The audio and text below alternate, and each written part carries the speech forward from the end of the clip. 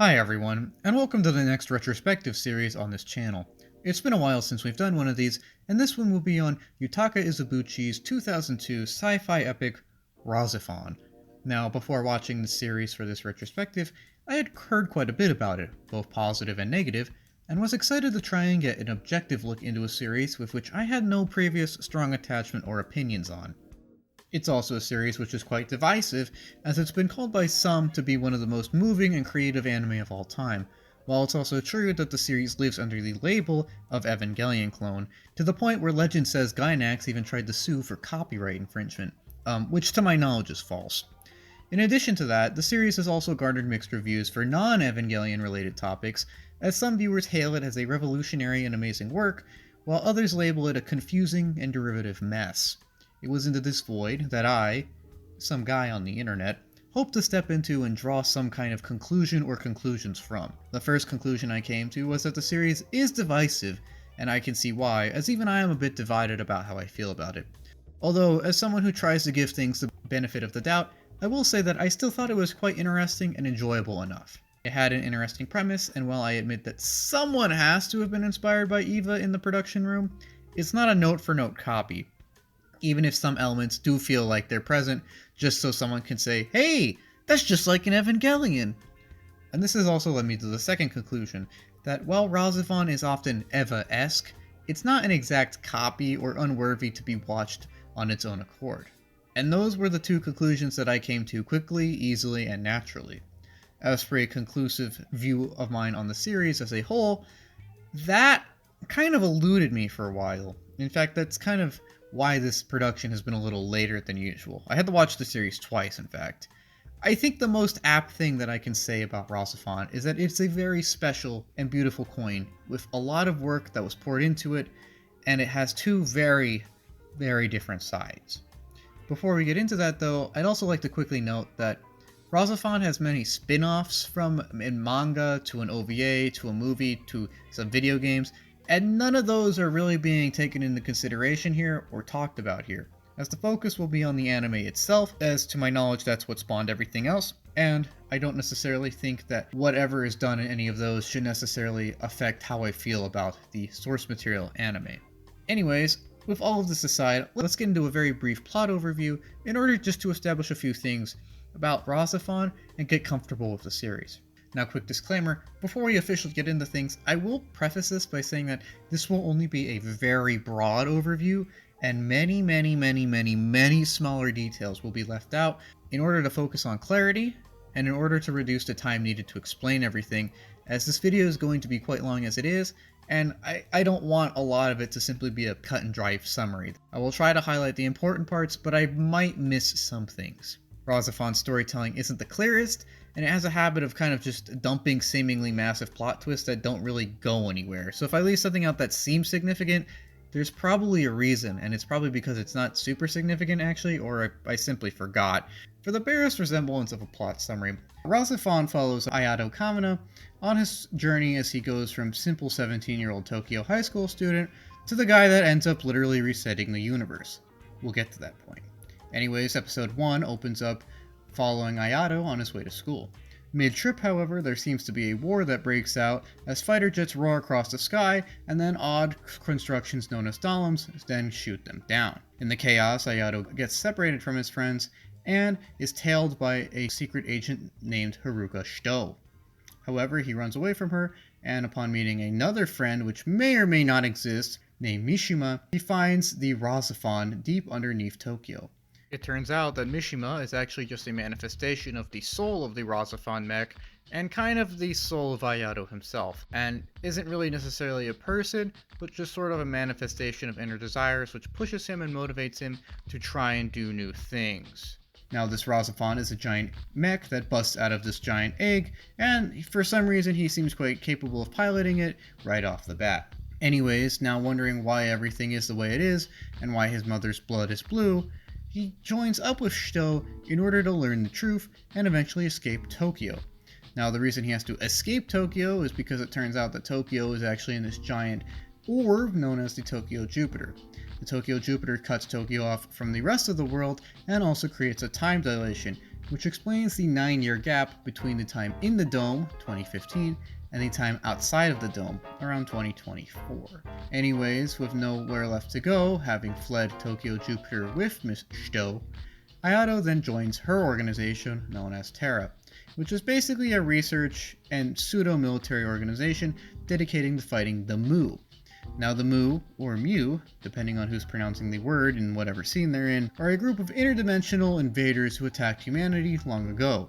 In fact, they were the ones who attacked Tokyo, and the reason the Tokyo Jupiter exists, as a member of the Self-Defense Forces detonated an experimental bomb which created the dimensional barrier, which trapped both Tokyo and the Mu in their current position. With all this out of the way, Ayato resolves to help Terra Organization and just generally fight the Mu and try to save the world.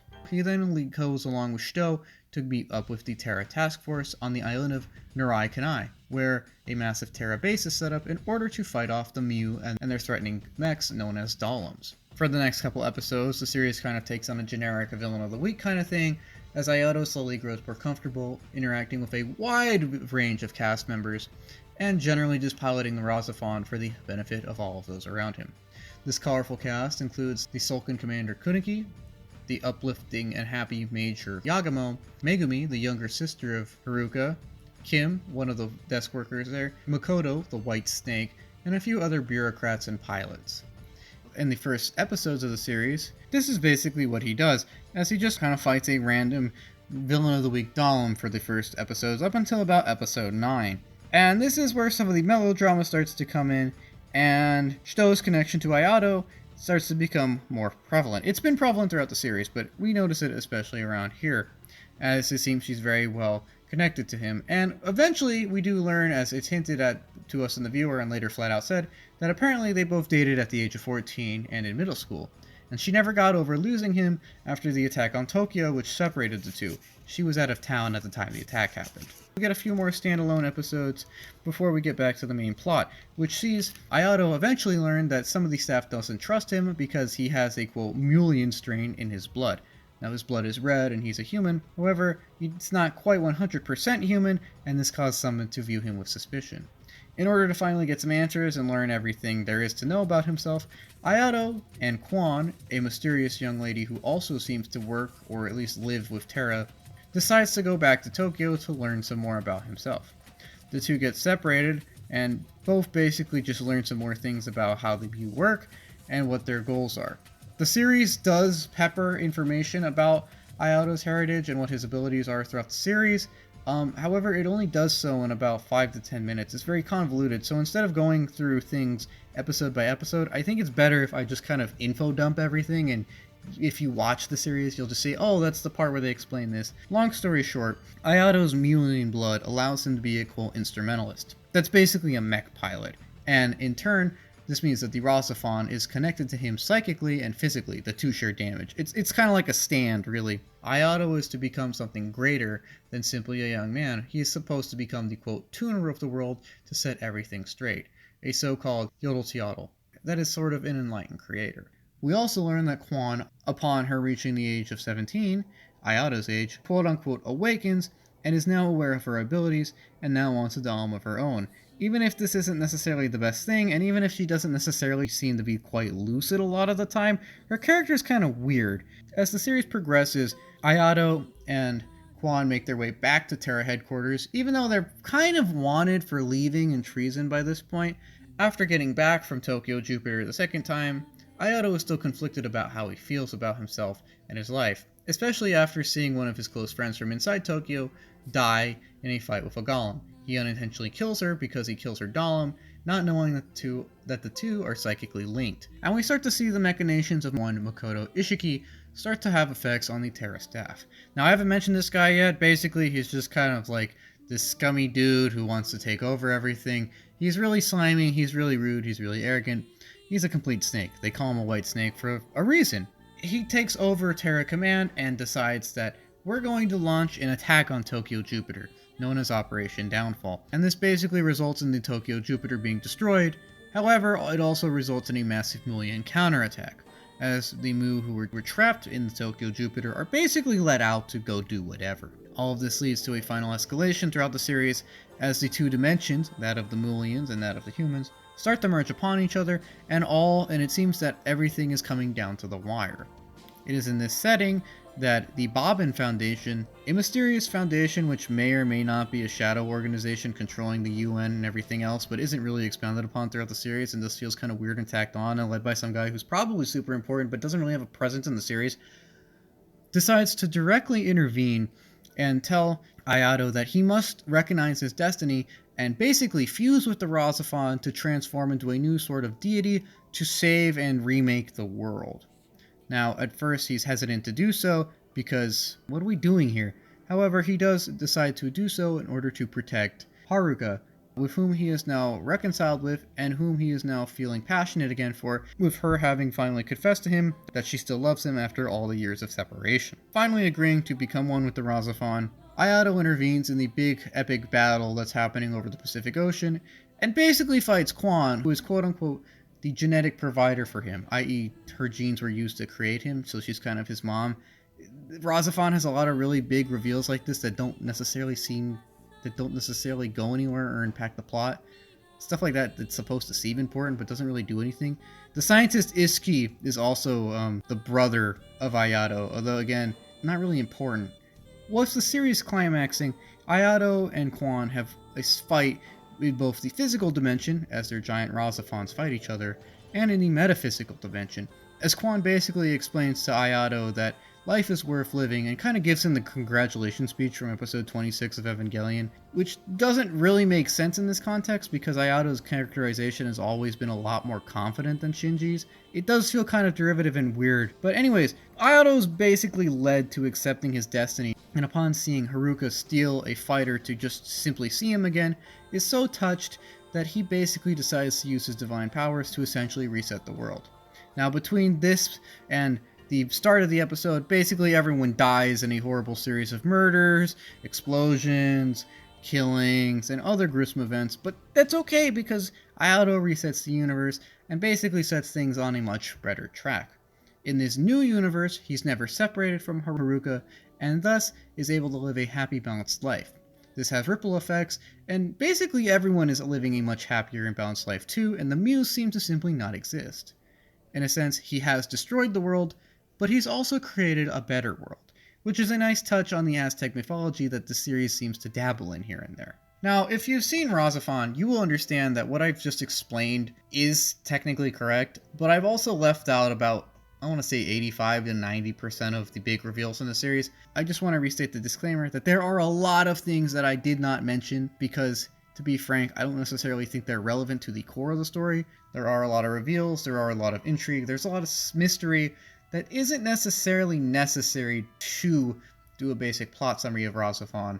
So please don't get on me for leaving a lot out. I wanted to focus on the bare bones in order to make sure this video was under about 40 minutes. So with the plot kind of explained, let's get into the meat and potatoes of this video. Why I decided to call it Wrestling with RahXephon instead of the generic, oh, plot summary explained or whatever. When it comes to saying this show, I think it's important to remember the intention when looking at the final result. To remember that it's definitely trying. I say this because there is a gap between intention and execution here, and this is what I feel the most divided about. There are two sides of this coin. A beautiful and epic vision covering all the facets of a great story, and the issues of trying to do all of this and go in every direction in only 26 episodes. On one hand, it is undeniable that RahXephon is a production with grand intentions, attempting to tell a massive story and an involved story to inspire the storytellers of the coming generation, all the while exploring a more intimate and human story taking place within the framework of the grand story. In this context, the grand story would be of course the war with the Mu, and Ayato's place in it would be the human story, especially in regards to his relationship with Haruka, an attempt in the eyes of the director Yutaka Izubuchi to quote-unquote create the new standard of anime. This vision is of a timeless tale to inspire and uplift. And to this end, RahXephon does go out of its way to try its best to meet this goal. It has a simplish plot at its core, and that core is that Ayato fights the Mu and reunites with his old love. All of this, of course, is wrapped in bundles and bundles and bundles of complex and layered lore and storytelling. It does its best to create engaging mysteries and questions while never being afraid to venture into the metaphysical. It goes out of its way to create an endearable and large cast with iconic designs, and it does quite completely try to immerse us into a fantastical world beset by interdimensional threats and saved by very human dimensional compassion. Its references cover a wide plethora of sources, be they historical, mythological, literary, religious, and Neon Genesis Evangelion. And I think the fact that the series draws lore from Aztec and other Mesoamerican sources is actually really neat, as these are not common sources for anime to gather from. In fact, the show even makes limited use of Nahuatl, that is Aztec, terms, like Olin, Ixtli, and Yolteotl. And the story itself could be considered a sort of retelling or reinterpretation of the five-world cosmology present in the old Aztec religious system. As in the Aztec myths, RahXephon essentially tells the story of dissatisfied gods who destroy the world, but create a better one in its stead. While drawing from many sources can lead to some points where the series does fly a little too close to Neon Genesis Evangelion, it usually works out, and again, I really like the show for drawing from sources more outside of the box. I also like the idea of music and its ability to impact the soul being a central element here. So many times I've talked about how an amazing song or OST can add so much to a scene, and I love the idea that that's kind of the point of the series here, that music itself has power. RahXephon genuinely tries its best to take the best out of many disparate sources and genres to create the next best thing. It has mystery, it has romance, it has action, it has sci-fi, it has political intrigue, it has sacrifice, it has anime Columbo, it has grief, it has joy, it has reconciliation and closure, and it has very human moments, and above all of this, it has heart. All of this, of course, combines with great visuals, some good designs, and an amazing OST with a decent English dub to create, on paper, a 10 out of 10 masterpiece. That, though, leads us to the other side to this peculiar coin, though. The side with the rushed and or limited character development. The side with very opaque storytelling and intentionally muddled delivery. The side with gobs of not really necessary plot reveals or details. The side with some forced melodrama and questionable character writing. The side with the odd editing, and the side that tries to go way too far in too many places. Now, I've made it a point of this channel that I'm not a fan of simply dunking on things to dunk on things, but I do think it's important to point out what could be considered objective flaws of whatever is being examined.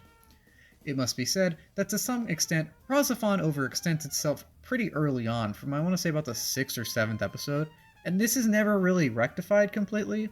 The show never takes the time needed to really consolidate itself, and so constantly pushes forward to the point where it feels like it loses more cohesion than it actually does. There's too many concepts to sufficiently develop each one, and as a result, many do feel a tad half-baked. The Aztec symbolism is cool, and I like the fact that they're kind of retelling Aztec mythology, but a lot more could have been done there. The musical elements of the series are cool, however, they don't explore it nearly as much as they could. It's mostly just sonic attacks and big laser or something. They don't really explore how music emotionally impacts someone, and some of the neck designs are not the most creative, as a giant musical tuning fork is not what I would consider super threatening. In addition, some of the relationships are not really fleshed out either, and there are issues involving the seemingly rushed character development here and there. There's just simply too many concepts to simply develop them all completely. It's like watching a master chef spend hours crafting the most exquisite beef Wellington, and then call it a day after it's only been in the oven 10 minutes still raw. In trying to excel everywhere, the show doesn't really excel anywhere all the time. It's never bad, it's just underwhelming at times, which you could consider arguably worse. It feels unfocused, and there's simply too many characters, too much melodrama, and too many unneeded plot twists, points, and threads to sufficiently develop the world, the main cast, and the main plot. In fact, the character section of this retrospective intimidates me a bit because many of the characters don't necessarily feel super developed, or dare I say even necessary. You'll notice that when I did my brief plot summary, I mentioned like 5 or 6 characters. However, if we count the supporting cast, it's more like 15, I want to say, with some plot rewrites and retolling. I think the same story could be told in a much snappier format with just 7 characters. Ayato, Haruka, Kunugi, Yagamo, Elvi, Kisaragi, and Makoto. And a few other bit roles, maybe get Maya back to play a villain or something. I note all of this because the massive size of the cast places a great strain on the amount of development that is possible. it seems like they wanted each member to get their moment to shine, and therefore no one really shines that much overall, as the sheer amount of characters dilutes the resources spent on each character. Ayato is fine, if a bit generic, and I question the idea that he's an antisocial and self-conscious loser when he seems confident from day one. I think them doing that near the end of the series is just a sloppy attempt to use dialogue to make him more relatable. Although again, I don't have any problems with him, he's a pretty competent main character, and he shows himself to be a good guy throughout the story. His motivation's pretty relatable. This dude has been confused his whole life and he just wants answers. So as a main character, he's a bit generic, but he's still pretty good. He's a great painter. Kunugi, Itsuki, and Megumi especially, ironic considering that I don't even consider super relevant to the plot, also have good arcs and good development. Anime Columbo also gets props for being a very well characterized character. He doesn't really have an arc. I guess his arc is that he's an intelligence agent, but as a person he stays basically the same, but it's Columbo. You gotta love Columbo. But everyone else is just kind of all over the place, and this lack of development or consistency, especially for Haruka, a main character that is essentially solely defined by Ayato, is a grievous flaw. This is compounded by some questionable writing in the case of Haruka and other female characters, who seem a tad desperate, to be honest. Like, it's been 15 years for you, Haruka. I think you need to get over your middle school crush. It's a little creepy, you know? And there's also the issue that Ayato's characterization isn't 100% consistent. His level of insecurity seems to hinge on the needs of the plot at the moment, and that every female around him seems attracted to him in some way, shape, or form. As a result of all of this, the cast doesn't necessarily live up to all of its potential, and the plot has to do a lot of heavy lifting when it comes to the viewer retention. Now, this isn't a horrible flaw, as a lot of shows do rely on the plot and the mysteries present for viewer retention, but the opaque nature of the plot and how it's developed and delivered means that if a viewer doesn't really care about the cast, they might easily get frustrated or bored with the series and stop watching, as the cast isn't necessarily holding them to the show either. This is especially notable since that there are a lot of lingering questions here about the motivations of the Mu in general and how things work that aren't necessarily addressed anywhere. Like, is the world resetting part of the Mu plan? And if it is, why would they do that? Because wouldn't that just reset everything? It seems like they simply wanted to conquer the world, but then they also speak on retuning the world, but that resets the world. But how would that fit in with their plan if their plan is to conquer the world and retuning it kind of undoes all of that? And what about Lord Babin? I didn't mention him in the plot summary because, to be honest, he's not relevant. But does he want to reset everything? It seems like he really wants to, but if he's a Mu, does that mean he's okay with the humans winning?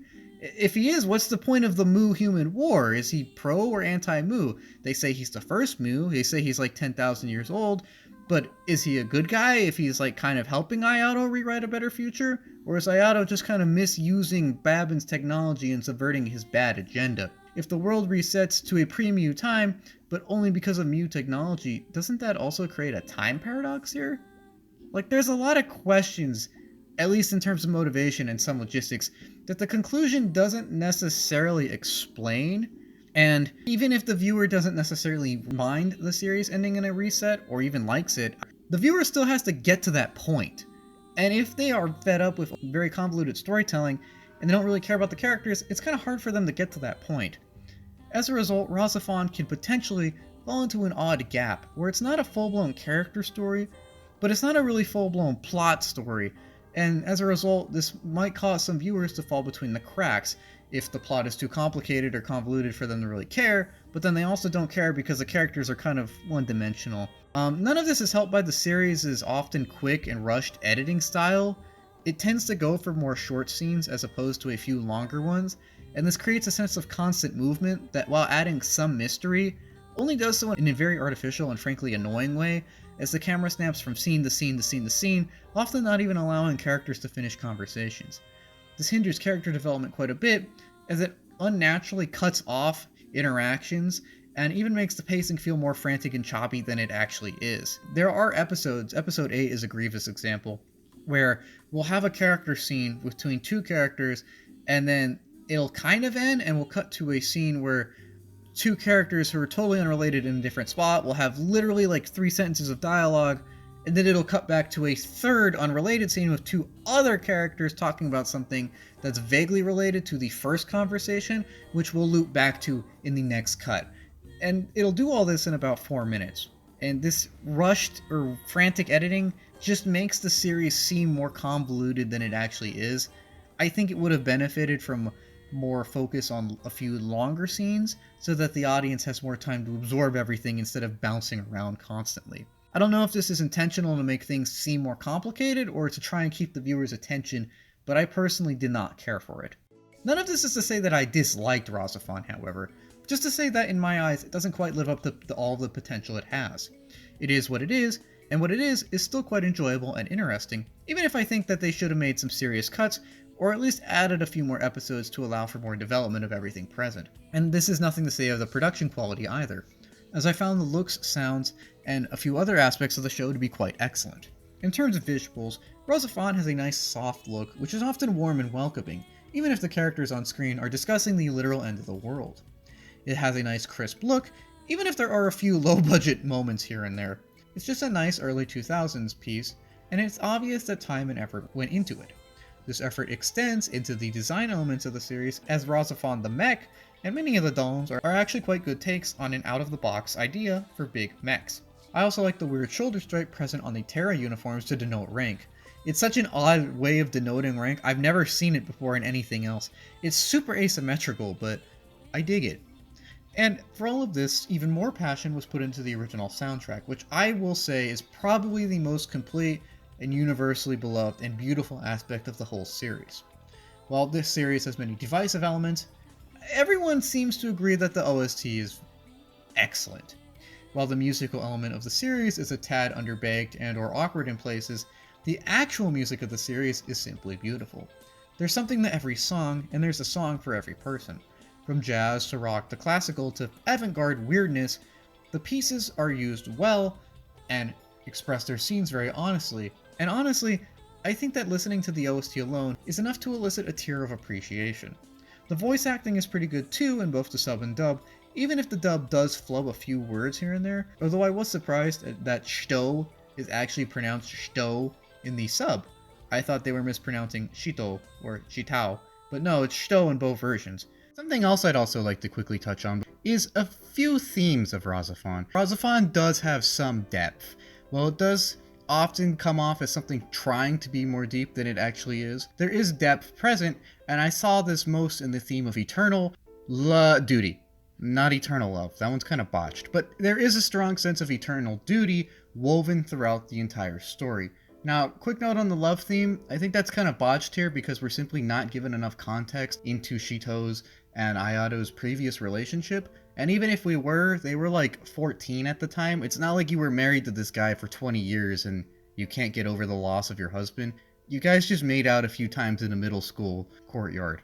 Realistically, the relationship between Haruka and Ayato isn't necessarily fleshed out enough for me to really buy into it, and even if it super much was, they were just like middle school kids at the time, which makes it seem like Haruka just has a lot of trouble getting over things, as, no offense, but I don't know if this is something you should be hung up on for 14 years, and I think the show showing Shto's inability to get over such a thing weakens her character, and it displays a lot of unhealthy coping mechanisms. She dates Itsuki because he looks like Ayato. She still has the gloves she meant to give to him like 14 years ago. I understand that you don't want to forget him, but realistically, we also have to say that 14 years in, you need to get over these kind of things, or at least accept loss and move on with your life. It's been 14 years. I'm not saying completely forget about it, but just find some kind of healthy way of moving on, and it seems pretty obvious that Haruka never really did that. And therefore, I don't know how good of a theme that is, considering that she's kind of handicapped by her inability to get over the past. And the show kind of actually encourages this in an odd way, since it encourages her relationship. That's why I don't really think that theme is really necessarily done super well in this show. I think it's a little botched, simply because we're not given enough context to prove that they had a, quote, eternal relationship beforehand. And they weren't old enough to really establish one anyways. If they were like primordial beings that had been together for millennia or something, I don't know, and 14 years is the blink of an eye, then yeah, that could work. Or if they were both like 39 and had been married for like 20-something years and he forgot, then yeah, that could work. But I just think it's kind of odd when it's based on a relationship of two 14-year-olds, because generally that's not the kind of thing that blossoms into a long-term marriage or something. I mean, it can. Love at first sight is a thing, However, in this case, I think Haruka needs to get over this, or accept loss, and she never quite does. It weakens her character in my eyes, because she's unable to just move on with things. Anyways, onto the theme of eternal duty. I did find this prevalent throughout the series, as every character seems to embrace the idea that they need to serve a purpose bigger than themselves. Ayato decides to join Terra to protect the world, and then later goes along with retuning the world in order to protect others. He takes the power given to him in order to try and protect everyone. Haruka, even if she does have issues getting over her relationship with Ayato, still takes her duty to Terra seriously, and this does cause professional conflicts here and there. All of the Terra staff is very dedicated to Terra for various reasons, whether it's to avenge family, like in Kunugi's case, or simply to get revenge, like in Kim's case. Even the antagonistic forces show dedication to some greater sense of duty. Lord Bobbin is dedicated to retuning the world, even if he kind of is playing both sides and the motivations aren't necessarily clear. And even Makoto, the White Snake, a seeming sociopath, is dedicated, if to nothing else, than to himself, and proving himself as something more than a deficient clone. There is depth here, and even if I think the main theme of eternal love is a bit botched, the theme of eternal duty still comes through very strong, as it's subtly and well woven into the character threads of almost the entire cast. And I think that is a good commentary, that sometimes you need to leave your comfort zone in order to make the future better, in order to try your best, and in order to construct a better world. This commentary is sound, even if some of the motivations of the people involved aren't necessarily. All in all, while RahXephon may or may not seem to be less than the sum of its parts, depending on your personal tastes, I will say that it's grown on me. To be honest, when I saw the series the first time, it didn't really sit with me too well. I didn't hate it, but the flaws just stood out to me more than anything else, and I had a hard time accepting the idea that a lot of the melodrama happened naturally. While I still hold to the notion that a lot of the melodrama is forced in places, and that the show is very flawed objectively, upon rewatching it, I did find it a lot more interesting, and I did find the intention to be a lot more genuine. Upon my second rewatching of RahXephon, it does make a lot more sense, and the foreshadowing was a lot more evident and a lot more obvious, and everything just seemed to fall into place a lot sooner and to a much larger degree. The big reveals, while still not necessarily adding much every time they're made, don't necessarily seem too out of place or too unnecessary in my eyes. They're harmless enough, and I can kind of appreciate the attempted scope of the storytelling here, and I can also parse together some kind of lore about the world of RahXephon in general, and even on Lord Bobbin and his foundation, and somewhat his plans, although it's still not 100% clear to me. Although, to be fair, this isn't necessarily a deal breaker either. If I was to make a recommendation on how to watch RahXephon, I would say that you either need to ride it out, that is, don't question everything, or even a lot of things, or watch it twice. Though I don't necessarily know how sound a series is fundamentally if I have to recommend watching it twice in a row. I do see a slight issue with that. If you're like me and you don't mind, or you just like the idea of giving something another go, then yeah, it's fine. And if you don't want to watch something twice in a row, that also makes sense. While my second viewing did bump the series up from a low 6 to a high 6, I'm still not sure how I feel about RahXephon. I will say that it is at least vaguely positive, though.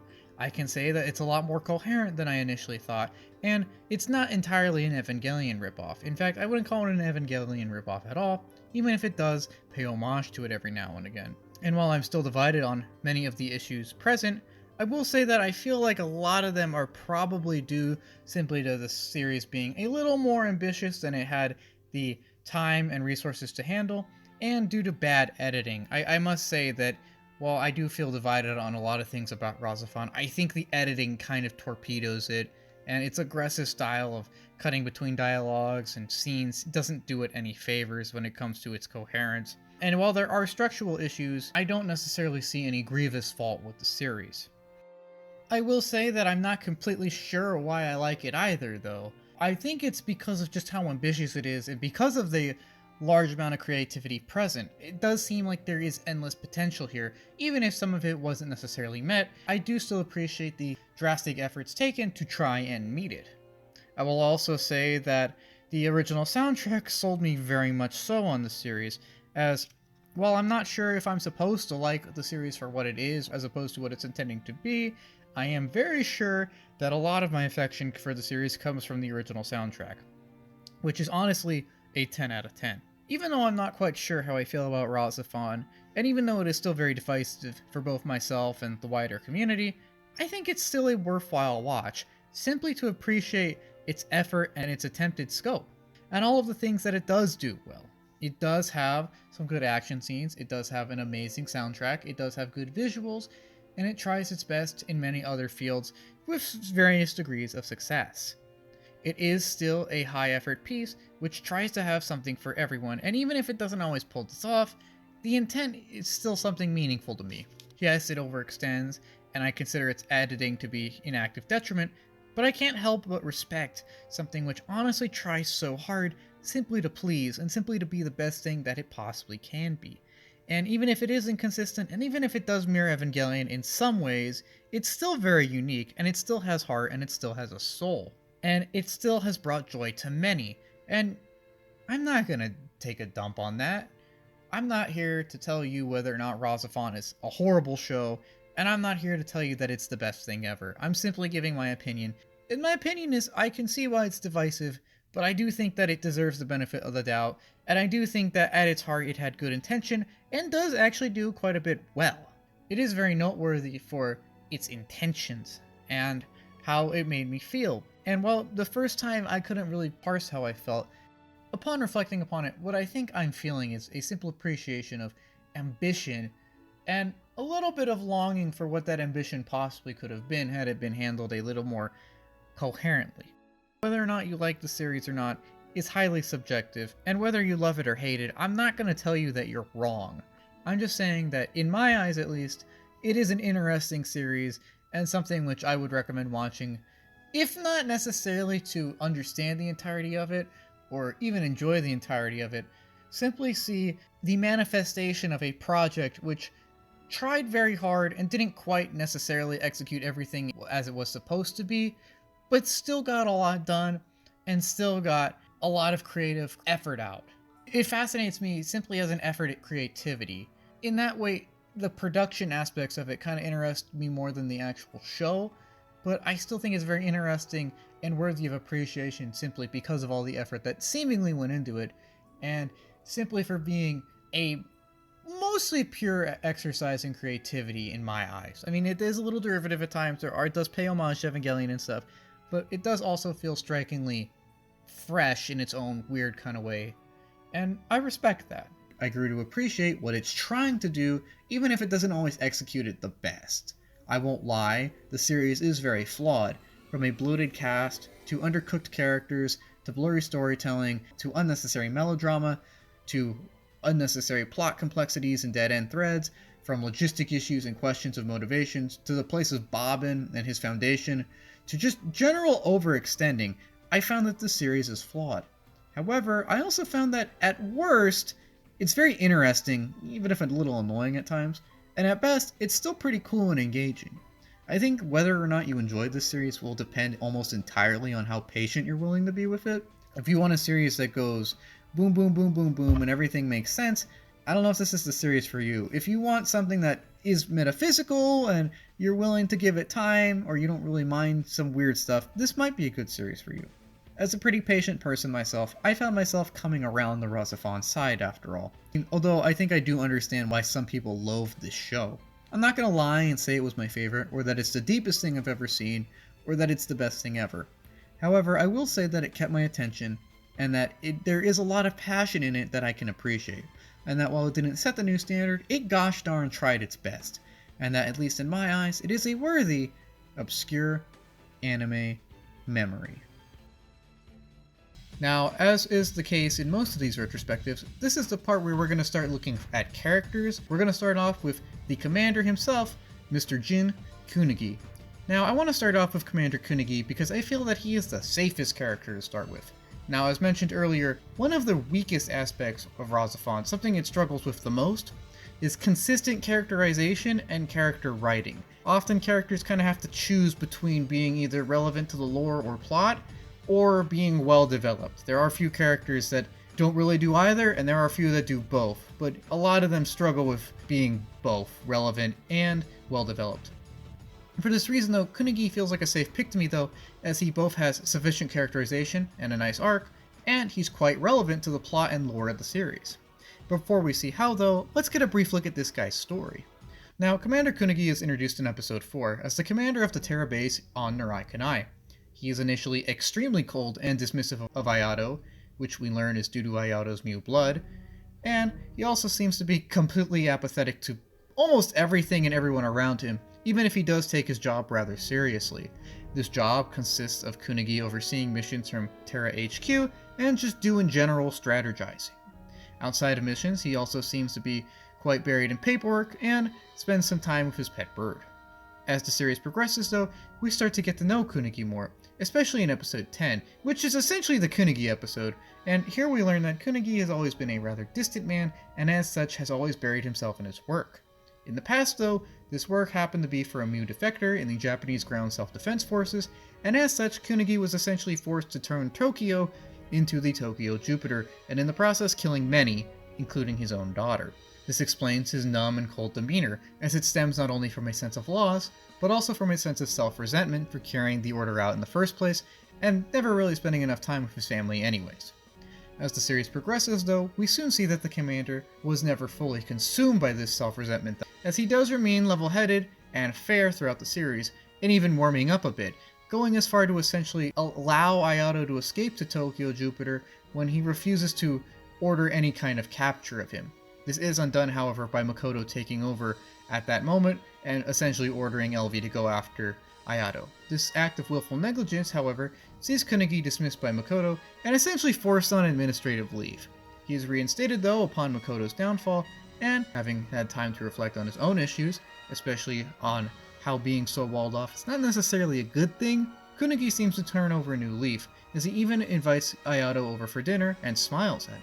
This is short-lived, however, as Kunugi then willingly sacrifices himself in order to take down a Mu ship led by his old defector boss, avenging his daughter and sacrificing himself for the greater good all at once.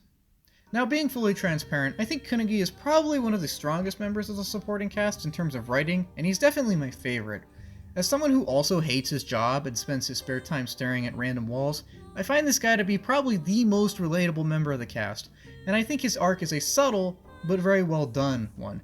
While many characters in the series struggle to be both plot and lore relevant, Kunugi manages to do both of these, all the while having a nice little arc about repenting for past mistakes while befriending Ayato. I also want to quickly bring up Kunugi's relationship with Major Yagamo. At first these two seem completely opposed, as Yagamo is almost always completely friendly and sunny. Even if he is still a very competent commander, his demeanor is almost completely opposite of his commanding officer, as Kunugi is, as established, quite cold and distant. However, I think this is very fitting, as Yagamo is also a noticeably younger man than Kunugi. He's a man who still has ambitions and feelings in life, and I think Kunugi really gets along with Yagamo well, because at least to me it seems like Kunugi wants to protect Yagamo. In some ways he even views him as a sort of son, and Kunugi doesn't want Yagamo to repeat the mistakes that he's made. When Kunugi sacrifices himself to save everyone, I think Yagamo is one of the driving motivations for him to do this, as in Yagamo, Kunugi sees a version of himself pre-mistake, a version of himself which can still be fixed and can still live a completely moral life. Kunugi is thus driven to protect his protege in order to, if not completely absolve himself, then prevent someone else from kind of suffering the same fate he has. Their dynamic is one that, while subtle, is nicely fleshed out and does add to both characters, as Yagamo can see Kunugi as a sort of wise, hardened leader, and Kunugi can see Yagamo as a sort of inspiration to prove that his work is impactful and that his work does still make meaningful contributions to society. Establishing Kunugi's character, of all the bridge staff, he is almost certainly the oldest and definitely the most scarred. This has led to him becoming emotionally numb and coldly logical. He doesn't approach his work with a naive hope or even a burning rage, but instead a very steady and restrained pace forward. His approach is always calculated and measured, and he never loses his temper. He does have moments of annoyance or snarkiness, but he is always in some form of emotional control, and even if we do start to see him express certain emotions as the series progresses, and even as we are allowed in episode 10 to actually see a very vulnerable moment for Kunugi as he weeps over his daughter's cemetery plot. Kunugi has been hardened by loss, and has such grown numb to his own emotions. He does have them though, but his past traumas and distant nature leads him to repress them, giving rise to his cold exterior and the impression that he doesn't necessarily value human life. This chilly first impression, and Kunugi's distrust of anything new, is what sets the stage for his initial troubled relationship with Ayato, and our initial introduction to this man is a very cold and calculating one. Since Kunugi refuses to fully trust Ayato, and possibly be hurt, and Ayato is simply unaware of Kunugi's past, we are setting the stage for a relationship at loggerheads. As the two work together more though, and learn more about each other, they slowly start to accept the idea of getting along. And eventually they even do. And this is done in a very slow and gradual manner, which is something I appreciate. There is no scene where Kunugi and Ayato are kind of forced into a desperate situation, and now they're buddy-buddy because they had a one big episode together. There's no scene like that. Instead, it's a very realistic and slow, gradual growth to a level of mutual respect and trust, combined with Kunugi's reflection on his own flaws, eventually helping him to overcome his walled-off nature. It's important that he does this, as it proves that Kunugi has reflected on his own traumas and accepted that perhaps walling himself off to everybody is counterproductive, and that he does need to sort of work out his issues in some healthy manner, as him failing to do so might lead some to see him as a sociopath. He is not, however, that's not true, and in fact, when he says early on that a single life isn't important, I think that's more of him trying to justify his past sins in an attempt to cope with him. This denial stems from a sense of self-loathing for his past transgressions and failures. While he questioned the orders to turn Tokyo into Tokyo Jupiter, he never actually defied them, and he still carried them out. He never took a stand at that critical juncture, and thus has never lived it down, and it bothers him almost as much as the actual events that he carried out. He loathed himself for being weak and not taking a stand when he possibly could have. With more time, though, this denial starts to go away as he starts to work through things, and as we start to see his more human layers come out. He stops trying to justify his past actions, and at some point he simply accepts them and their consequences as things that have happened and cannot be undone. We see this when he accepts the split between him and his wife, when she says that she's moving to France and is probably never going to see him again, and he just goes, well, yeah, I understand. And when he goes to his daughter's funeral plot and, weeping over it, accepts that he is the one who indirectly killed her.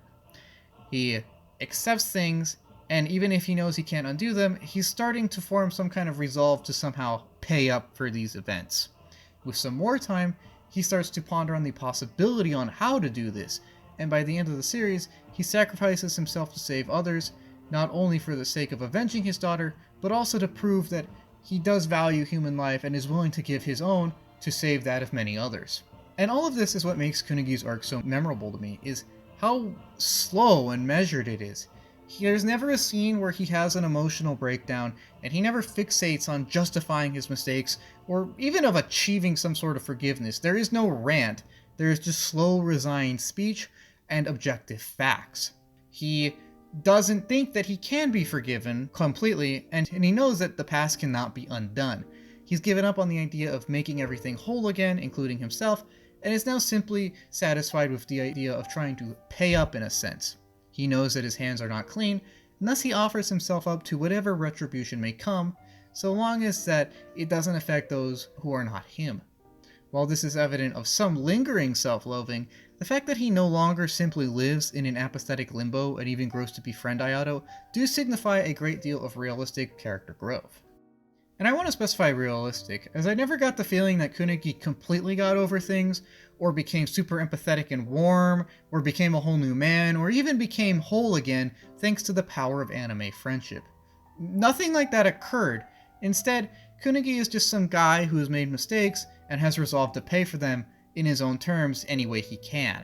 He is a man who never forgot the past and never quite forgave himself. He never got full closure. But he knows that he still has to push through anyways, and has learned to live with himself to a functional extent in order to try and make up for his past transgressions as much as he possibly can. He knows who he is, and he knows he will never be whole again.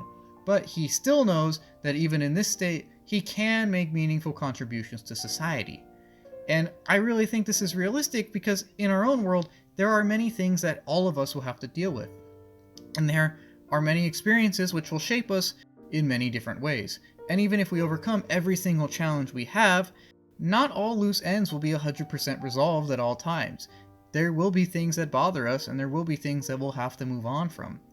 As in many real-world scenarios, there is no magic solution in Kunugi's case. No way for him to fully go back to the person that he was before, no way to undo his past mistakes, and no way to completely wash away all of the regret he feels for the mistakes he's made.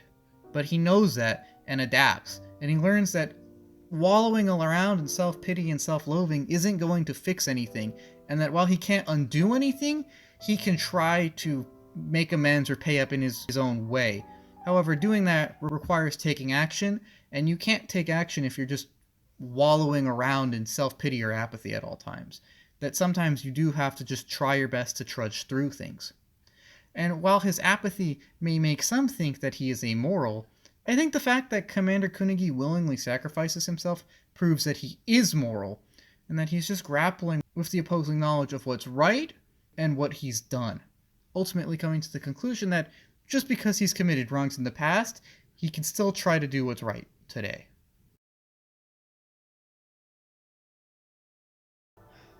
Speaking on wronging the past, let's take a quick look at some of the past imagery that the series uses and fumbles, on how its Mesoamerican iconography isn't always used the most efficiently, or really even used that much at all. Now, I commented it earlier that I love RahXephon taking inspiration from Mesoamerican lore and mythology, because that's not a frequent source for anime to cite from. Usually it'll be Japanese mythology and some European stuff. Maybe they'll get into little Buddhism outside of Japan, maybe like Tibetan or Buddhism, but Latin America is not a common source of inspiration for anime, so I saw a lot of cool and unique directions they could have taken this in, especially considering how different Mesoamerican pre-Columbian cultures were compared to the stuff that anime usually draws inspiration from. They could have commented more on the cyclical nature of the world. They could have done more world building with the moon. We could have seen these beautiful Mesoamerican temples or cities. Perhaps they borrow certain religious things from the Mesoamerican sources other than the idea of a cyclical universe. But instead, they just kind of take a few notes out of the Mesoamerican aesthetic book and kind of take the idea of a cyclical world and a sun cycle. That's about all they really do with it. Now, this isn't a central theme of the series, it's more of an aesthetic thing. However, again, it is very underutilized, and I was hoping for a lot more out of it, especially considering they used Nahuatl terms throughout the series. But lack of world building on the part of the Mu really kind of torpedoes this. And welcome to the next installment of Wrestling with RahXephon. In this case, we're going to go with another safe character, and that one being of Dr. Itsuki Kisaragi. Now, quick note, when I say safe character, I mean a character that is both relevant to the plot and or lore of RahXephon, and has some level of consistent characterization or a character arc. I specify this because, as mentioned in the opening video, RahXephon's cast is one of its weakest aspects, and a lot of members do kind of pick and choose between either being relevant to the plot and or lore, and or being fully fleshed out and developed. It is an issue that some of the characters here feel that they're only here for plot reasons, and some of them are super developed but don't necessarily feel relevant to the plot. Itsuki Kisaragi, however, doesn't necessarily have this issue, as he does feel both relevant to the lore and plot, and is relatively consistently characterized, while also having something of a character arc. He is the science guy of the cast. He is the scientist which officially studies music, but unofficially also delves into the mysteries of the RahXephon system, and just does general science stuff. He comes off as a bit of an odd loner when we first meet him, although he does live with his quote-unquote sister Quon. Although as the series progresses, we do learn more about Itsuki, and we do see that he is not a complete inhuman loner. In fact, he does have something of a repentant arc that kind of mirrors that of our previous character, Commander Kunugi. Opening with Itsuki's place in the plot, as mentioned earlier, he is the scientist guy of the Terra base. He studies things, he does research, he seems pretty smart, and he seems to know more than everyone else, at least a lot of the time. When we first meet him in episode 5, and for his early appearances, he just does kind of general science person stuff. He puts Ayato through the scanners, he gives some exposition, he does research into the RahXephon. We also learn that he is a failed instrumentalist when Makoto has him put on this VR helmet and attempt to create a shield with RahXephon. This hints at some of mysterious heritage, although that isn't fully fleshed out until episode 15, which delves into his childhood along with Makoto and Helena, and a few other bits and pieces revealed here and there. While he is the first person that kind of opens up to Ayato, it doesn't feel natural at this point, and he maintains this kind of air of distance until he does seem to get more emotionally involved in the story when the Babbitt Foundation does come to claim Quon for their own upon her quote-unquote awakening. This sees him start to shift from a creepy weirdo to a repentant and responsible weirdo. You see, Quon has lived as Itsuki's quote-unquote adopted sister. He calls her his sister, even though I'm pretty sure that she's actually his mother, technically speaking. And this really is what starts to set Itsuki down a path of repentance in a sort of way. The Foundation claims Quon as her own, even though Itsuki has been actively lying about her having any kind of awakening and actively trying to protect her and keep her away from the Foundation. This doesn't succeed, however, and it does lead to Itsuki expressing some emotional vulnerability and acting out in inappropriate ways, most notably trying to reconcile with his ex Haruka in a very awkward and uncomfortable scene. They did date previously, although it also didn't work out previously. After this point, Itsuki realizes that he can't control others and thus decides to facilitate Ayato's journey to Tokyo Jupiter along with Quon, whom he asks to be protected by Ayato.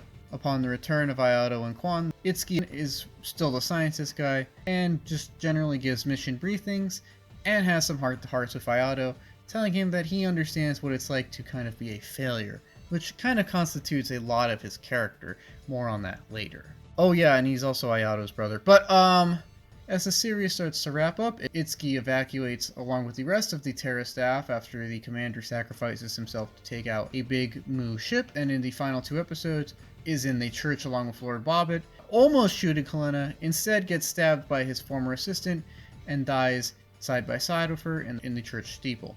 However, it is important to note that all of this is, of course, undone by the reset at the end of the series. Now, I gave a very general summary because Itsuki doesn't necessarily exercise his own agency enough to manifest any concrete action. And Itsuki's kind of all over the place with his interactions. Sometimes he seems kind of coy, sometimes he seems to be very open and self-loathing, sometimes he kind of just seems mildly annoyed, or a lot of the time he seems to be mildly depressed. And I think this depression stems from Itsuki being a quote-unquote failure. Now, objectively, he is probably more successful, but in terms of what he was created to do, i.e. be an instrumentalist, he's not, so he's a failure, and I don't know if him becoming the scientist guy of Terra was the plan B, so it's hard for me to tell if he's either annoyed or depressed because he didn't succeed at being an instrumentalist, or because he's continuously strung along by the group which assigned him a purpose at birth. Or even if he can't get over Haruka. And this idea also extends to his social interactions, where he has a weird and uncomfortable dynamic with Haruka, having been dumped by her, another failure of his, if you will, and he generally doesn't necessarily interact with others very well, even though it seems like he's kind of understands how to do it and he's competent at it. Itsuki's biggest issue, or what he deals with the most, what his arc is kind of focused upon, is the idea of failure. Because while Itsuki is very intelligent, he does seem to be an expert in most of the things he talks about, and he does seem to be relatively sociable, like he's competent at it, he's still considered a quote-unquote failure.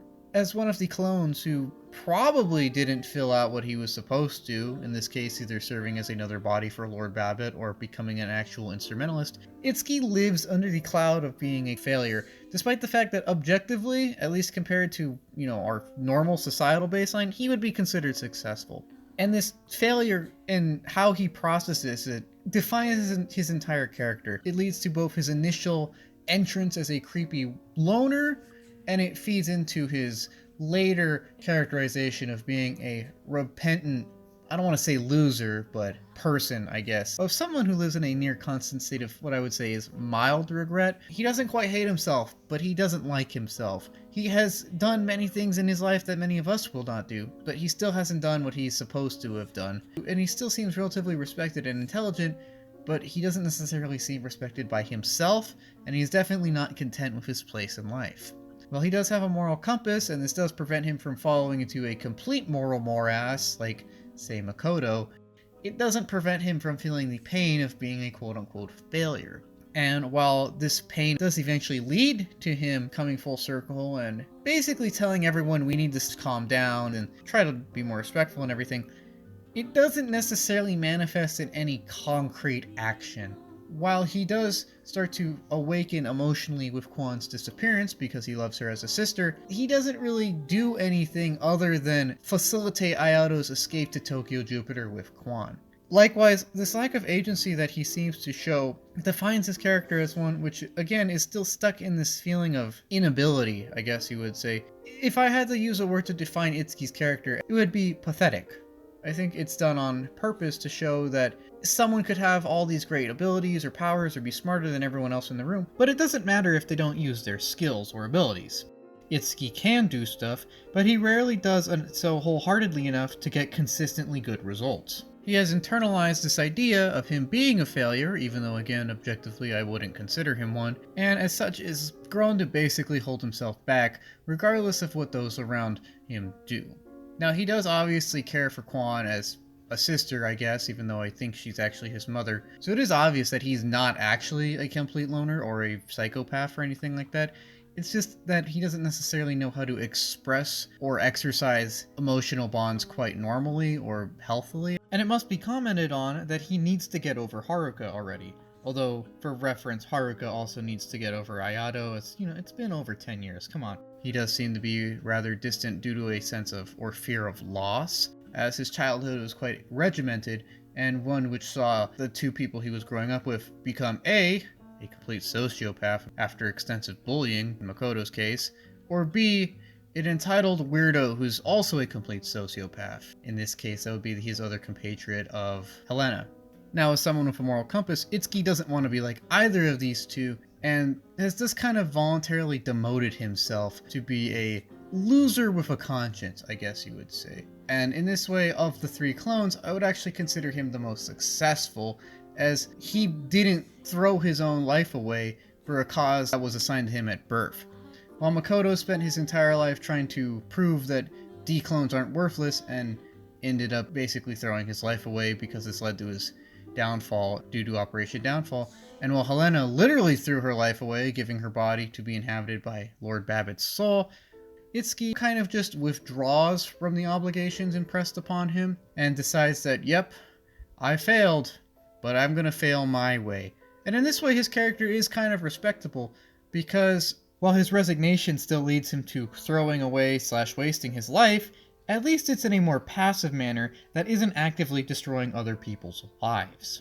In that way, he is shown to have a much stronger moral compass than either of his compatriots that he grew up with, and this is also a good way for him to assert individuality from that group, and individuality in general. However, while he does express individuality, he never necessarily exercises enough of it, or at least enough of his own agency, to truly make a fate he would like. And in that way, I think Itsuki's a cautionary character. He's one of those characters that is clearly intentioned for the viewer to look at and say, I don't know if I want to be like that guy. Because while he does have great ability, and while he is very intelligent, he's looked at as both a failure by his fellow clones, and to some extent, I would say probably some of the viewers too, because while I understand Itsuki's place as a repentant defector, I guess, I also think that there is some level of nuance to how withdrawn the character is written, and how little he actually does. The character does seem to loathe himself to some extent, and I think that's intentional, and it's showing us that while doing your own thing is good, and while it is important to express your individuality and your moral compass, you must do so consistently if you actually want to shape your own fate to one you'd like. The fact that he still kind of goes along with things does show lack of urgency or agency on his part, and it is a cautionary statement against simply resigning oneself to whatever may be. And that's what I really took away from Itsuki. It is possible to simultaneously repent and feel bad for something, but also not necessarily do much about it and kind of continue to fail. And in this way, I think he's a very cautionary character and different from Kunugi, where Kunugi basically went all in and sacrificed himself in an attempt to redeem himself. Itsuki kind of just wallows about, and while he does have a moral awakening, I guess you could say, it doesn't necessarily translate into any big actions, and as such the character is swept away with everyone else when things beyond his control, things which he kind of allowed to happen, to be honest, consumes him and the world around him.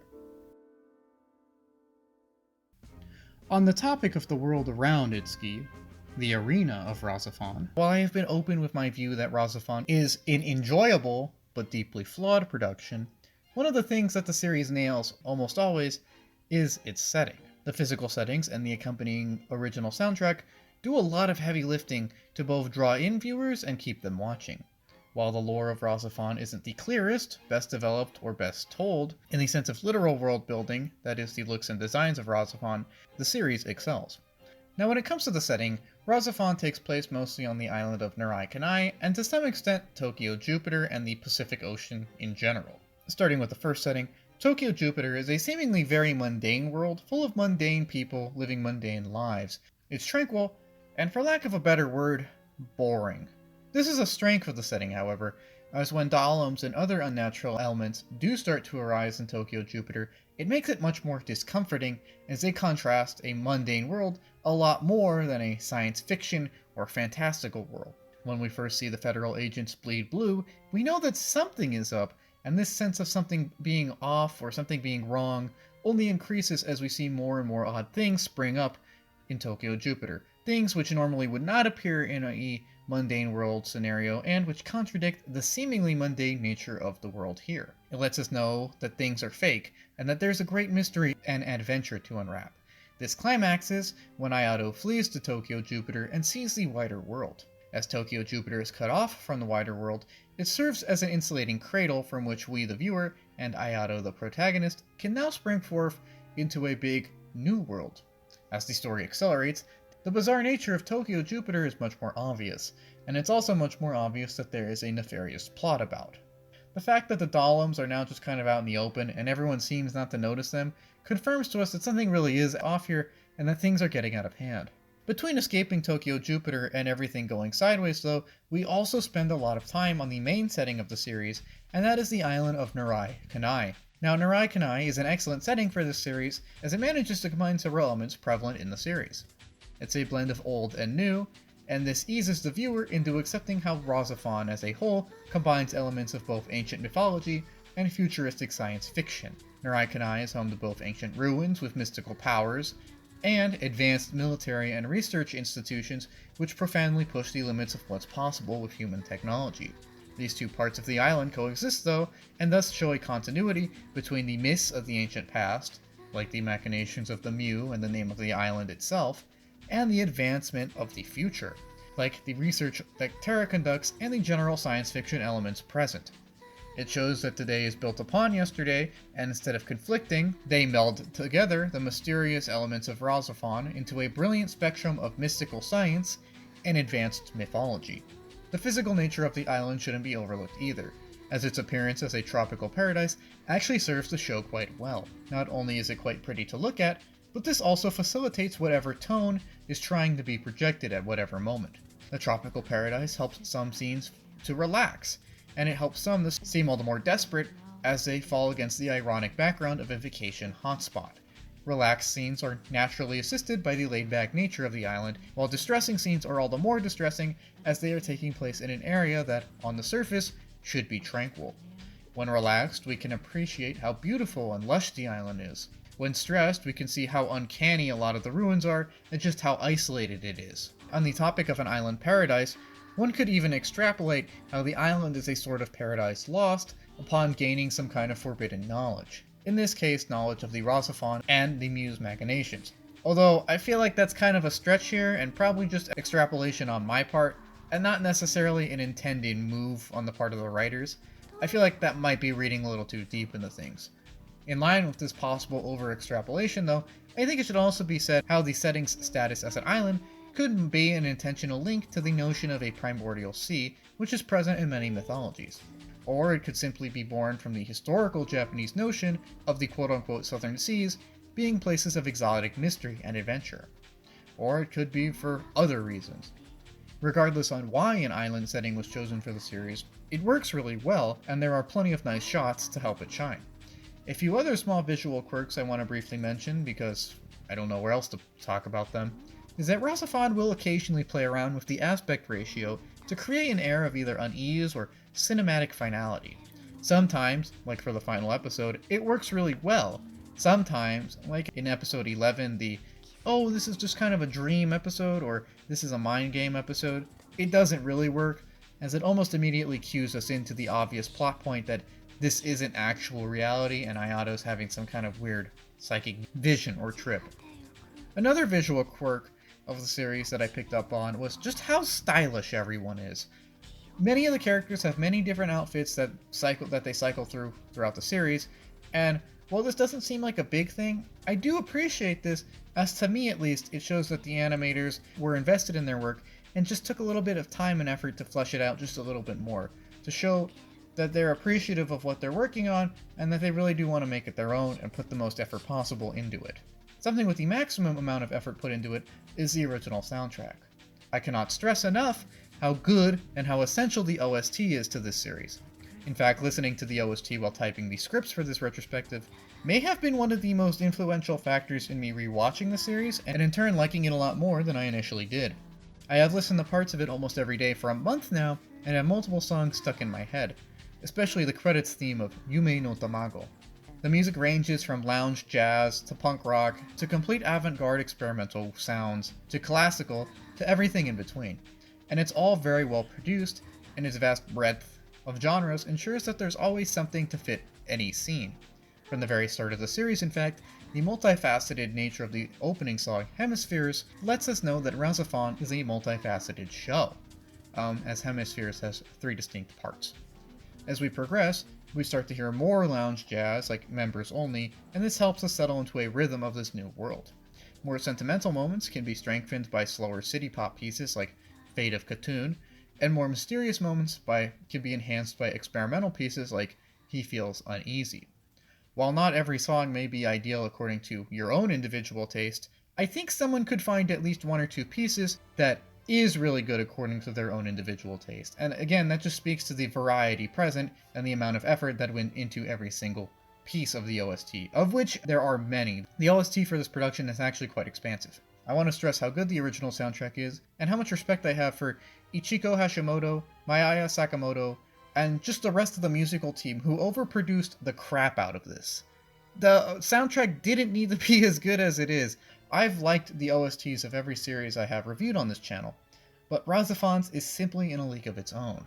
And while the idea of music being powerful is kind of half-baked in the universe, the power of music isn't really expanded upon even though it is a big element of the series, the actual music of the series, what we the audience hear, what is accompanying scenes, and what the OST is anything but half-baked. It's a very good, very well composed, very variety-rich collection of songs that just give the series so much personality and so much appeal. While RahXephon is capable of eliciting emotions on its own, the OST greatly facilitates this, and gives the series a lot more personality when it feels that perhaps the series isn't necessarily the most personality-driven one. In this way, the setting and OST of RahXephon greatly exemplify the best elements of the series, as they are a mostly successful and bold attempt to take many disparate elements and, through a great creative effort, meld them into an amazing new synthesis of art. And while melding disparate elements doesn't always work in RahXephon, and while it does overextend itself in many places, in the fields of the setting, it definitely does not. It definitely takes its time with just the general visual looks and the original soundtrack, and this pays off in spades, as both of them contribute greatly to the series and help it make it much more memorable, and just generally help it stand on its own 2 feet and be a better production overall. Therefore, even if some of the things we wrestle with in the series aren't necessarily the greatest or may be contentious, the area in which this wrestling takes place is itself pretty dang good. Another dang good element of RahXephon is the White Snake, Makoto Isshiki. Now, while Makoto doesn't have a super complex arc or even character necessarily, as he basically just goes mad with power due to his inferiority complex, he does have an arc, and he does have a relatively defined character, in addition to relevance to the lore and a lot of relevance to the plot. This, combined with his general stage presence signify him as an important character and thus one deserving of his own video. He serves an important purpose as a sort of antagonist, and this marks him as a great addition to the cast for that alone.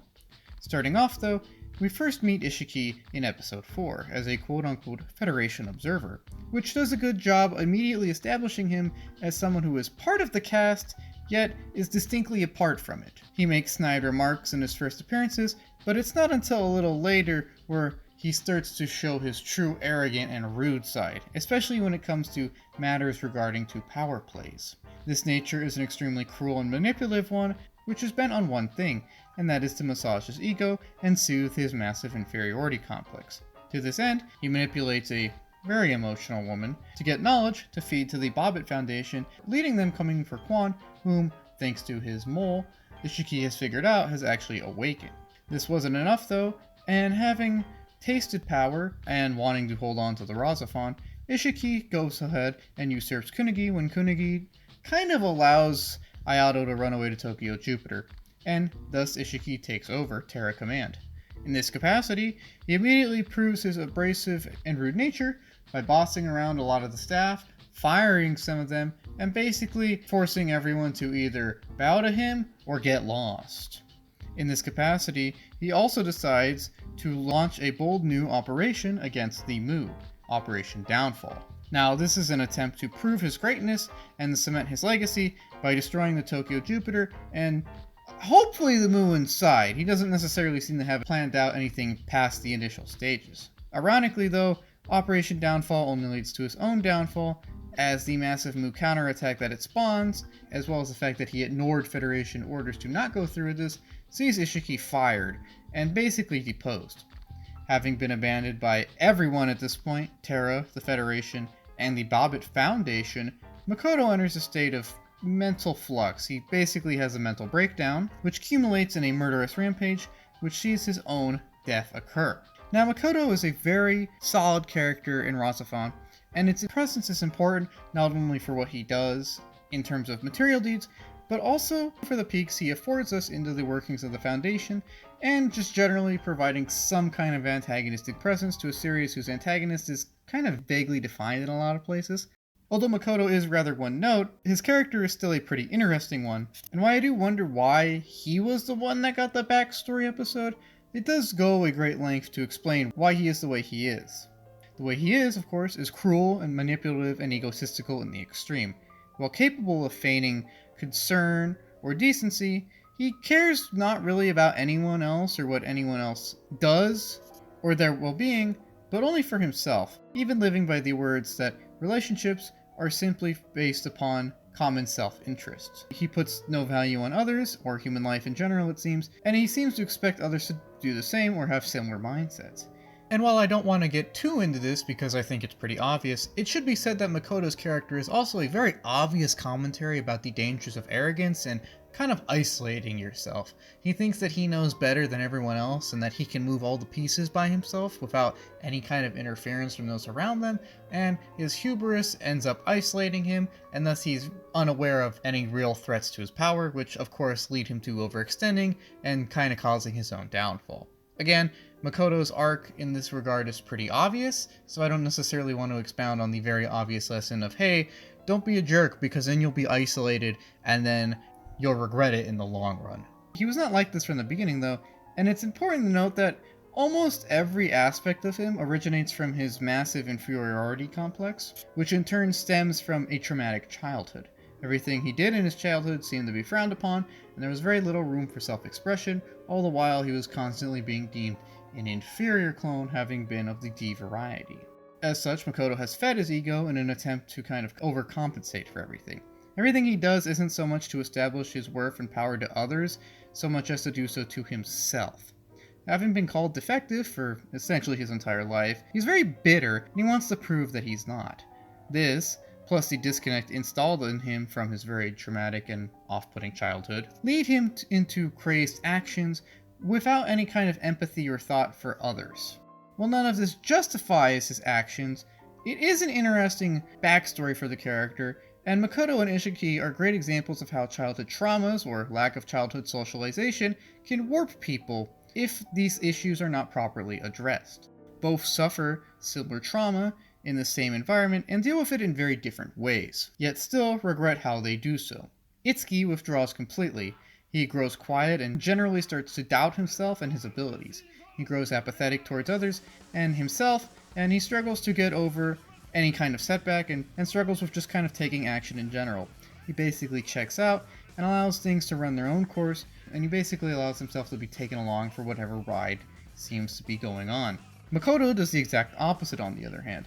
He heats up and lets his bitterness bloom into full-blown arrogant psychopathy. Instead of withdrawing, Makoto enjoys being the center of attention and forming relationships with others, if only to serve himself and his own ego and his own desires and goals. While Itsuki is consumed by his fixation on his flaws and his failures, and he kind of talks himself into basically not doing anything, Makoto does the exact opposite. He senses that if there's any opportunity he can take, he should take it. Where Itsuki is haunted by inaction, Makoto overplays his hand on many occasions, and while Itsuki stagnates, Makoto goes off the rails. And going off the rails is one thing that this guy really excels at, and while he's obviously a character that we're not supposed to like, due to his abrasive attitude and just how unpleasant and crazy he is, his screen presence makes him come to life, and it makes him someone that you love to hate, and enhances his role and presence in general, as RahXephon is generally lacking some sort of defined antagonistic force. I know that the Mu are the bad guys, and the Foundation is probably evil too, but RahXephon does an odd amount of trying to justify their actions or get us to empathize with them. It's really odd to me, in fact, how much it seems like it wants to say that there are no real bad guys in the show, even though we see the Mu commit massive war crimes, and I'm pretty sure the Bobbit Foundation is some kind of shadowy organization somehow running everything behind the scenes. For this reason, Makoto's greatest service to the show is his presence as a strong antagonistic force, even if he is only kind of a tertiary antagonist. As while the Mu and the Foundation are probably higher up on the totem pole of RahXephon antagonists, they're also extremely nebulous and frankly not really fleshed out enough for us to really get behind defeating them. Makoto, on the other hand, is very much so defined. He's a jerk, plain and simple, no weird plot, no conspiracy, no odd attempts to humanicize him, no odd attempts to get us to kind of like him or understand his points, no backtracking to make him seem justified, no knowledge gaps that leave space for us to question his motivations. Nope, just a bad guy who wants to feed his ego and do bad things to do so. He does everything he does because he's insecure, and he doesn't know how to handle it properly, and as such, he's a massive jerk. Which is honestly really refreshing when all the other antagonistic forces only have very sketchy plans, motivations, presences, developments, etc., etc. I would go as far to say that, on a personal level, Makoto is the most interesting of anything that RahXephon has close to an antagonist, and he's definitely the one that makes the most sense. To be honest, up until writing this, I never noticed how poorly RahXephon handles antagonists before this, and how kind of weird and nebulously they're handled in this series in general. And while Makoto is considered a failure, note how he failed to kill Lord Bobbin, even though that was his last wish, the White Snake is still a fun antagonist, even if he's not the main antagonist. He still provides a very clear antagonist for at least some episodes, and for that I must say I'm thankful, as while I like complexity in stories, and while it is cool some villains have motivations that aren't so clear-cut, RahXephon goes to the point where I don't really know why any of the bad guys do anything they do, and as such it's kind of confusing to me, and I even question who the real bad guy is at this point. Not because any of them seem justified, but simply because it's kind of bungled to that extent. And Makoto's not. He's very refreshing. He's just a douchebag. It's great, really. It's nice that there is a character that's easy to hate, because sometimes you just need a bad guy in a show to do bad things to get us all riled up, and in that role Makoto excels. In that role, he's not a failure. And while I'd hate to meet him in real life, I would say that it is wonderful seeing this character come to life on the screen. Unfortunately, while Makoto has pretty clear motivations, the same cannot be said for much of the cast, and that leads us to look at one of the core issues of RahXephon. Now, Motivations are a very important part of any story because they explain why people or groups do what they do. And if we don't know why people or groups do what they do, it kind of either feels pointless or unnecessary, or we're just confused because we don't really understand what's happening or why it's happening.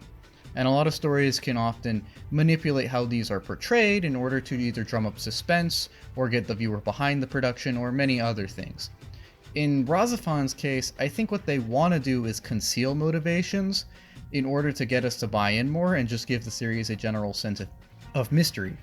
However, they conceal too much, and to be honest, I don't think some of it was thought out at all, i.e. it's not explained at all. There's not any confusing dialogue or anything like that. There's just no dialogue.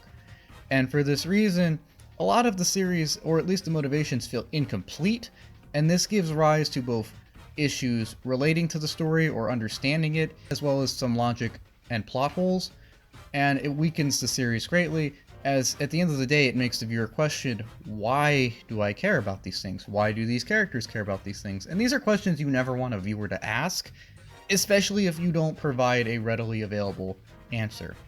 The motivations also make the ending of the series a little more confusing and morally ambiguous, as since everyone ends up working towards the same goal, basically everyone gets what they want. However, if one side is a protagonist and the other side is the antagonist, their goals probably wouldn't line up most of the time. Even in a movie or series where two groups compete for the same thing, say both groups need to find the 4 elemental crystals, the motivations for doing the same task are usually different, i.e. the good guys probably want to protect them and the bad guys probably want to use them to control the world or something. Even if they're working towards a common procedure or task in this case, the end goal or purpose of that task is still very different, and this still establishes conflicting motivations. However, in RahXephon, these conflicting motivations are never really set up, and everything's just kind of a morally ambiguous blob when we really zoom out. And we can really see this by asking some questions that are raised by examining the motivations and actions of the 3 main factions of this series. Those being Terra, the Foundation, and the Mu, which, although all seemingly opposed, don't actually do anything all that different. All of them rely on the singular strategy of manipulating a young man to basically carry out their bidding. Now, they go about this differently, but at the end of the day, they're all just controlling one man to do all the work for them, and it just so happens that what they want him to do all happens to be the same thing.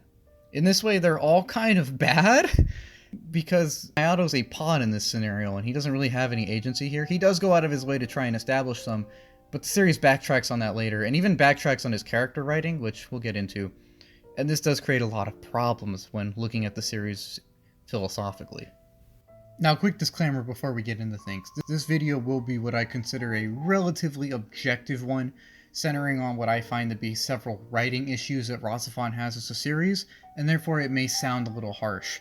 That's not to say I hate or even dislike RahXephon. In fact, I find it extremely interesting, albeit not for the reasons that were probably intended. However, I don't hate the show. I just think that when analyzing anything, it's important to remain objective in order to view both the good of a series and the bad of a series. If this is your favorite anime, I have no intention of telling you you're dumb for that. I understand that everyone has their own tastes, and I myself find it interesting. Also, I want to establish that I do understand that RahXephon does a lot of indirect storytelling, and that there is some lore established here. While I will speak about why the motivations and actions present don't make sense to me in context, I do understand that there is some context given. Well, I am aware of the fact that Maya and Quon are sisters, and they both came out of the ruins in their Kanai, and Maya woke up first, and Quon was sleeping the whole time, and for some reason was entrusted to the Bobbin Foundation to be cared for. I'm also aware of the fact that Ayato and Itsuki are of Quon's DNA, and that Maya seemed to either initiate or at least tacitly approve of the process that led to this. Somehow the Foundation may or may not be involved in this as well, and I also understand that. And I do understand other smaller details, like the fact that Itsuki is a failed instrumentalist, and that they had to wait for Quon to awaken to initiate this plan. And there is other things like that that I'm aware of. I'm not here to debate the context here. What I'm here to debate is, why do the characters try to reach the goals they do within the context. For example, I understand that Ayato was created either by the Mu or the Foundation to be an instrumentalist to retune the world. I understand that part. What I'm getting at is below that. What I'm getting at is the why. I don't understand why they do what they do, other than very vague reasons provided by the series, i.e. they want to retune the world. But why do they want to retune the world? And this deeper questioning and how motivations that aren't defined somehow end up conflicting more than they should or aligning more than they should is really going to be the point. I want to ask how these factions came to the conclusion that their goals are the ones that they need to pursue, and how for some reason this means that they all end up pursuing the same goal. Let's look at the Foundation and the Mu in order to see why Ayato's motivation doesn't work by establishing what the motivations he's supposed to oppose. Lord Babin, though, this guy, oh boy, he and his place in the entirety of the plot confused me to almost no end. In fact, the whole goal of the Foundation and the Mu and even Terra itself confused me to no end, and we can really start to see this in this part of the cast, as in terms of what they do physically, I understand. They're funding the UN, and Bobbin wants to make the instrumentalists play for him so that he can retune the world. I understand that that's the goal. However, I don't really understand the motivations here, or why he's written into the series at all. There's two misunderstandings here. I don't understand him in-universe, and I don't understand him from a production point of view. So in the series, Bobbin is just this shadowy old guy who heads the Bobbin Foundation, which kind of controls the UN and Terra by funding them. It seems like he's like a shadow governor kind of guy, and as such, he's untouchable. And he has a ton of money, and he uses all these resources that he's acquired over 10,000 years to try and retune the world. Why he wants to do this? Not really said. All that we know in series is that he created the RahXephon somehow, and he intends to use it somehow to retune the world for reasons. Why this has taken 10,000 years, I don't know. The series doesn't really know either, and doesn't really explain why he wants to retune everything. I think on Wikipedia it said something about he wants to undo a past mistake of sinking the continent of Mu. However, I don't know where they got that from, and I don't think that's actually in the series. I think that's from some supplemental material that fleshes this stuff out on its own. So as far as we know, just from the series, i.e. the main source material, Bobbin wants to retune the world for no specific reason. But, you know, I'm okay with that. He's crazy. He's some eldritch force beyond our comprehension. Sure, whatever. He's pulling the strings, and even he doesn't really know what's going on. Sure, whatever. Whatever. I guess I could give that a pass. That's poor writing, but I've seen worse, and that would be competent. But for some of the reasons that we're going to get into, that isn't adequate here. As like the trope of an eldritch's motivations being incomprehensible to humanity, the writing here is also kind of incomprehensible to me, as what I don't get is, if Bobbin could make the RahXephon, why did he go so long to wait for the tuning? And there's no real reason for this being given. It doesn't say when he made the RahXephon, it just says that he made it. But he's pretty old and it seems to have been in storage for a while, so I assume it's been done for a while. Does he just need like the right guy? It took him 10,000 years to gaslight a teenager into doing this? Also, it's stated that Bobbin is the first of the Mu, but he seems to be actively disliked by the other Mu faction, the main Mu faction led by Maya that we'll get into later. But that's not really explained either. So what we're left with is this eldritch force who has all these time and resources and power and seems to be aware of every other faction, yet took 10,000 years to execute this plan, which realistically, most of the work happened in like a week. Like, you have all this setup, but you're just gonna completely trust your unknowing underlings to do everything? Like, well, what is the big plan here? I mean, he's had this big foundation for decades, if not centuries by this point, and he has a well-established cloning program. He couldn't have cobbled together some kind of plan earlier. He also seems pretty hands-off, which doesn't really make sense to me, because I understand that as like the shadow government guy, he doesn't need to be like right there, but he seems to put a lot of faith in subordinates who are awful insubordinate. I'm looking at you, Makoto. Okay though, maybe Bobbin has the best guys, and maybe he can big brain Palpatine his way into getting others to do all the work for him. But even if that's the case, why does he actively oppose the other move? This question right here kind of single-handedly ruins the Foundation's entire existence to me. If not ruin, puts it in the question for me. And the series never even attempts to rectify it. Let's just zoom out. So we know that Bobbin is the first Mew. That's said by multiple characters. And we also know that he and Maya know of each other, and that they're both Mu. We also know this. We also see both of them go on record as saying that their goals are to retune the world, using the power of the RahXephon. So they share a goal. We also know that they don't like each other and actively oppose each other, as Bobbin funds Terra, which in turn fights the Mu. However, if they have the exact same goal, why do they fight? Even if he doesn't want to do anything, it seems like the Mu would just kind of accomplish his objective anything. Like, he would win by doing nothing in this case. The tuning would happen regardless unless the Mu bungled it, but then he could just step in anyways. So even if he did nothing, like, he would still get what he wants. Is it just that he needed to orchestrate some kind of conflict to really force Ayato to grow into the instrumentalist? Like, this is something that had to happen in a high-pressure environment, that he needed a war in order to kind of forge his warrior, I guess? Even if that's the case, though, why would he fight the Mu? Or couldn't they, like, cobble together some easier scheme to follow? Why do they dislike each other? Because even if they wanted to cobble together a war, wouldn't they still be tacitly aware of each other? You know, kind of like, you know, Palpatine and Dooku or something? They'd still be on the same side. They would just pretend like they're not. But it seems like they're actively opposing each other in all facets here. I just don't get it.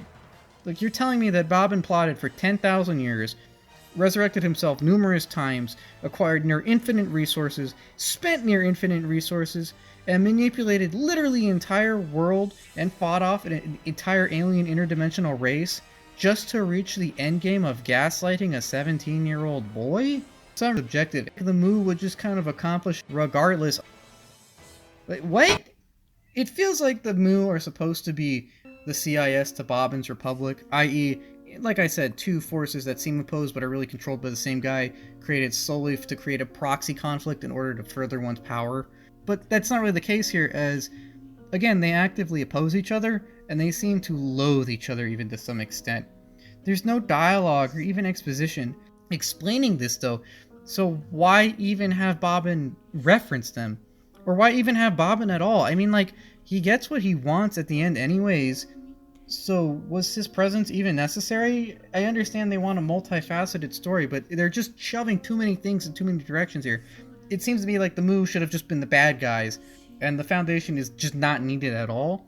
I don't get the point. It just doesn't make sense to have this tertiary faction if that tertiary faction has the same goal as the main antagonist faction, and yet is not the main, like, good guy faction. I think they wanted to do something like Sele is in Evangelion, but it doesn't work because in that series, there's a lot of other smaller conspiracies going on. It's more of a bureaucratic mess, and the angels aren't really a faction so much as, like, wild creatures. I know they're intelligent, but it makes more sense in the writing perspective if you kind of think of them like that for this example.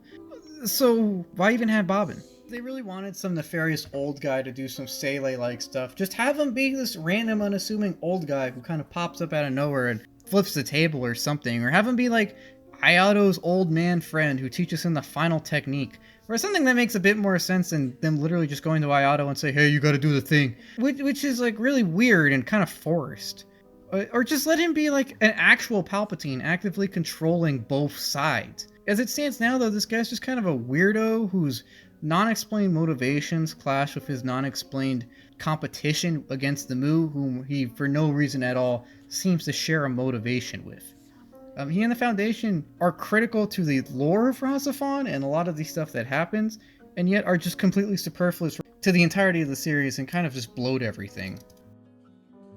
Which is kind of impressive. I understand that they wanted to create this tertiary faction to kind of add some tension into the series. We see this a lot early on where they're kind of portrayed as bad when they kidnap Quon and try to get her to awaken for some reason.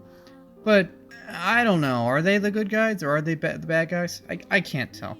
Speaking of bad guys though, finally that gets us to the Mu. And again, their motivations are pretty murky as well, as from what I can tell, they flip-flop between the goal of conquering the world and the goal of retuning it, which, as we see in the series, are completely mutually exclusive, or at least as it was here. As mentioned earlier, the Mu also seem to know of the Babin Foundation and be opposed to it, even though they share the same motivation, both of these things for no reason, and they do have a similar plan using the same pieces.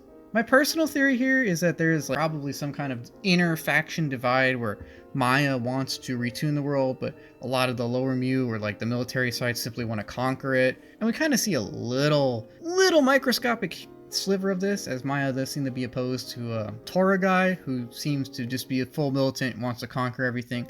But aside from a few lines, that's really all we get. And as far as I can tell, it's not really explained why the Mu have the goal they do and why they flip-flop between the two. The conquering part just makes sense. You take the resources, you conquer the land because you're the big bad empire. That's fine with me. I don't understand the retuning part.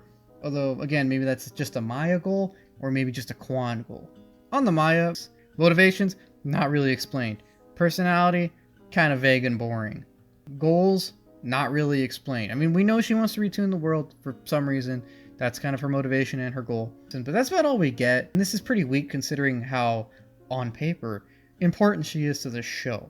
We don't even really know her main goal, really. She wants to retune the world, but depending on what episode you're in, her goal might be to conquer the world, or to liberate the Mu, or to retune it, or to prove that Mu and humans are the same, or I don't really know, and to be honest, at some point I just stopped caring, as all of this is just kind of overwhelming, and none of it's cemented.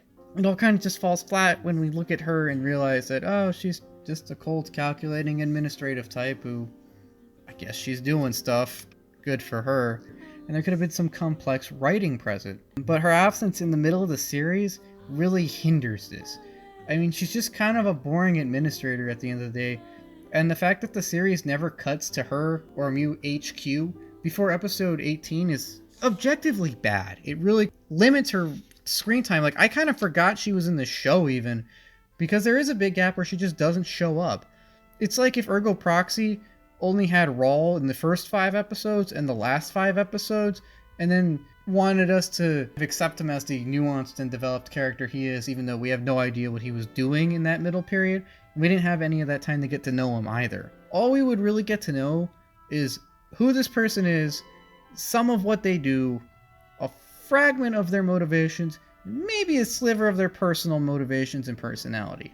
And what I'm saying here is that whatever Maya is and whatever her goals are, we really don't care to a certain extent because her character is just kind of flat. And RahXephon really misses a lot of opportunities here. As, again, it never cuts to Mu HQ for 15 episodes, so we have no idea how their plans are progressing or what their goals are, or perhaps even if they're sympathetic or not. As for some reason, it seems like the show wants us to sympathize with the Mu in the last 3 episodes. For some reason, I don't understand why, I don't, but it seems like they wanted to do a 180 at the last minute and kind of failed. I mean, by the time the Mu even come back, so many things and characters have been introduced, so many questions have been lingering and unanswered, that when they do come back and add to these questions, instead of actually starting to resolve stuff, we, or at least I, kind of just check out as an audience. These guys don't really answer any of the lore questions I would want them to, and instead just say more confusing things and backtrack on things that are supposed to have already been established. I think that they should have just had more concrete motivations, or at the very least have some interfaction showings so that we can kind of get to know them more. Instead, though, what we got is a lot of bloat and a lot of things that don't really make sense to me. So I don't really blame anyone who just kind of stopped caring when these guys were on the screen. Also, quick note, does anyone find it really weird how at the last episode they kind of want us to sympathize with Maya as she's trying to portray it as Ayato's tragic mother? I really kind of hated this addition because it feels super forced and contrived. She tortures him, she gaslights him, she kind of says, "You're gonna get in the robot, Shinji." So it's very obvious that even if she does kind of love him in some way, her goal of retuning the world or whatever it is way more important to her than her actual son. So the idea that she's this loving mother who regrets everything at the last minute and that we should forgive her or feel bad for her is stupid to me. And I really hate that RahXephon tries to redeem everyone, it seems. Some people are just bad and, you need the bad guys to be bad. And really it's just bungled, as for some reason, now we're supposed to sympathize with war criminals who have killed literally millions of people for no real reason, or reason at least that we know of. Yeah, no, Maya's not getting my sympathy vote here. Anyways, as we can see, the Mu and the Foundation basically share the same goal. Even if they don't like each other and fight for some reason, they use the same pieces to accomplish this goal, which, by the way, aren't explained at all, so it just makes everything more confusing and morally ambiguous. And to really make all of this clear, let's go back to Terra's motivations. Now, as the good guys, Terra should be morally upstanding, or at least morally gray. They need to be at least relatively a lot better than the opposing factions in order to make it seem like they're the good guys, even if they are morally gray. This can work, and has worked in many cases. Bleach is a great example. Sugotai 13 are actually very morally gray when we look at them like as a whole, but compared to everyone else in the series, they're very obviously the gooder guys, and so the protagonists. In addition, a lot of the characters in that series are likable and well fleshed out, but that's a different story.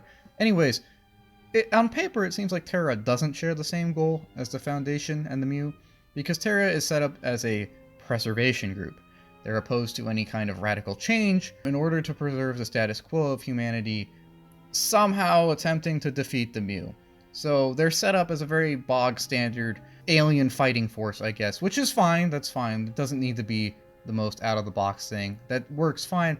However, there's a lot of backsliding as the series progresses, and we see this mostly in Watari, the director, and Uncle Ricto, who, although they're supposed to be like the big brains of Terra, and in most stories would be set up as a kind of insubordinate opposition to the Foundation, i.e. guys that supposedly work for the antagonists, but manipulate and subvert orders from above in order to do the right thing, they don't.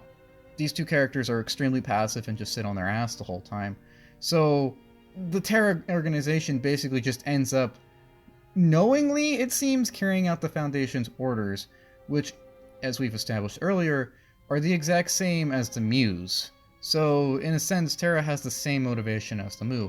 This could still work, however, if Ayato's motivations are drastically different, and thus distinguish him as a force for change in this narrative. But they don't, because he ends up completely backtracking in the past 5 episodes, and basically coming to the same conclusion that both the Mu and the Foundation do. To quickly summarize Ayato's motivation and why it doesn't work in this series, the entirety of his motivation and character development up until about episode 20 are that of the perseverer. He perseveres through adversity in order to preserve and protect those around him. He is set up as a noble hero who is trying to defy the odds and of getting everyone through this great crisis as intact as possible. In this way, he's kind of a conventional anime protagonist, but there's nothing wrong with that. There's nothing wrong with the trope of the guy who simply wants to protect those he loves. And we see this as he fights both the Mu in literal fights, and as he fights the Ixtli inside of him in a metaphorical or metaphysical sense. By fighting the Mu physically, he fights a physical struggle against physical forces that are destroying everything around him. By fighting the Ixtli and debating with it about the need of retuning and what the current state of the world is, he fights a philosophical battle promoting the idea of carrying on in spite of the circumstances that one may find themselves in. In this way, Ayato is set up to be a great protagonist who, even though he has moments of doubt, and even though he has to find himself by returning to Tokyo Jupiter briefly, promotes a solid narrative of persevering through things and managing to hold on and never giving up. However, for some reason, past about episode 24, this is all kind of thrown away, and instead he becomes like a big proponent of the retuning. Now, this is really weird because I don't see how this is a good idea at all. By doing the retuning, Ayato essentially throws away the entirety of his character. The character who was at the forefront of preserving and protecting those around him kind of just gives up and says, F it, I guess we will just give up and reset everything. Which, by the way, destroys everything he was trying to protect and all those he was trying to protect. Now, I understand that this is for the sake of a reset that makes everything, quote, better, but Ayato doesn't know that. In fact, he doesn't know any of this, so it seems like the series is actively promoting just giving up at this point. None of this is assisted by his inconsistent characterization, which, for some reason, the confident, growing young man for 19 episodes becomes a whimpering puddle of self-esteem issues near the end of the series for no real reason. But that's a topic for his own video. What I'm getting at here is that by setting up such a sharp dividing line between his motivations, i.e. the first 20 or so episodes, he has a motivation of, I'm going to protect everyone, to the very ending of the series where he says, I'm going to reset everything, inserts a very jarring sense of tonal dissonance or tonal whiplash as the guy who we're supposed to be rooting for, a very conventional reason, i.e. he's going to protect everyone and save the day, now is the guy saying that we need to reset everything, everything's screwed, screw it, whatever, I don't care. And this makes even less sense in context because his motivation is supposed to be to protect Haruka. Like, I know I don't like the Haruka-Ayato relationship thing, but if it is cemented in episode 22, it seems like that would be the ultimate thing to push him over the edge of saying, you know what, we're going to fight till the end, we got to keep this going, we don't need to retune the world, we can make it on our own, and prove humanity can persevere, or something along the vague, positive anime motivations or messages like that. However, he seems to come to the exact opposite conclusion. He seems to think that now that there is something to actively protect, his motivations kind of disappear, which don't make sense to me because it seems like he'd be more motivated to preserve everything as it is. But instead, he just kind of gives up and his motivations become the same as the antagonists, which just make his character look really weak unintentionally and just muddle everything even further. And as to be honest, his character is kind of assassinated at the end of the series, and I really don't like this. And it throws away all of his character development up to this point. Doesn't that also kind of make him an antagonist in some weird way? Or doesn't that make everyone wrong? Or does that make everyone right? It seems like the series wants us to say it makes everyone right. However, they're so poorly fleshed out and explained, and everything is just so contradictory to common sense at this point that it just makes everyone seem wrong. While I don't mind the concept of a reset ending, and I think that it's okay in this context, I have a problem with how they got to that conclusion, and how easily Ayato just flip-flops at this point. His character writing is very consistent up until about episode 22, and then in the last 2 hours they just throw everything away because they wanted to get to the reset, but logically couldn't work around his whole shtick of being the persevering opposition. They throw away his entire character to make the reset happen, and this incidentally makes his motivations line up with everyone else's motivations, which by the way aren't explained at all, so it just makes everything more confusing and morally ambiguous.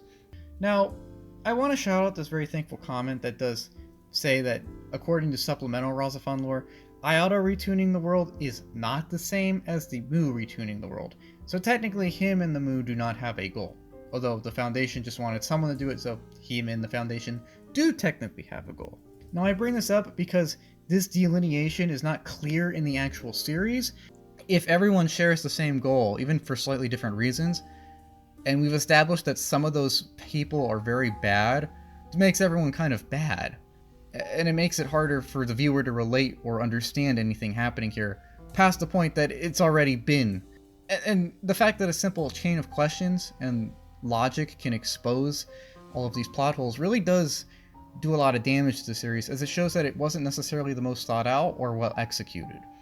It does have a lot of writing holes, and while some people can try to dismiss this as complexity, it's not. It feels like either people didn't know what was happening, or purposely never even bothered trying to make up some kind of motivation in order to conceal motivations and make it seem more mysterious. The writers thought if it seems mysterious, no one will question it past the point, but if you continue to question it, it's pretty obvious that there really is nothing at a lot of levels, and it really shows how the show is an embodiment of style over substance, and this is one of its greatest flaws, as if writing, and especially motivations, are not clear, it's very difficult for a viewer to buy into a series fully, and style can only cover that so much. Also, I gotta ask, if the Foundation and the Mu share the goal of retuning the world, or at least some of the Mu do, and the Mu are also set up to be these horrible war criminals who conquer the world and kill indiscriminately, and thus are the antagonists, doesn't that also mean that the Foundation is kind of an antagonistic force? And, extending this train of thought further, if Ayato eventually ends up going along with the Foundation's plan of becoming the RahXephon and tuning the world, doesn't that mean that all three factions here have the same end goal, at least in practical application? And doesn't that mean they're all kind of working for the reset here? Which, doesn't that destroy the world? And isn't that bad? I mean, I know that the reset is done to set the world on a better trajectory, but they do literally destroy the world. So I guess you could say that they're either all three sides are bad, or all three sides are good. And both of those are kind of problematic because, well, I don't think a band of crazed war criminals or a shady guy manipulating everyone is good. However, at the same time, the ending of the series is portrayed as a positive one, which means it makes it seem like the right thing was done using the wrong methods, and it really just adds a lot of moral ambiguity to the ending of RahXephon, at least for me, because it makes me ask, do the ends justify the means?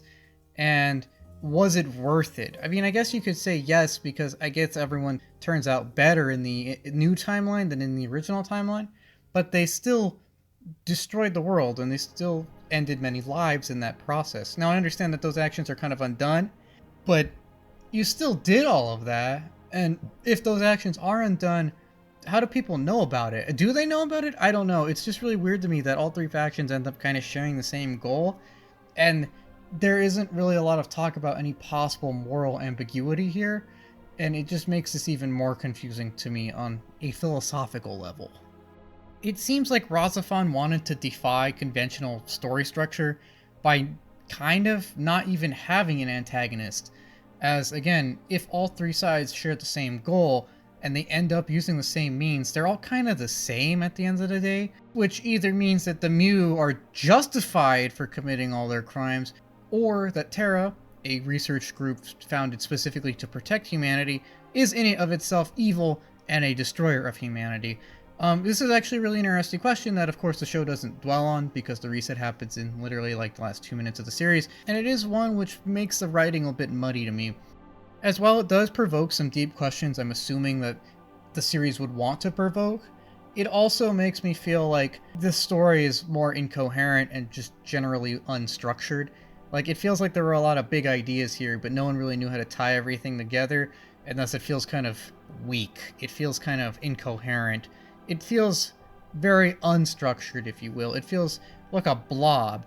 Like, I know what it is, and I think I can see what it's trying to do, but it's not structured enough to really do it very well, or at least in my opinion, and they went a little too far out of the box in this regard, as it makes for a story which goes from unconventional to a little indecipherable.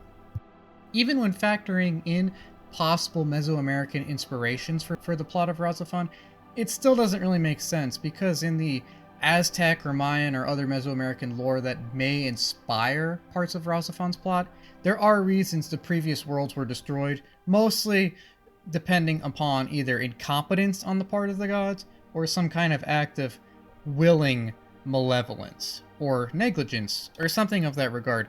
It's usually something that makes sense in context, leading to the destruction of a world and the need to create a new one. However, in RahXephon's case, this doesn't work either, because it seems like all sides are dedicated to resetting the world, even though the only reason that they really need to reset it is because the world sucks, because of all the forces working to reset it. It's kind of a catch-22 at the end of the day, and a lot of the Mesoamerican lore that could have served as an inspiration for the series doesn't have that issue. RahXephon is just kind of a mess, and it's very evident when a simple question or series of questions like this can expose a lot of the writing or plot holes present. Getting to the ending of the series, while weak motivations may not seem to be the biggest issue a series can have, albeit a still serious one, I bring all of this up because of how it impacts the ending. I'm okay with resets, however, how they got here is very questionable. In spite of all of the bizarre symbolism and opaque storytelling present in RahXephon, I'm pretty sure the ending is supposed to be taken at face value as a literal tale of rebirth, i.e., everything is happy now because we've remade the world into a better version of it. I think it's supposed to be a commentary on the cyclical nature of the human experience, and for all of life's lows, there are just as many highs if we're willing to get through things and persevere and learn and grow. It's a literal reset, and therefore a literal embodiment of time recycling, and that's also in line with the Mesoamerican mythology, which may have inspired the series. All of this is fine with me. The issue, though, arises when we zoom out and look at how the motivations in the series got us to this point, and how especially they ignore and undo a lot of Ayato's character growth. Now, up until about episode 20, Ayato's growth has been quite solid, and he's had a lot of good episodes and moments where he's questioned who he is, and he's questioned his motivations, and yet somehow managed to get through things with the idea that I still gotta protect those I care about in the world I live in. We see this as he naively joins a quote-unquote good cause, and then navigates some identity questions that arise from this, and does some soul-searching along the way. He learns to accept himself, though, and he learns to persevere, and he learns to think for himself, and he learns that life continues to move forward in spite of the circumstances around him. And that's how it is for about the first 21 episodes. As mentioned earlier, all of this kind of gets tossed into a dumpster, and for some reason he now all of a sudden says, we gotta reset the world, F everything, it's all burning down, I'm gonna give up. And that's not a good moral. As he goes from actively trying his best to preserve the world and protect those around him, actively trying to ignore RahXephon's call to retune the world, actively trying to work within reality to do his best to make the world better, to just kind of giving up and saying, yeah, let's just make a new one. All these previous examples are good as they show a protagonist defying the odds and trying to heroically save the day in spite of them, inspiring the viewer to never give up and to realize the value of life and the need to continue through life's lows. However, since Ayato's motivations flip so radically in the last 3 to 4 episodes to essentially line up with the antagonists, and since we don't really know anyone's real motivations at this point, like we know what they want to do, but we don't really know why for sure, it all just seems to coagulate into some kind of nihilistic urge to retune, which can be seen as a sort of metaphor for giving up. RahXephon's ending seems to actively promote giving up. Now, this is an unfortunate subtext that arises from how poorly the writing of the motivations is done. Since Ayato's character flips so radically, it makes it seem like the show simply seems to promote the nihilistic urge that all 3 factions now seem to share. It makes it seem like the series now promotes that. It makes it seem like the series now supports the idea of throwing everything away and simply seeing what happens. It seems to now support the idea of giving up. And this is bad because it lends the ending a very uncomfortable subtext of suicidal idealization, something that you do not want to promote.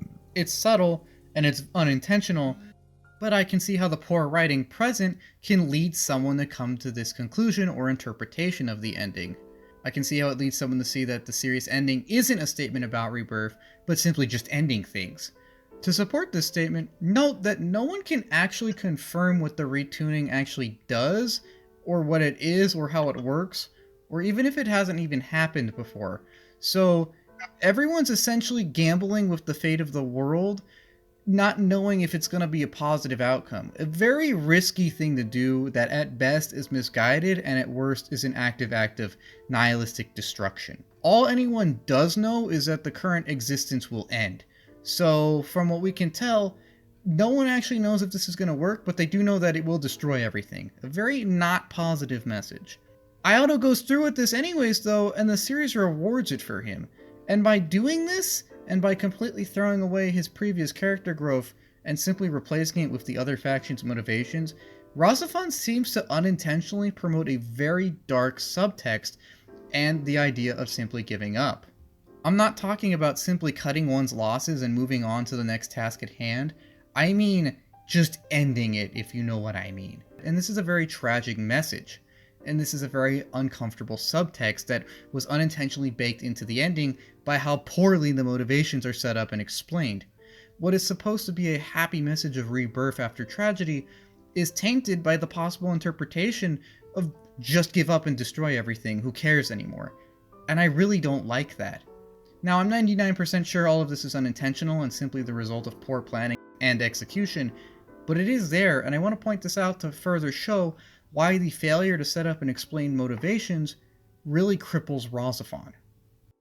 Another thing RahXephon is seemingly crippled by to some extent is the issues it faces in actually telling its story. It's often too opaque for its own good, to the point that, in one of the weirdest components of the series, a character with major screen time is created simply to act as a band-aid for the poor storytelling. That is, a character is made simply to tell the audience what is going on every time he's on screen. And that character, of course, is Joji Fudagami, but I call him, as you'll see why, Anime Columbo. At this point in our retrospective, we're starting to get into characters who are not necessarily the most relevant or best characterized, and we're starting to slide into more problematic characters. Now when I say problematic, I don't necessarily mean horrible or offensive. I simply mean to say that these are characters who struggle to be both well developed and defined, and also relevant to the plot. They tend to choose one or the other, and the overall story and characterization suffers for that. Anyways, easing into this odd section of the retrospective, we're going to start with everyone's favorite, or at least my favorite, weirdo supporting character, and that is Fudagami. Now, Joji Fudagami is introduced as a sort of news reporter, and he kind of just does his own thing throughout the entirety of the story. It's really kind of weird as he kind of exists in a vacuum, and that's really the most fascinating thing about his character. However, while this is an odd thing about his character, and his character kind of just exists to kind of fix the plot, or at least keep it together, which is a sign of a weak narrative, I still love his character. As even if he is essentially just a band-aid for RahXephon's weird lackluster storytelling or bizarre attempts at foreshadowing, he's a very memorable band-aid and one with a lot of personality. In fact, this guy is basically anime Columbo, and as such, he's a very weird character to look at from a structural point of view, because he doesn't really fit into the story at all. He basically just serves as an exposition dump, and he just exists in a vacuum, sort of.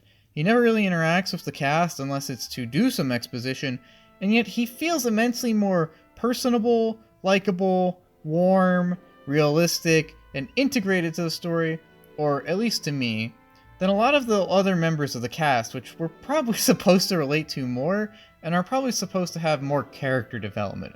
And I think that's why I give this guy a pass, because I don't know any other exposition character, not even in RahXephon, but in general, that is just so likable and pleasant, and gets away with having little actual character development. He feels like a real person, and realistically, he's probably the only guy asking and answering questions that a lot of us as viewers have, and as such is ultimately a sort of proxy for the viewer, and this even helps him survive being in a vacuum, as, yeah, he doesn't really do anything, but he's our source of information, our eyes, if you will.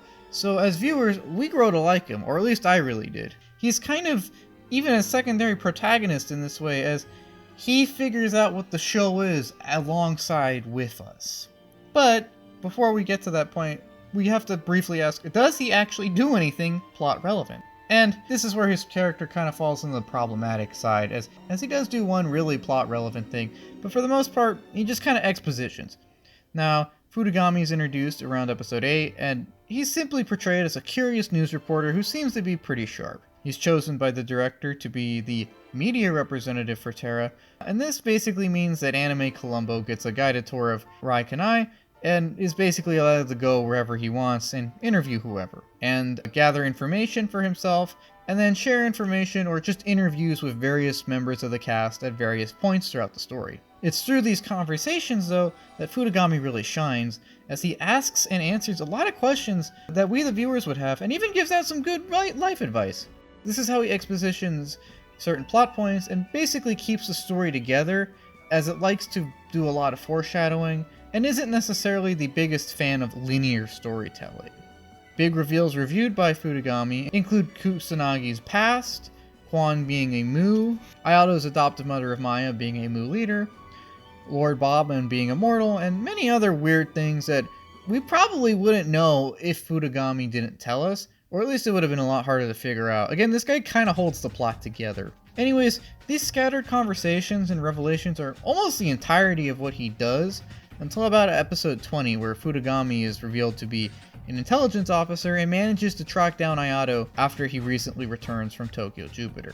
He helps Ayato kind of gather his thoughts, gather himself as he leaves the bloodstained apartment that he accidentally killed Asahina in, although he in turn gets captured by Foundation agents. Although this always confused me, as by this point in the story, I'm assuming that both the Foundation and Terrace are still kind of on the same page and kind of want the same things to happen. So I don't know why they're pointing guns at Ayato and the guy who probably plans on bringing him back to Terra Command anyways. Like, why are they pointing guns at each other? This is kind of weird, but that's besides the point. Anyways, this act of capturing Ayato is the first plot-relevant thing that Fudagami does that is not exposition-related, or telling something of mild importance to another character or the viewers. And this also hints that he may be something more than a simple reporter. which is confirmed a few episodes later when he returns as a Terra intelligence officer, whose real name is actually Takeshi Jumanji. Although, for the sake of this video, I will continue to call him Fudagami and anime Columbo, or just Columbo. In spite of this big reveal though, he basically just goes back to being anime Columbo, goes back to being exposition man, and he does a few more expositions, a few more talks, and his last one with Lord Bobbin ultimately concludes with him shooting Lord Bobbin, although due to the reset, I don't know how impactful this is, and I hope he's doing good somewhere, as this guy is really likable, even if he doesn't actually do anything.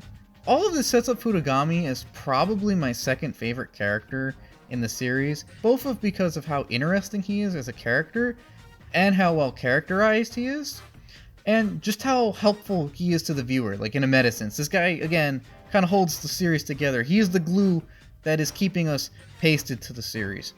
I love the whole anime Columbo angle, and he wears it really good, and he's just a cool guy overall. For those unfamiliar with Columbo, just imagine a guy who's a lot smarter than he seems, and gets directly to the point in the most roundabout way possible. And that's basically both of these guys in a nutshell. Fudagami may not really have an arc or really much growth or character development, but again, he gets a pass here because his baseline, his floor, is high enough to succeed here.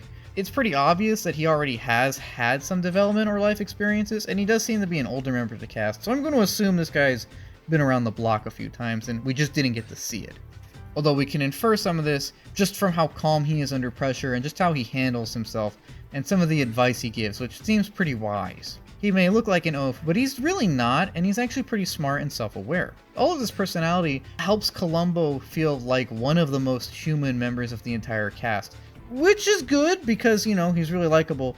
But it is also kind of a red flag, seeing as that this guy is here solely for exposition. He should not be in the top 5 most likable characters. But how much of an issue that is, I'll leave up to you to decide. I bring this up though because RahXephon does struggle a lot with making likable / relatable / interesting characters. So it's odd to me that for some reason, one of the characters that is the most of these is just the exposition guy. Like, it doesn't really make a lot of sense to me that the exposition guy is more likable to me than like 80% of the cast. I don't dislike a majority of the cast, it's just that this guy has so much personality, you can't help but love him. And this doesn't make a lot of sense to me, but in this case I'm not complaining. And it does allow Columbo to get away with facilitating some bad storytelling on the part of RahXephon. You see, one of the cardinal rules of storytelling, at least when it comes to like movie or TV storytelling, is you always want to show and you don't want to tell. Because if you just tell the viewer something, they might tune it out, it might not be as interesting, it's kind of boring honestly, and there's no real, it's not as convincing because you're just telling someone something. They didn't actually see it happen, and they don't actually know what it looked like or a lot of the facts of how it went down. For this reason, when you tell a story, especially in the visual medium like television or movies, it's always better to show and not tell. And RahXephon as a whole struggles with this and often commits the grave sin of telling and not showing. None of this is to say that RahXephon never shows anything either, and that everything is spoon-fed to us via Fudagami. RahXephon does do a lot of quote-unquote showing. I just think that it should be noted though, that a lot of it isn't as effective as it could be due to the very frantic and odd nature of the editing. As a lot of scenes that would be used to show us things, scenes like epiphanies, or scenes like flashbacks, or scenes of that nature, are often spliced in between other more hectic scenes, and so they just kind of feel out of place and create a kind of odd tonal whiplash. RahXephon loves to do this thing where it'll take like a 3-minute action scene and like a 3-minute epiphany scene and kind of cut them into little bits and then mix all those bits together, so we just keep cutting between 15 seconds of action, 20 seconds of epiphany, 35 seconds of action, 22 seconds of finding my inner soul. And doing so kind of dilutes both, as while I understand they're trying to create tension by showing a metaphysical kind of struggle mirrored against a physical kind of struggle, doing so rapidly doesn't give either scene enough time to really land and impact us as viewers. Take this scene, Quon is in a hallway. She's discovering herself. She's beginning to awaken and come into contact with her inner soul. She doesn't know what that looks like though, and thus she sees it as Mishima, who simply tells her that the time will come and to wait and embrace who she is, basically. Now, in a vacuum, that scene sounds fine. However, as noted earlier, this is kind of spliced between two bigger scenes that aren't really related, so it feels out of place in general, and this is made even worse by the fact that there's no real context here. RahXephon also likes to deprive the viewer of context, which I understand is done to create mystery. However, doing that 100% of the time just kind of makes it feel like the writers didn't even really know what was happening. Now, I'm not saying that's true. They did obviously want to establish Quon awakening, and they wanted to keep that mysterious. However, the lack of context does create some disconnect between us as viewers and RahXephon as a story. All of this is to say that due to RahXephon's editing and lack of context, really, a lot of the scenes showing us stuff are not as effective as they could be, and kind of come off at worst as misplaced and even incoherent at times. And there's a lot of examples of showing like this throughout the series which are kind of botched. Again, I'm not saying the series has to explicitly state everything and spoon-feed the audience. That is insulting to the audience's attention.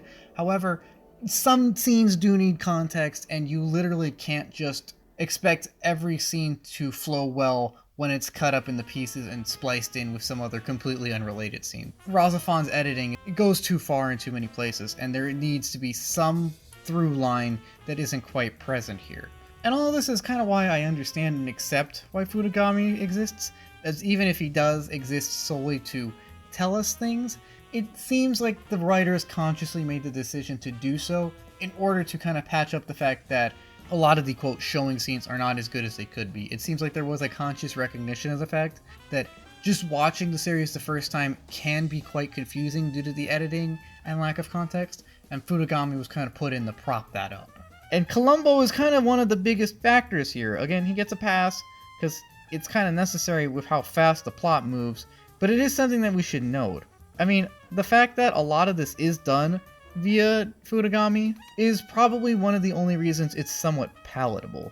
In fact, in this way, he kind of saves the series as one of the only characters who even tries to answer some of the questions that we as viewers may have, and this prevents viewers from simply giving up on the series, which is a very valuable service from a meta standpoint. Again, plot-wise and in-universe, this guy does basically nothing, but in a meta sense, this guy does a lot. He carries the show in some ways, really. And this solidifies Columbo's role as the band-aid, barely holding together a lot of the collective plot strings here. He is essential for this reason, even if he doesn't do anything in the actual story, and so much so that doing so consumes almost his entire character and all of his time on screen. I cannot stress how bizarre it is that there's a character with a good amount of screen time that exists solely for the plot, and not even to move it, but to solely inform the viewer of its weird intricacies and details. This is the guy that explains so many of the things that honestly sound too weird or dumb for me to believe if I wasn't specifically shown, which RahXephon can't do due to its bizarre pacing and just the fact there's too many directions for it to go to, or explicitly told. And this explains why he also kind of exists in a vacuum and doesn't really do anything else. He was created solely to tell the audience things, and not even really to tell the cast things. I mean, he does, but I feel like that's done more so the audience can listen into these conversations and figure out stuff for themselves. It's one step above him just looking at the camera and saying, oh, by the way, Kunugi accidentally killed his daughter, and so on and so forth. He does have his own character, but he doesn't really grow as a character, and we don't really explore who he is as a person. He just happens to be an exposition guy who has a lot of charm to his name. And in this way, Futagami is kind of a manifestation of RahXephon's bad storytelling and its writing flaws as a whole, as the story is so poorly told in conventional ways that an entire character was created solely to rectify this.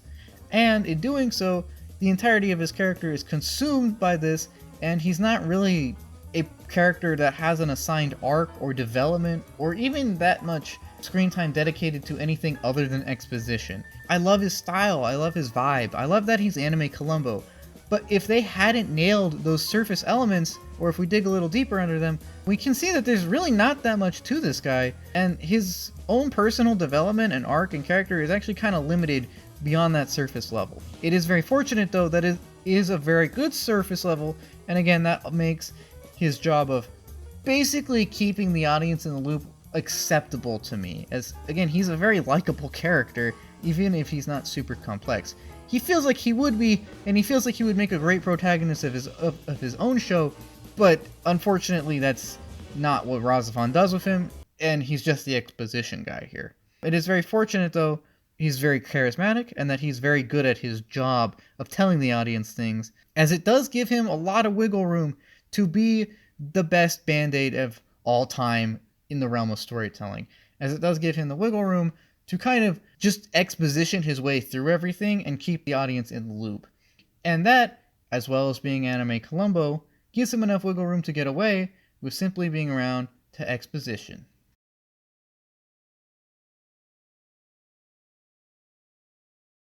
Some more characters with enough wiggle room to validate themselves in spite of limited screen time are Soichi Yagamo and Kim Hotal. I think that's how it's pronounced.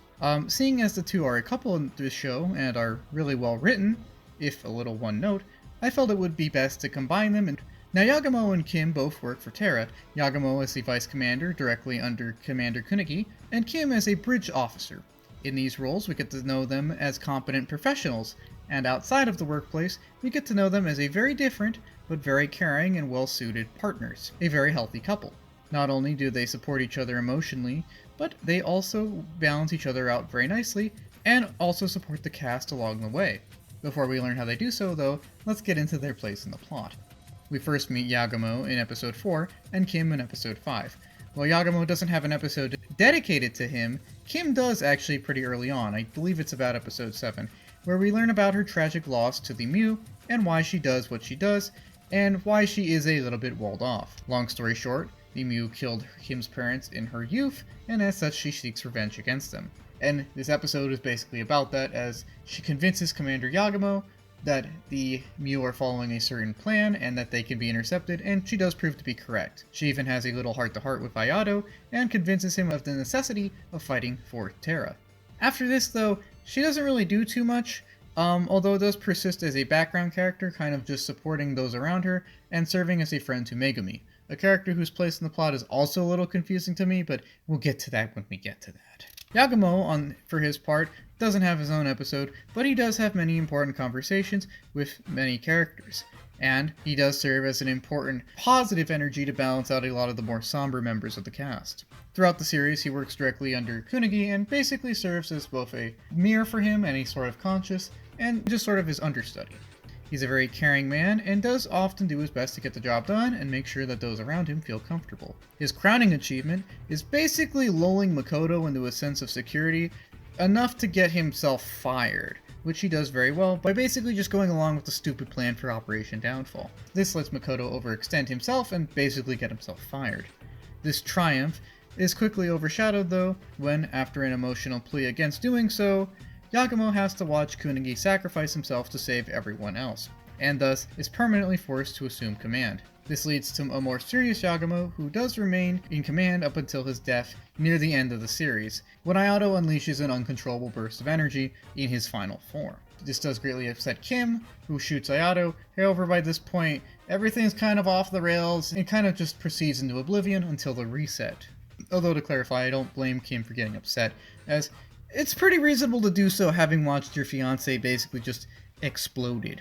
With the plot out of the way, let's discuss the characters and what they do in the series. Now Yagamo and Kim fall into the example of perfect secondary or supporting or even tertiary characters, as they do important things and they have important interactions, but they don't take too much screen time and we know what they're about relatively early on. They are well defined and they even have arcs, even if they're limited.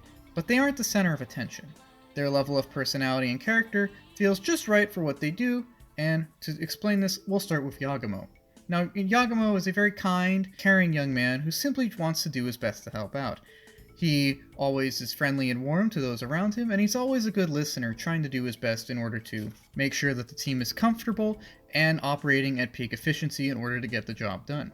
He seems to place a lot of importance on the value of life, although he is mature and responsible enough to understand that losses do come in the field of work that he has pursued. He's also incredibly intelligent, although isn't very upfront about it. And what I mean about that is he's not arrogant about it. He doesn't need to prove to others that he's the smartest guy in the room, which shows a level of confidence, another good trait. He's responsible enough to understand that he doesn't necessarily need to prove himself and that he needs to focus on the task at hand, and that losses and complications occur, and that he understands how to deal with them. And while he is a nice person on the surface, he does understand the importance of discipline, and while willing to bend rules from time to time, doesn't necessarily go out of his way to break them.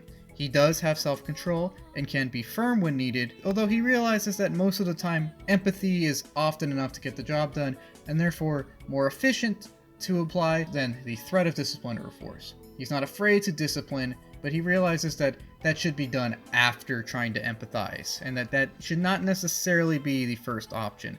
The carrot will often yield more and more easily than the stick. Overall, while Yagamo is a rather one-note character, he is a pleasant one, and he acts as an important beacon of hope, especially for Kunugi, and shows that life does go on. He performs the important role of balancing out some of the more somber characters and preventing an impassable air of doom and gloom from setting in. He's an important character, not only for what he does logistically, i.e. supporting Kunugi and just being the guy that kind of gets stuff done behind the scenes, but also for this purpose. He refreshes the hopes and attitudes of both the cast and the audience, and therefore allows us to settle into the show more comfortably. And even if he does lose some innocence along the way, he is still a very well-adjusted, dedicated, and great character. Now, on to Kim. Now, Kim's entire presence in RahXephon puzzles me, as while on one hand she is very well developed for a tertiary character, and also extremely well adjusted considering her past, and even has her own episode. On the other hand, past this point, she just kind of serves the purpose of being Megumi's friend and, just a kind of generic supporting character, which is weird, as she's essentially a support to a supporting character who I would argue isn't even really necessary to the show as a whole. And this sets up Kim in a very weird place as a tertiary character that does a good job of being a tertiary character, but just feels a little overdeveloped for what she does in the show. However, she is well characterized and a sort of role model in dealing with mental issues, and therefore I figured that she should be mentioned here, get a special mention in this episode, instead of just being tossed into the episode where I go over all of the unneeded and underdeveloped characters that bog the series down. That's gonna be a long and fun one. Anyways, because Kim doesn't bog the series down, she escapes that episode and instead is gonna be featured here. Now, while Kim isn't critical to the series as a whole and her place is essentially that of Megumi's LV past episode 7 or 8, she is a very neat character, and I do appreciate that Kim shows herself to be a very nice, supportive, and more importantly, well-adjusted character. In fact, oddly enough, of all the characters in this entire series, she's probably the one which handles her trauma the best and most responsibly, which again is really weird considering she's just a tertiary character when we zoom out. In fact, compared to all the other cast, and I would go as far to say in general, Kim's kind of a role model in this regard. Yeah, she's been through a lot of horrible losses, and this has impacted her deeply and not necessarily positively, and she's a little cold because of it.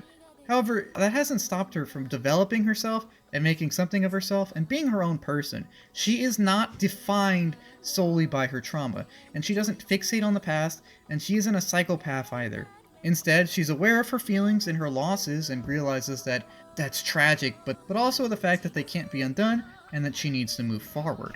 She's in touch with her feelings, and she does move forward, and in this way her character is actually very respectable, because where characters like Kunugi are permanently numbed or scarred, which does make sense in this context, and other characters like Haruka refuse to move on and just kind of live in one giant state of denial, Kim is aware of how things are and the fact that she simply needs to move on. She knows that living in the past is bad, and that while she does allow herself to feel certain feelings about it, she doesn't live in that constant state of wallowing. She doesn't prohibit herself from moving forward or taking actions to improve herself. And while I'm sure Yagamo's helped in this process, I cannot state how much credit needs to be given to Kim in this case, as her recovery is inspiring and, in all honesty, a somewhat realistic model on how people should deal with trauma. You know, it's important to zoom out, take your time to come to terms with things, and then eventually just start to move on. She embodies the most realistic, or at least healthiest way to move on from things, and in a show which seems to promote horrible coping mechanisms, we'll talk about that in the Haruka episode, I gotta say that Kim's presence is very much needed, as it serves as a sort of realistic model of how to move on and deal with things. Her recovery is an inspiring one, and it's a much better thing and lesson in process to impart to the viewer than any of Haruka's creepy, weird obsessions and schemes. And part of me even wishes that Yagamo and Kim were kind of the main characters for this reason, as, while Ayato and Haruka's chemistry is weird and Haruka has horrible mental hygiene, Kim and Yagamo just honestly seem like a very nice, wholesome, loving couple. They're very different, but they're also very caring of each other, and they're in touch with each other, and they balance each other out very well, and they support each other even better. They're just a very good picture of a healthy relationship. And for this reason, they're a better and more realistic couple than the one this show seems to want to focus on. Which again is really weird to me because Kim is a tertiary character and Yagamo is a secondary cast member, but their relationship just seems a lot more wholesome and realistic and relatable in the 20 seconds of it that we see than anything that Ayato and Haruka do, which we'll get to, but I will say now, it just seems really weird and unhealthy to me for many reasons. Alas though, Kim is relegated to the role of a tertiary character and very underutilized. And it is a shame because, like Elvie, Kim proves that the writers were capable of writing complex, well-developed, and strong and inspiring female characters. But for some reason, just kind of didn't with most of them, and just kind of made a lot of the female characters in the shallow caricatures based on a singular, stereotypical feminine trait. For example, Haruka can't live without a man, or Quon is kind of an airhead, or Helena's the kind of woman to take the ice cube train at divorce. And we'll cover all of these more in the episode where I talk about the characters that were bungled. My point being, though, is that Kim and Elvie and Megumi prove that the writers knew how to write female characters, but for some reason they didn't do it consistently, and we see this with horrible writing decisions like Haruka's weird, creepy obsession, and a bunch of other stuff that we'll get to. However, Kim herself is written very well, and her partner Yagamo is also written really well, and it's good seeing just some positive energy in the series, and some positive, healthy, mental bonding instead of what we get later on. And for this reason, I do want to highlight these two, as while they are very well known and while they don't necessarily do that much, they are pleasant to be around and they do support the main cast, and they do prove that the writers were capable of writing good characters even though they didn't always do it consistently. And above all, Kim and Yagamo are great additions to the cast as they prove that life and love go on. One more great addition to the cast is Elvie, and that is Elvie Hadiat. Now, Elvie's not a critical addition to the series, but it is a great one, as her presence is very refreshing in many ways, and one which balances out a lot of the other cast. And I think it should be said that she's probably the best written female character too, something I specify because RahXephon has an issue writing women for some reason. And again, while not critical, her presence is an excellent one which greatly helps to enhance the series. She supports many of the other casts, and is often a voice of reason, telling people to simply live their life and express themselves when all of the melodrama around them seems to get in the way of doing so. She even helps Haruka navigate some of her own issues and bad writing, which is a decent attempt to try and help everyone out. There are issues with this, but we'll get to that again later. Before we get to anything else though, let's do a quick plot overview of Elvie's presence. Now, Elvie first appears in episode 1, although we don't really get to know her or really hear her say anything until about episode 4, where she is established as the no-nonsense leader of the Alpha Squadron. In this role, and after reforming the squadron with some new compatriots, she serves as the sort of backup to, and maybe kind of even a little bit of a mentor for Ayato, accompanying him on many dangerous missions. They look out for each other and they fight side by side, gaining a sense of mutual respect. Outside of missions, Elvie is sort of Haruka's best friend and often accompanies her on many of her errands and trips. In this role, she serves as a sort of voice of reason for Haruka, although not enough to talk her out of her fascination with a 17-year-old boy, but again, we'll get to that later. Anyways, in this role she serves as a source of advice and just general emotional support. Later on, LV has a bit of a falling out with Ayato after learning of his blue blood, although she soon gets over this and even accepts Haruka's plan to follow Ayato to Tokyo Jupiter, putting her own career on the line in order to try and help her friend and retrieve Ayato. While this doesn't necessarily go anywhere, it does allow Haruka to share many scenes with LV, and for us to get to know both of them a little more. We learn of what and how she feels about the state of the world, and we learn that Haruka is still kind of a creepy weirdo. She'll get her own video, don't worry. Anyways, the time the two spend together does allow LV to give out some more advice to Haruka, mostly about that it's important to take care of one's responsibilities and keep moving forward. After the return of everyone to Terra Base, LV is grounded for her obvious slight insubordination for a bit, and is thus powerless as the fellow pilot Donnie Wong, someone whom she has grown close to as both a fellow warrior and perhaps a little more, is killed in the line of duty. This doesn't stop her though, and even though she's experienced great loss, she still powers through life. While she is very greatly affected by the death of Mr. Wong, it doesn't stop her from flying or even serving into the last battle of the series, as all forces gather in the Pacific Ocean for the climactic showdown. Unfortunately, in the showdown, she has to see a lot more carnage and is probably killed by one of Ayato's uncontrolled blasts, although seeing as that everything reset, I'm assuming that she's still flying to this day.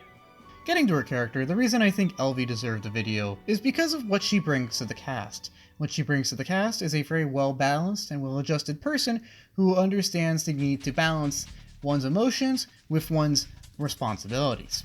Now, LV is not a cold husk who focuses solely on the job at hand, like, say, Kunugi may appear to be, and she's not someone who is always consumed by her emotions or on the fringe of some kind of emotional outburst, like Haruka at times seems to be. No, instead she's a good mid-ground of someone who allows themselves to emote and at times gets a little carried away with this, acting a little impulsive here and there, but understands that while expressing oneself is important, it's also important to take care of one's responsibilities and keep moving forward.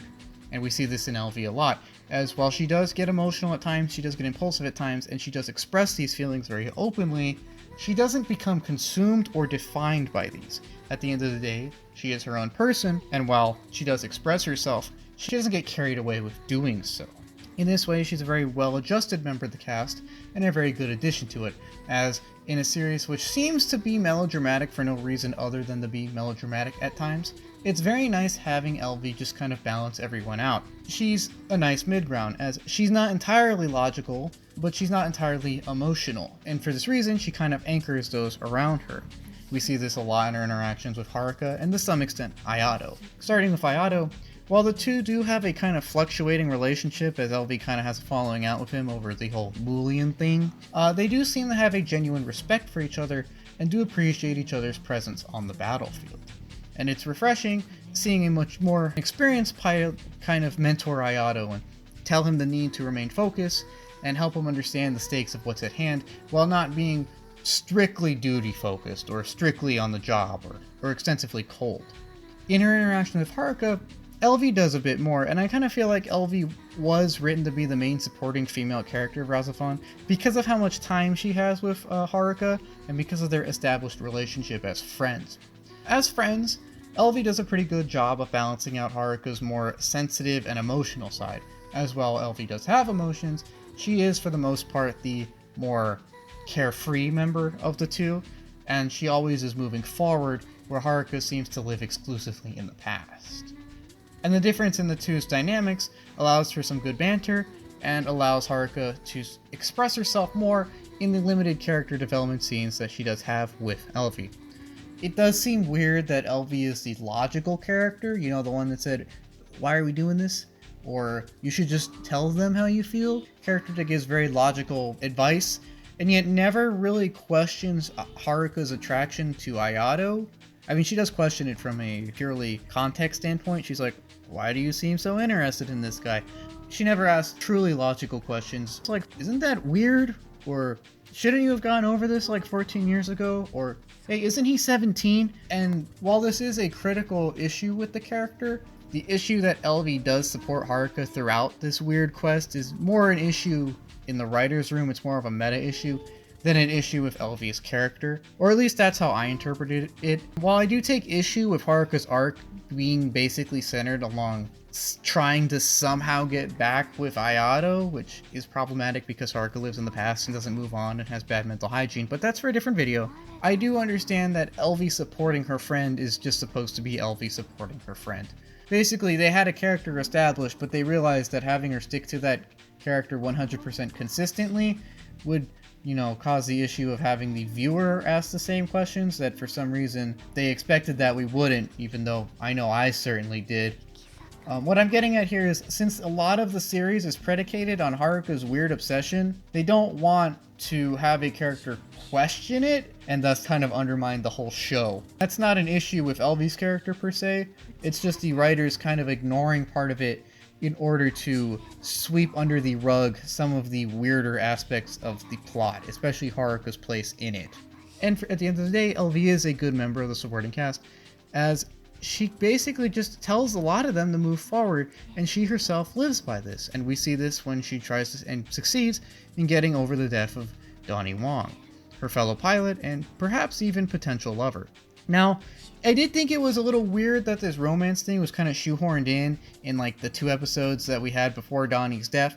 However, in this context and understanding that we don't necessarily see Alpha Squadron all the time, I understand it's just kind of a background thing and not to make it's not supposed to be a big deal.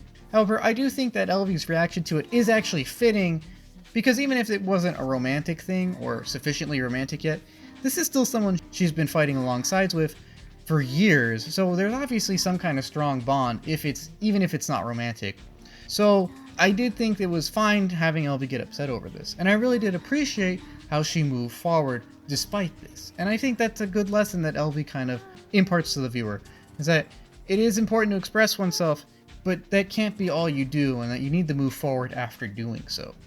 You see, as a pilot, LV works in a very dangerous line of work and under a lot of pressure in a lot of occasions. Therefore, she understands how fleeting life is, and therefore how much it must be appreciated.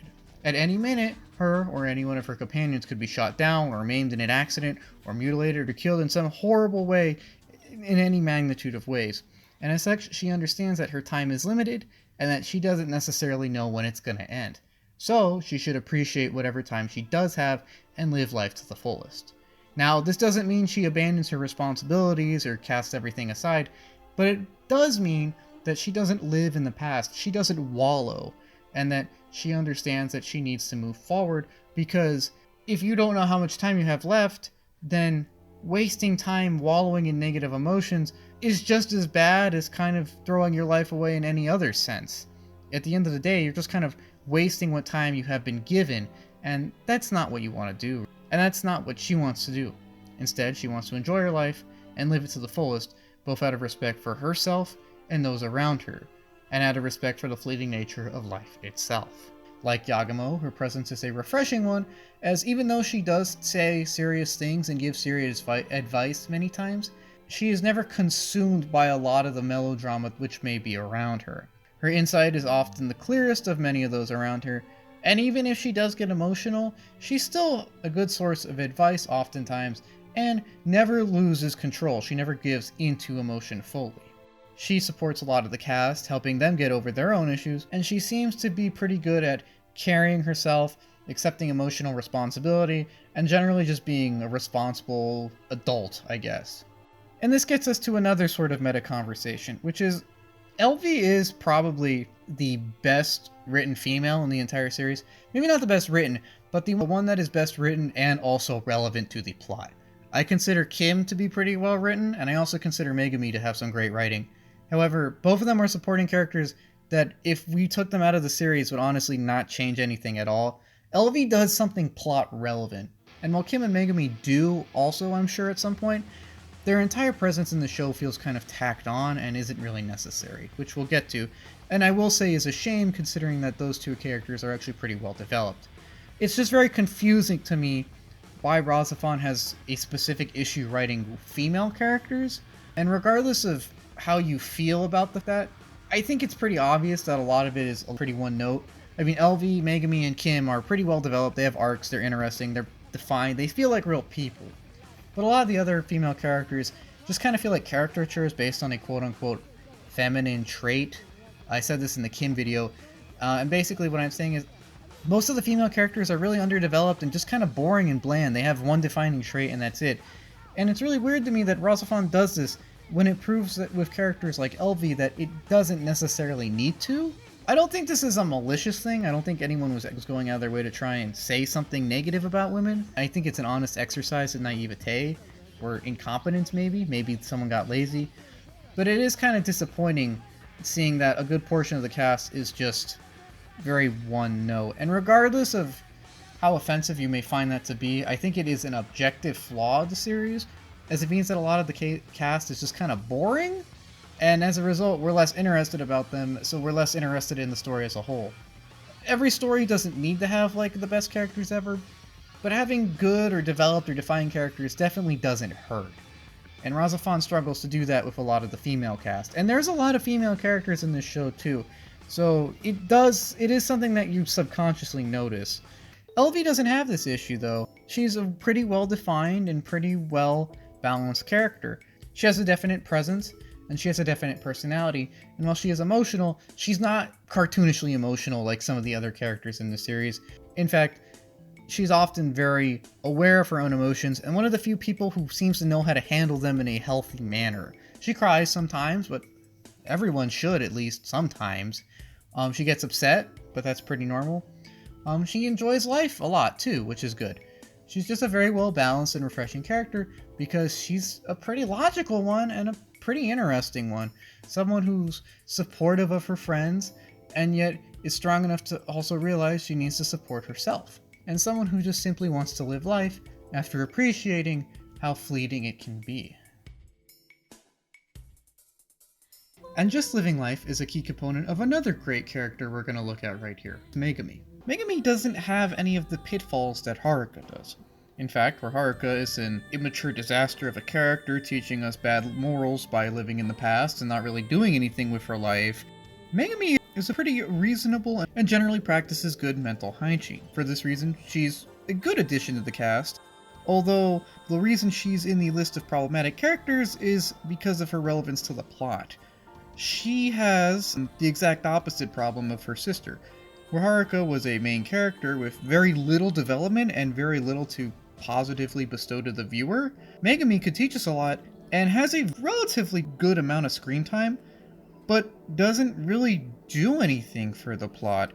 For some reason, Haruka's the center point of the plot, and Megumi is on the periphery the entire time. She has excellent character development, but almost no plot relevance. It's extremely odd to me that one of the characters that is one of the most developed, with some of the most notable growth and greatest scale of character development we see on screen, and with a good amount of screen time, is essentially tossed aside. Of all the entire cast, Megumi probably actually grows the most, but who cares, because she doesn't do anything plot relevant, or at least that's what the writers seem to think. And it must make me ask, what does she do? What is her overall relevance to the series?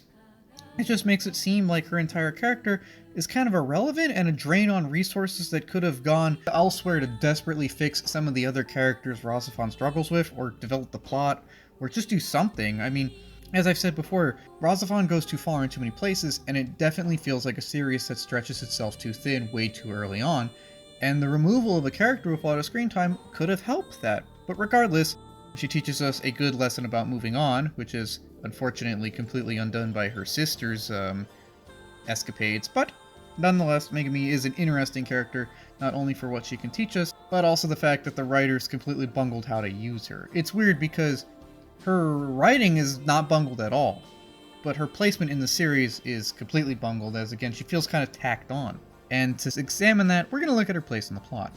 Now, Megumi is introduced when Ayato arrives upon RahXephon, and she's basically set up as his kind of guide in the early episodes, or literally the first episode they meet, she serves as his guide, and the two don't get along very well at first because Megumi's kind of an outcast and naturally suspicious of outsiders, and Ayato is, well, aware of her less than friendly attitude in this scenario and feels similarly due to it. However, through a few experiences in the next 20 minutes, the two grow to understand each other and come to be amicable, if not friendly towards each other. Oh yeah, and Ayato also lives with her now because he lives with Uncle Ricto, who happens to be Megumi's grandfather, and Haruka's. As the series progresses, we just see Megumi more and more kind of just doing things. She's a member of the Terra Bridge staff, so she shows up every now and again, and there is about 15 seconds of plot about her promotion. She also does just serve as a general friend to Ayato early on, and as for her place in the rest of the plot, most of it just boils down to her liking various guys who are either dating other women or are not interested, and her getting over it. We first see this in the Christmas episode, where she wants to ask out Major Yagamo, and that gets torpedoed because, well, he's older and he's already dating someone. But she gets herself together, she moves on, and then as she grows more friendly with Ayato, and after her promotion to a full-blown member of the bridge staff, she calls to ask him out and confess her feelings to him. However, this is kind of undone by him running away back to Tokyo Jupiter to go find himself. He did this for his own reasons, so I'm not going to say it's rude, but it's unfortunate for her how he takes off literally right as she's about to tell him something. She gets over this too as she accepts Haruka's claim on Ayato, and I know I criticize Haruka's writing a lot because it's horrible. However, Megumi basically backing off in a case where her romantic advances are rejected is the mature thing to do. You know, Megumi just says, okay, I get it, I hope everything's good, I'm gonna go do my own thing, which is the right thing to do, and again, completely overshadowed by her sister's horrible writing and whatnot. As the series nears an end, Megumi does probably the most plot significant thing, as while evacuating Raikanai, she basically tells Ayato how she feels, and accepts the fact that, you know what, he's probably not gonna take her, she should just move on. She says, Ayato, I thought you were kinda nice, but I can see that that ship has sailed, go ahead and live your own life. Good luck, Haruka. And I guess this emboldens Haruka to then creepily hit on Ayato, and I guess that emboldens him to just go, okay. It is really weird that I think the most plot-relevant thing she does in this series is basically get out of Haruka's way, which I understand what they're going for here, but it doesn't work because it just reinforces Haruka's bad behavior, and while it does allow Megumi to teach us a valuable lesson, it does also make it feel like her character was thrown aside. While yeah, she does survive till the end of the series, and even makes a cameo in a phone call in the reset timeline, she doesn't really do that much past this point, and she doesn't really do much throughout the series, just being a generally pleasant supporting member of the cast, who has a few good comedy lines and scenes, but doesn't necessarily do anything super plot relevant, hence the short summary. Now getting to her strengths, Megumi's story is well done, and while I didn't go into her personal development a lot, I will here now. Megumi's personal development is basically all about accepting things out of your control and moving on. Now, in her case specifically, it has to do with romantic affections that are not returned. However, this could just be seen as like a specific scenario which this lesson applies to. The moral she teaches us is just generally the need to continue moving forward and to not mull over past regrets, which is refreshing that a younger member of the cast teaches this to us, and it is an interesting dichotomy compared to that of her sister, who's older than her and lives almost exclusively in her past. In addition, her character is also a relatively well done one about coming of age and dealing with setbacks in general. She's plucky and determined, but is also relatively stable and able to control herself, so that when she does suffer from setbacks and loneliness and some self-doubt, she's not completely devastated and she doesn't mill over it forever. Unlike others, she doesn't wallow almost all throughout the series. I mean, she cries a few times, but who doesn't? And it doesn't define her character. She moves past this. She moves through this, and instead always pushes forward. Yeah, she gets bummed out, but she doesn't fixate on it, and she doesn't fixate on things that she can't have, and she doesn't fixate on things that can't be changed, and she doesn't unduly blame others. She simply accepts the facts on the ground, and takes a little while to collect herself, and then moves on.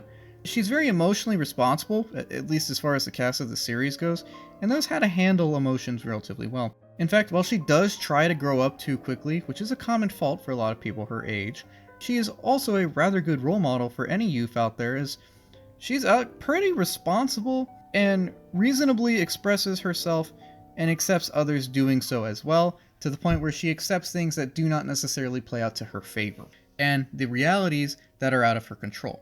For example, when she learns that Yagamo is taken and is already dating Kim, she doesn't let this interfere with her relationship with either. She stays professional with Yagamo, and she's still good friends with Kim. She doesn't feel betrayed, she doesn't blame anyone, she doesn't berate herself, she doesn't beat herself up or anything. No, she just kind of moves on further and says, well, it is what it is, but I tried. And then she moves on.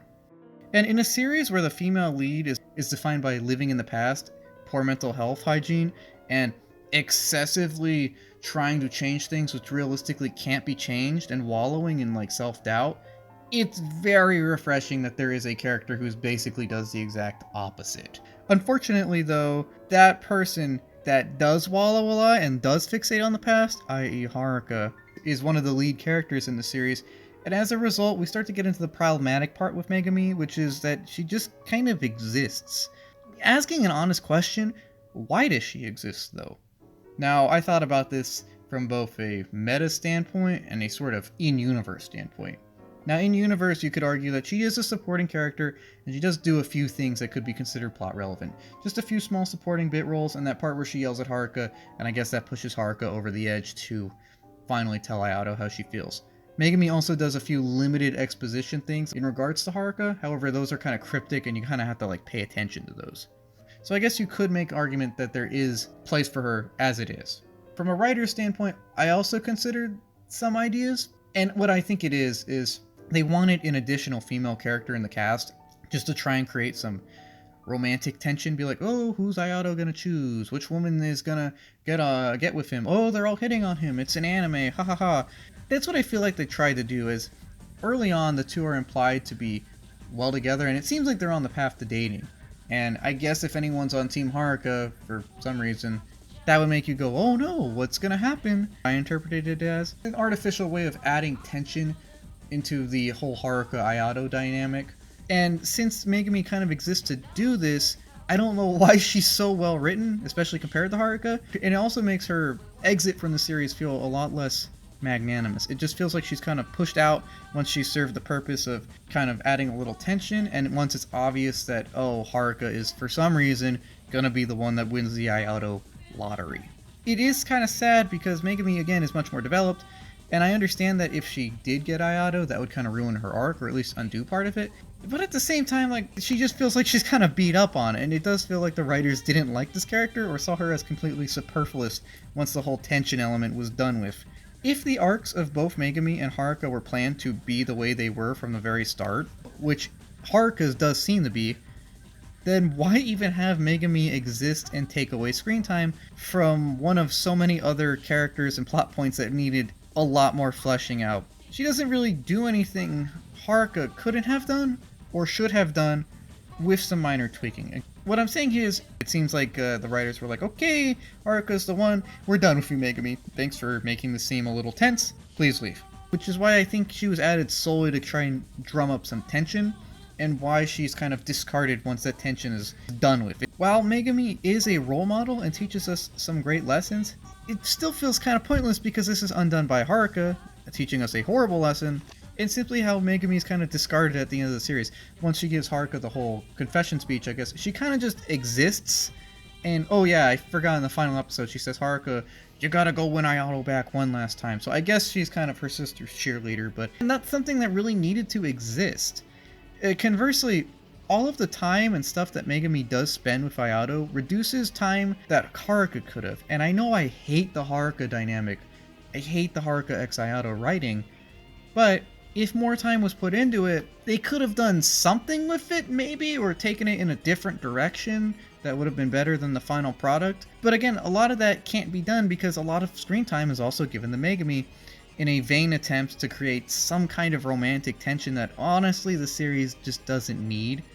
You don't need to add all this extra tension to keep the viewer watching, or at least me. I was kind of confused a lot of the time, or at least interested in the plot, sort of, and the world building. So the romantic tension really didn't keep me watching. I didn't really care because a lot of the characters in this series are kind of flat. So just artificially adding this tension didn't really do anything for me. And especially since Haruka, Ayato, and Megumi, neither of them extensively develop each other, or any other character for that reason. So why bother having Megumi here? It's weird that she kind of exists in a vacuum too. She's great character development, but doesn't necessarily impact any other characters enough to really validate her presence. Either Megumi should be Ayato's age and the two should get together, as Haruka learns and teaches the viewers a valuable lesson about moving on, that's what I would have done. Or rewrite Haruka's character so she's younger, less creepy, and doesn't have a previous relationship with Ayato, and just have a more conventional romance story where the two go on adventures and have a lot more time bonding. Either way, Megumi's character would have to be drastically changed to really make sense in the writing standpoint for me, because she'd either have to be a lot more prevalent in the whole Haruka moving on version of the story, or non-existent at all. In fact, I think Haruka and Megumi should have been consolidated from the very start into a single character, or we should have just gone full tragedy here, and just nobody dates anyone, everyone dies, it sucks. I know what people don't like series like that, but if RahXephon got really dark, I'd respect it. It'd be crazy, you know? But as it stands though, RahXephon just kind of has like a weird, creepy romance with Haruka and Ayato, and Megumi's presence only serves to add a little bit of artificial tension to it and do a little bit of exposition on her sister, but not really anything more, or not really anything enough to validate Megumi's presence. It just feels like Megumi is simply added to create some kind of implied romantic tension, and then just cast off when this purpose is served. Since it does seem to me that Haruka x Ayato was one of the only things that was thought of and agreed on from the start, I'm confused why no one thought to give Megumi anything else to do, or anything relevant to do to the plot. Like, it seems to me that Haruka's role was kind of thought out, and Megumi's is a tertiary addition to that, but then they realized, crap, we made a character, what are we going to do with this character? She can't just go away, and so she kind of just tags along past this point. It seems to me that when she served the purpose given to her, no one really wanted anything to do with her, and since there's some mean-spirited handling of the character, as she's just kind of cast aside, and this accumulates with her basically renouncing her own feelings in a weird kind of character climax, I guess, where she hands over Ayato to Haruka, in essence. And this does accumulate in an endearing, valuable, and hard-earned lesson, and a good lesson, but again, it, and basically Megumi as a whole, just get dumped on by both her sister and the entirety of the conclusion, and a lot of the writing done. It's unfortunate that one of the characters with the best character development has almost no plot relevance, and, as a result, has almost no impact. And the tragedy of Megumi is of course at least partially due to the impact of her sister, Haruka. While RahXephon does have some great characters, it does consistently struggle with developing or writing about a third to half of the cast, and we're going to start getting into that, so this is not necessarily going to be a very positive my apologies. Now, Haruka is one of the most puzzling, if not the most puzzling, and possibly most bungled character I've ever seen on this channel. I've seen characters that are intentionally written poorly to try and dissuade the viewer from something, and I've seen characters who I can see an honest attempt that something was made and it just kind of fell through. Haruka is neither of these, but kind of both of these at the same time, as she is simultaneously underdeveloped and yet very well defined by a very singular and very questionable trait. That sole trait that kind of defines her is her near obsession with Ayato. And I know the series frames it as love, but I'm going to explain why up until this point I've been calling it obsession, and why it is kind of weird and why the writing does not work here, I'm sorry. It's always risky having a character defined by another character, and it's especially so if that character is supposed to be a main character and their motivations for being defined by another character aren't super clear or super logical. In fact, while I don't hate Haruka, I would consider her something of a disaster class in creating a main character, as she kind of fails on every front. She doesn't really do anything super significant to the plot past about episode 5. She isn't super well developed other than her one trait, or her sole defining mission, I guess. And both of those things, that her traits and her mission, is kind of winning back the love of someone whom she probably should have gotten over a decade ago, and oh yeah, is 17 in this context, which just leads to a lot of really weird, creepy scenes and questions when we really zoom out. I don't know why Haruka was written the way she is, but god is it fascinating in one of the oddest ways possible. But before we get into that, brief plot overview. And I do say brief because in spite of the fact that Haruka is a main character, she doesn't really do that much, which is really weird. Episodes 1 through 4 set her up as this kind of cool intelligence agent, although I don't think it's a good sign that Haruka's literal first appearance is one which is spying on Ayato, only helping my theory here that her relationship and interest with him are not the most healthy. She does single-handedly somehow infiltrate Tokyo Jupiter and kind of bail Ayato out. She kind of bungles it, but I don't blame her for getting overwhelmed by some kind of weird mystic alien technology she doesn't understand. And to be fair, she does successfully get out with Ayato. And this kind of sets her up as both our window into the world of RahXephon, our guide if you will, and a sort of just cool secret agent lady. However, again, past episode 4, that all basically goes out the window. As I noted a weird change in Haruka's character upon gathering B-roll for this video.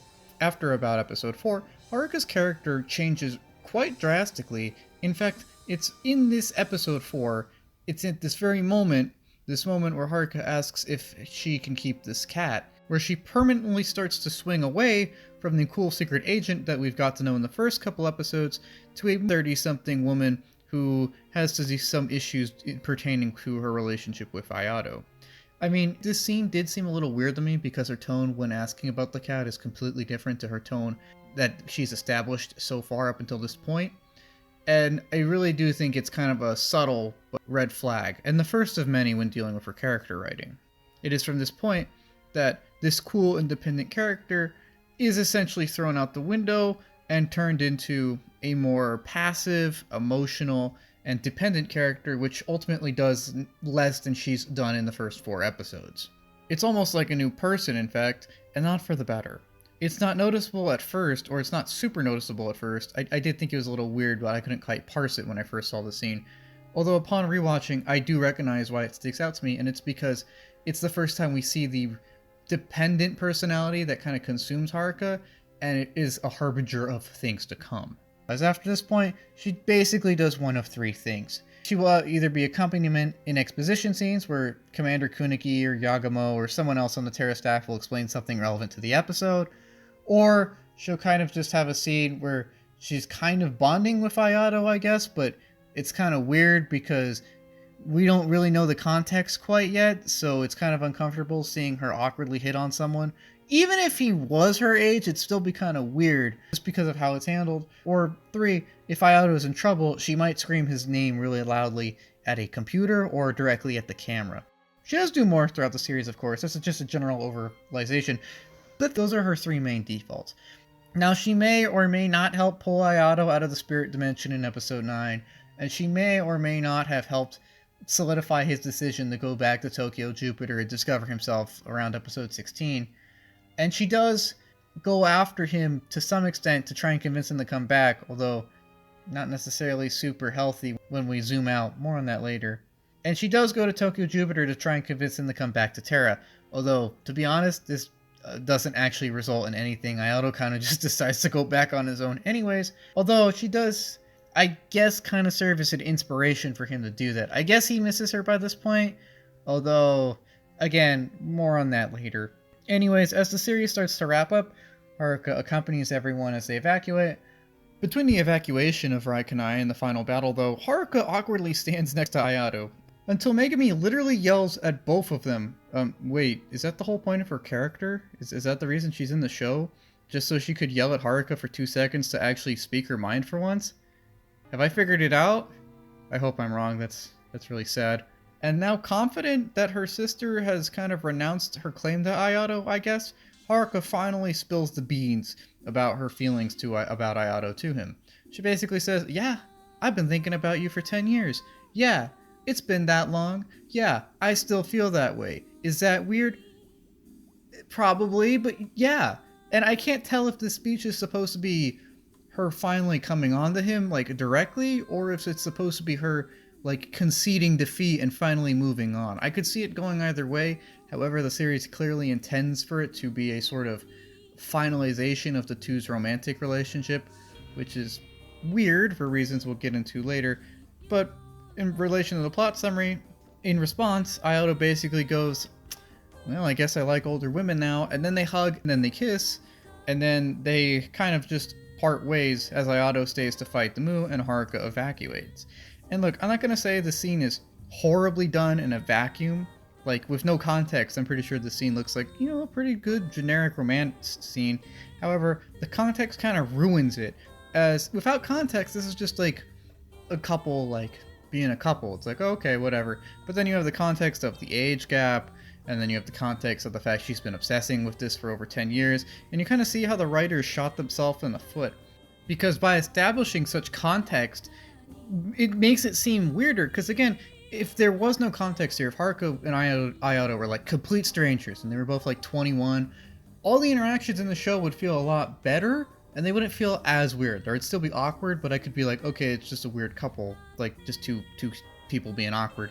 But the context of it kind of ruins it, because it goes from two people being awkward to a woman obsessing over someone for 10 years and then kind of like kidnapping him or like gaslighting him into like joining her workplace so that she can kind of hit on him some more.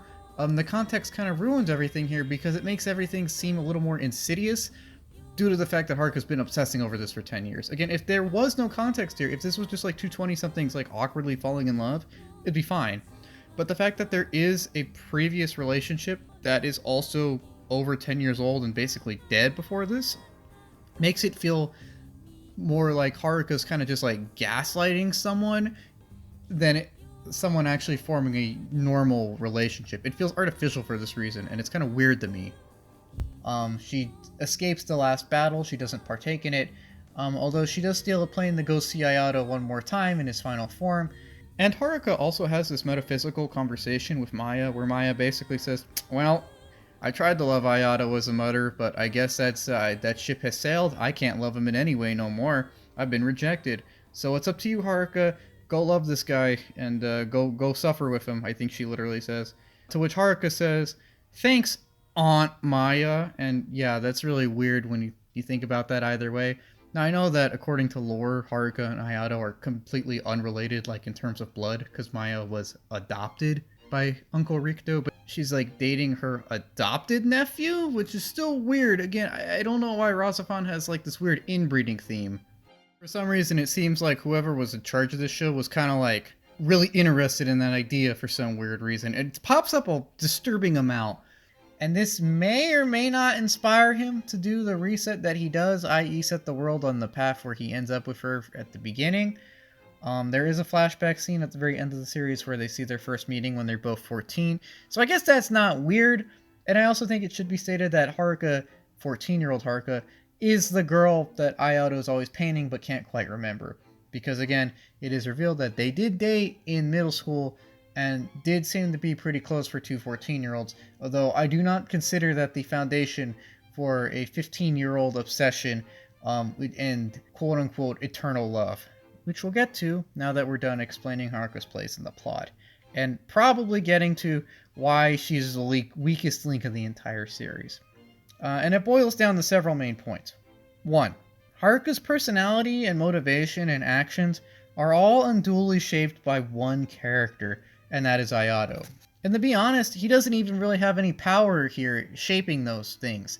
It's just her obsession with him that shapes them, really. 2. This leads to a very strong urge for her to get back with Ayato, and while this urge is very strong, I question the foundations of it, as a school crush isn't the basis of quote-unquote eternal love. 3.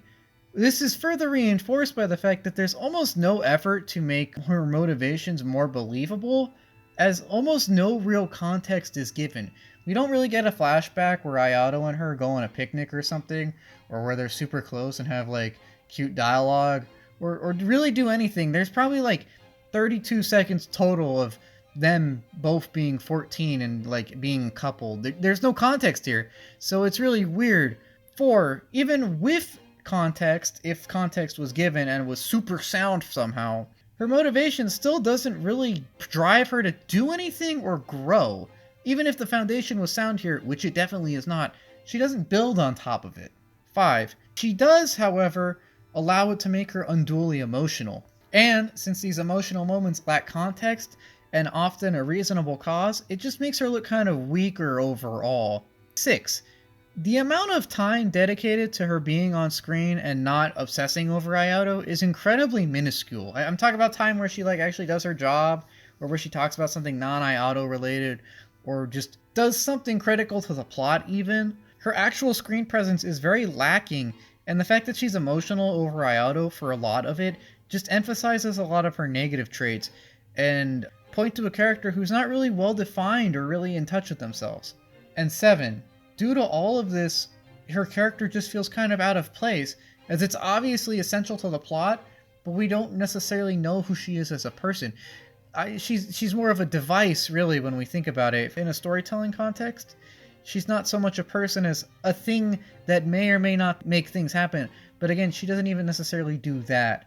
So she's kind of pointless in a lot of ways, which is really weird considering she's supposed to be a main character and even a motivation for Ayato. Which doesn't work either because she's the one trying to, like, get back with him, and it's really creepy when we zoom out, which we'll definitely talk about. All of these points, though, coagulate to create one of the worst written main characters I've ever seen. Not only in the context of this channel, but in a lot of things. I mean, she's one step away from telling me that she doesn't like sand. And where that character is supposed to be intentionally awkward, I don't think Haruka is. She lacks her own character, or even legitimate motivations, and so as instead of coming off as a passionate lover defying time itself and the fate of the world, she just kind of looks like a creepy, boring weirdo, which is not a compliment. It's bad enough that Ayato is 17 and she's 29, but, you know, say he's 18, say we're not breaking any laws here. That's still kind of weird, seeing as that the entire basis on this is based off of a middle school crush that, at least to her, has been over for over a decade. It's been a while, okay? Maybe you should have gotten over this by now. Maybe you should learn to love yourself and question where you are in your life and how you're doing and not obsessing over a boy you haven't seen for 12 years. And this isn't even really Ayato's fault, because we don't get any context of the relationship, and he totally forgot about it, so it's not like he's trying to gaslight her into doing this. This is entirely her. I mean, I guess there are some arguments that people could propose saying, quote, but RahXephon does show these two bonding, or Haruka isn't insidious, she's just awkward and doesn't know how to process things. And I guess you could say that both of those are objectively true, but it's also true that neither of those make up for the horrible writing present, or the fact that the concept simply doesn't work here, because the entirety of the concept is predicated upon Haruka's horrible mental health hygiene.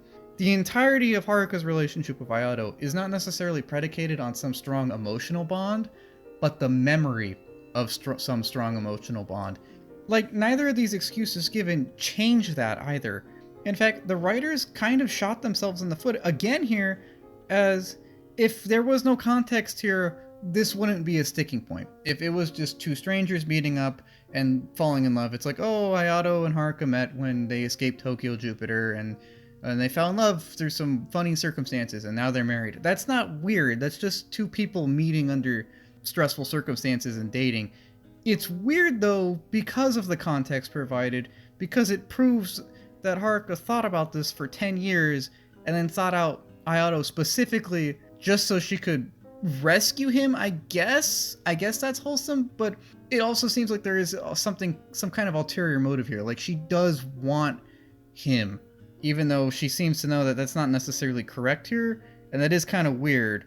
But again, the writers don't really make an issue of this, and they kind of ignore the fact that the context provided is the reason that it's weird. In fact, I would go as far to say is that the context is the main reason this relationship doesn't work. The fact that there is context given, and the fact that Haruka is obsessed over this and has been plotting this for essentially 10 years, and the fact that Haruka hasn't gotten over this in 10 years is what makes it weird to me. And it's even weirder because the show never addresses this context in any light other than positive. It establishes it as a sort of motivation for Haruka, and it just says generic positive, she's devoted. However, it never questions if this devotion is actually obsession, and it never questions if Haruka should have moved on by now, and it never questions if 10 years is a healthy amount of time to be, you know, on this quest, and it never questions anything from Ayato's point of view, i.e., how does he feel having been essentially kind of forced into all of this?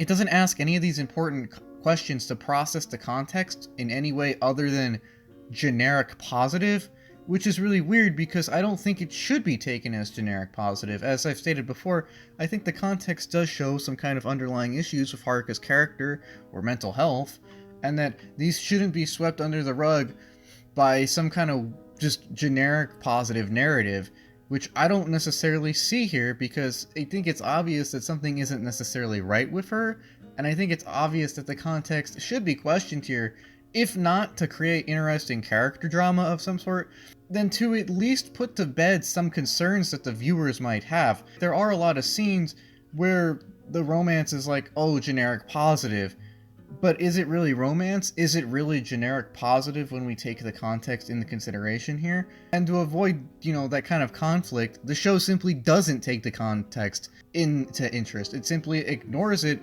and uses it only to provide a motivation without actually exploring it in any way that might make us question what's actually happening here. And in this way, I think this is why it feels really artificial and creepy to me, because not only is Haruka kind of gaslighting Ayato, but the show's kind of gaslighting us into just taking this relationship at face value. There's a lot of scenes where it's like, oh, they're a couple, and that's cute, and good for them. And the show seems like it really wants you to buy into that, and it wants to fool you into believing that there's no weird context here by simply ignoring it. And I think the fact that the show does this is what makes me uncomfortable, because you could say, oh, Haruka's an unstable character, oh, Haruka's not learning anything, she's living in the past, and there are ways a show could handle that and make it seem like, oh, this is bad, but the show never does, and it never contextualizes anything above a surface level, and this is what makes it really weird and artificial. And it honestly just makes her look kind of weak and weird, and it makes her look unstable, and it makes me uncomfortable. As zooming out, it is really weird. Even if he was 18, the way she approaches him and hits on him or gets noticeably uncomfortable around him is very weird. If you're an adult and you think someone's attractive, just politely say it. And if, whatever happens, happens.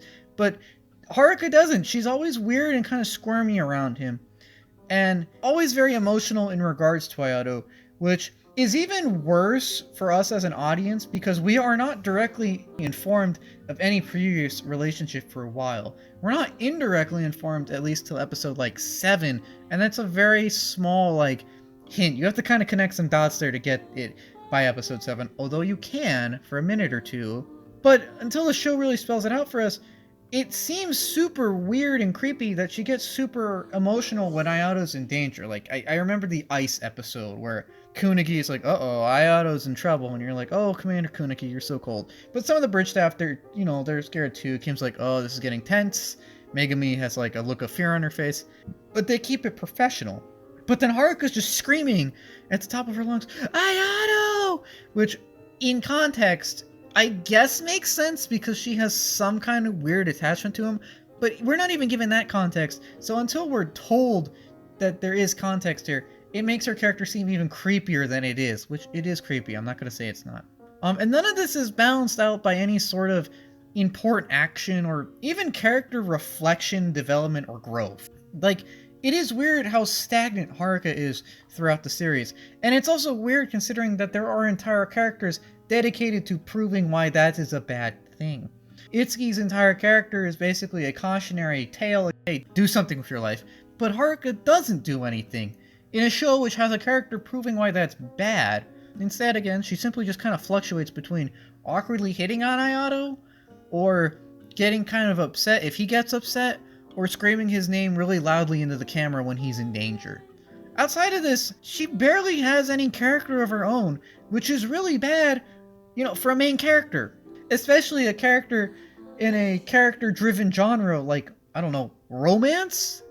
I guess she does do stuff, try to dig up more about Quon's past, but whenever she does stuff like this, it's just kind of an exposition thing to get more exposition out of the way. Futagawa could have done that, and he's Columbo and he's way better, so she doesn't really do that much.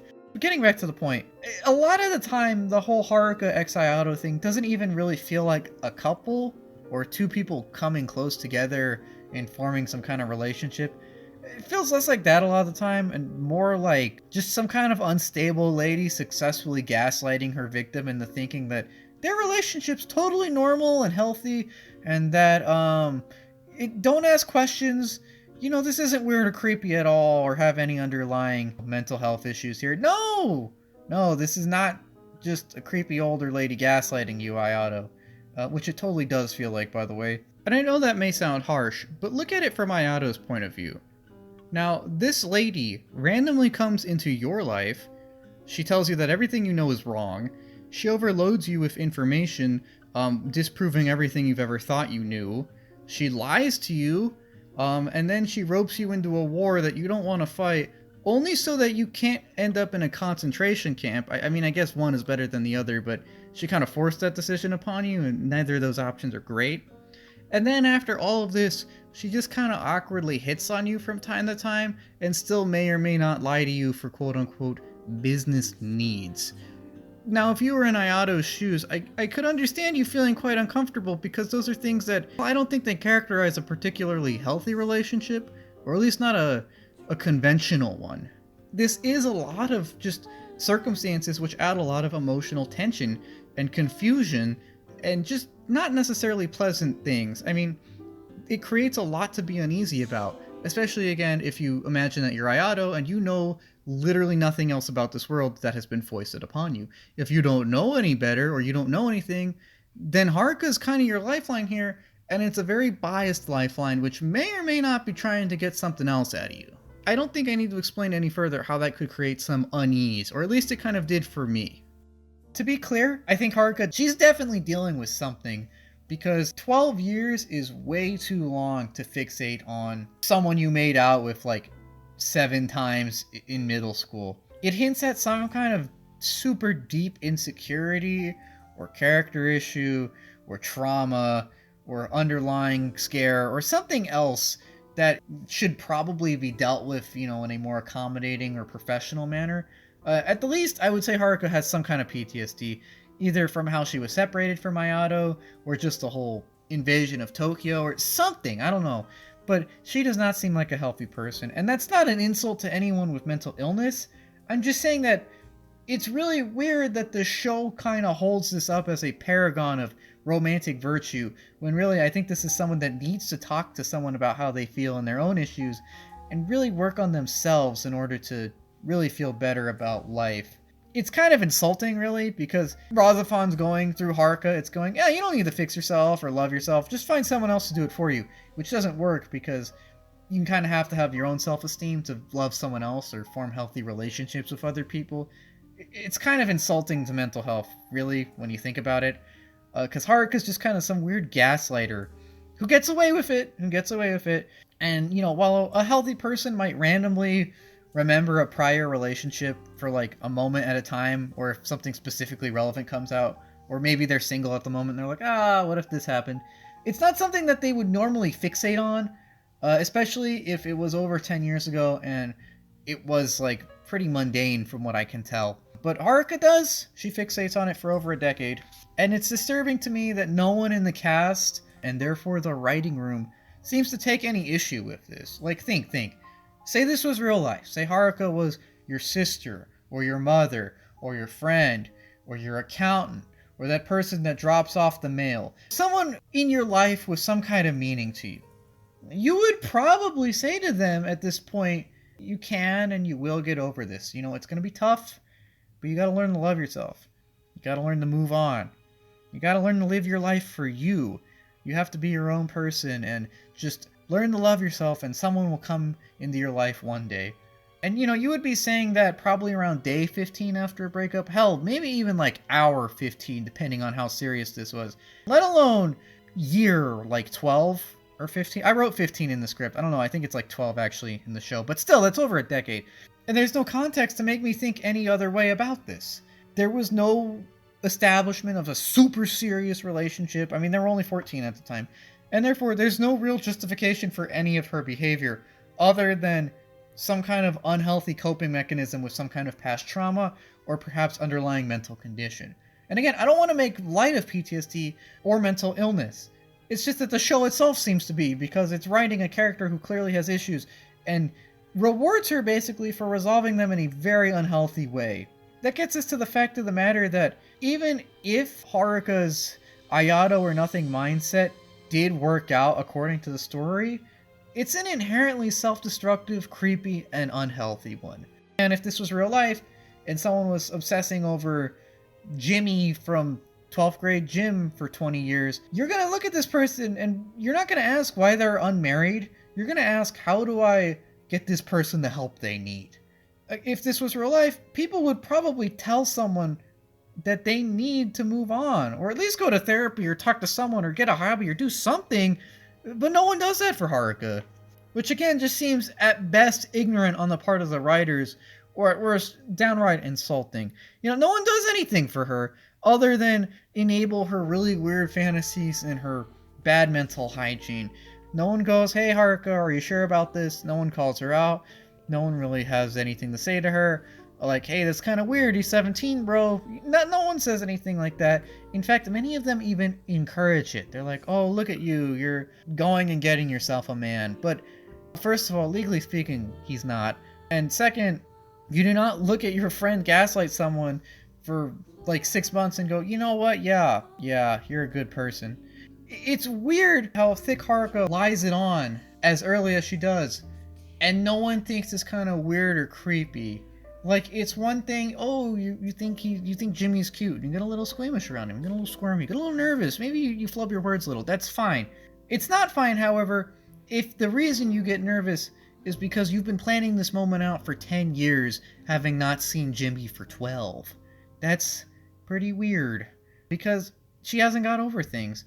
And the fact that the show encourages Haruka obsessing over Ayato, and basically rewards the fact that she has decided to not do anything with her life for 10 years. I mean, she's done stuff, obviously, she has a job, but, like, developmentally, or move on past trauma, or deal with it in a healthy way that emphasizes loving herself in order to love others, or, just work on self-esteem or something, is very weird. And it kind of teaches a horrible lesson to the viewer as a whole.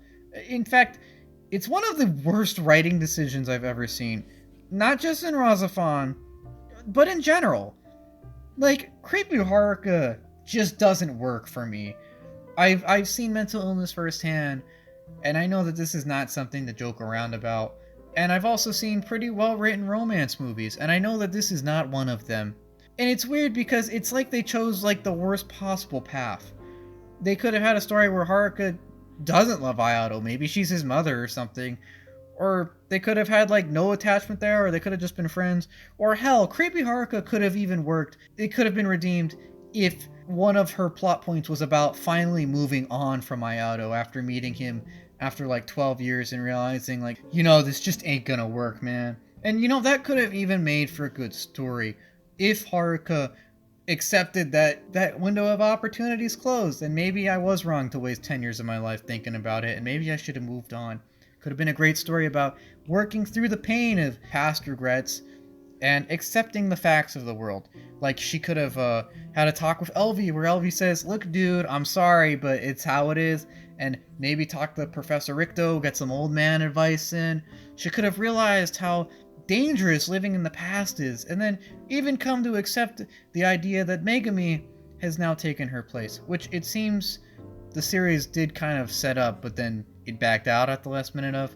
And I do note this because it would also give Megumi's character and arc some kind of meaning other than none at all. That'll get its own video. But this way, even if Haruka is still emotional and doesn't really do anything, at least she could teach us, the viewers, a good lesson about the need to move on and love oneself, and have actual character development.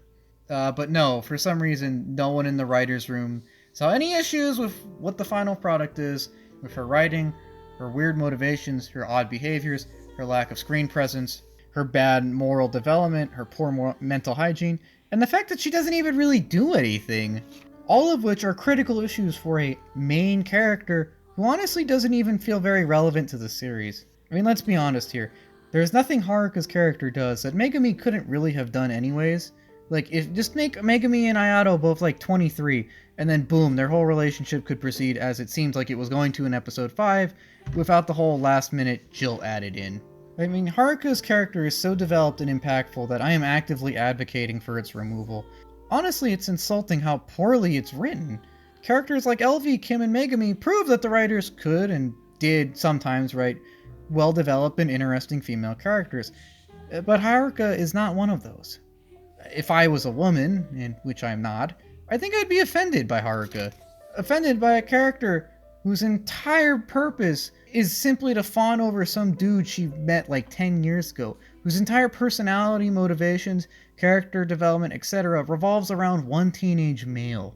I mean, it's quite backwards, And I just want to say that Haruka and Ayato's relationship and their general dynamic just make me uncomfortable for reasons that I'm sure of, like the fact he's 17, and many that I don't necessarily understand 100%, although I have like vague feelings of why. I think it boils down to just kind of how uncanny it is and how kind of like bizarrely artificial it feels. It just feels so weird to me regardless of the age. Like if they were both 23, I think it would still be weird because of other circumstances present. It feels like the writers were trying too hard to make this a sort of star-crossed lovers thing by providing all the bizarre context that makes Haruka seem creepy, without noticing that the context is kind of what torpedoes the concept in the first place.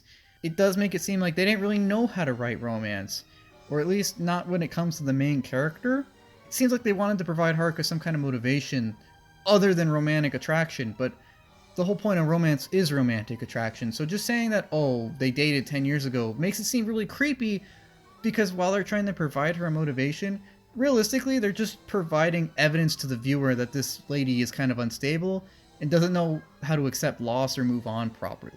All of this just makes it feel kind of artificial to me, and I don't know how to quite process that with my brain. Neither character seems artificial, it just seems like they're living in this really weird forced scenario, and it doesn't sit well with me. It makes me uneasy. It even feels like to some extent I'm kind of like reading fan fiction, I guess, even though it's not. This relationship, it just feels off, something unnatural, and that's about all I can say.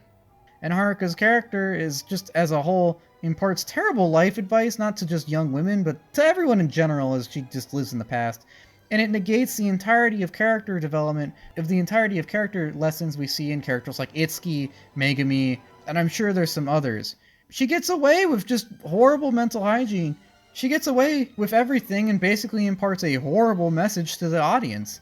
She's a testament not to the idea of eternal love, but instead just terrible writing decisions and wasted potential. On the topic of eternal love and how RahXephon continuously fumbles this notion, it seems like the most commonly cited theme for RahXephon, or at least one of the biggest ones, is eternal love. The idea that love conquers all, and that a strong bond can overcome any adversity present, and that's a great theme. I'm not going to harp on that because, you know, people can be really inspired by other people, and a strong bond can help you get through a lot.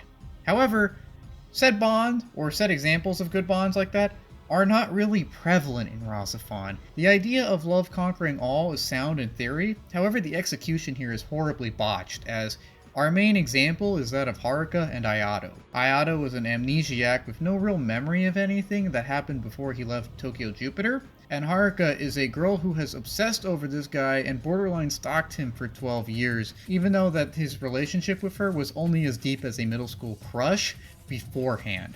So we have a guy who doesn't know the lady and doesn't understand a lot of the context because he literally doesn't remember it, and we have a lady who takes said minuscule context and conflates it to the point where her entire life is focused on getting back with this guy whom she made out with like 2 times in the back of a middle school playground. As you can see, I don't think that's a healthy relationship, especially because how it's kind of, quote, reconciled as the series progresses. I mean, they do have a few, like, quote, normal, awkward bonding moments, I guess.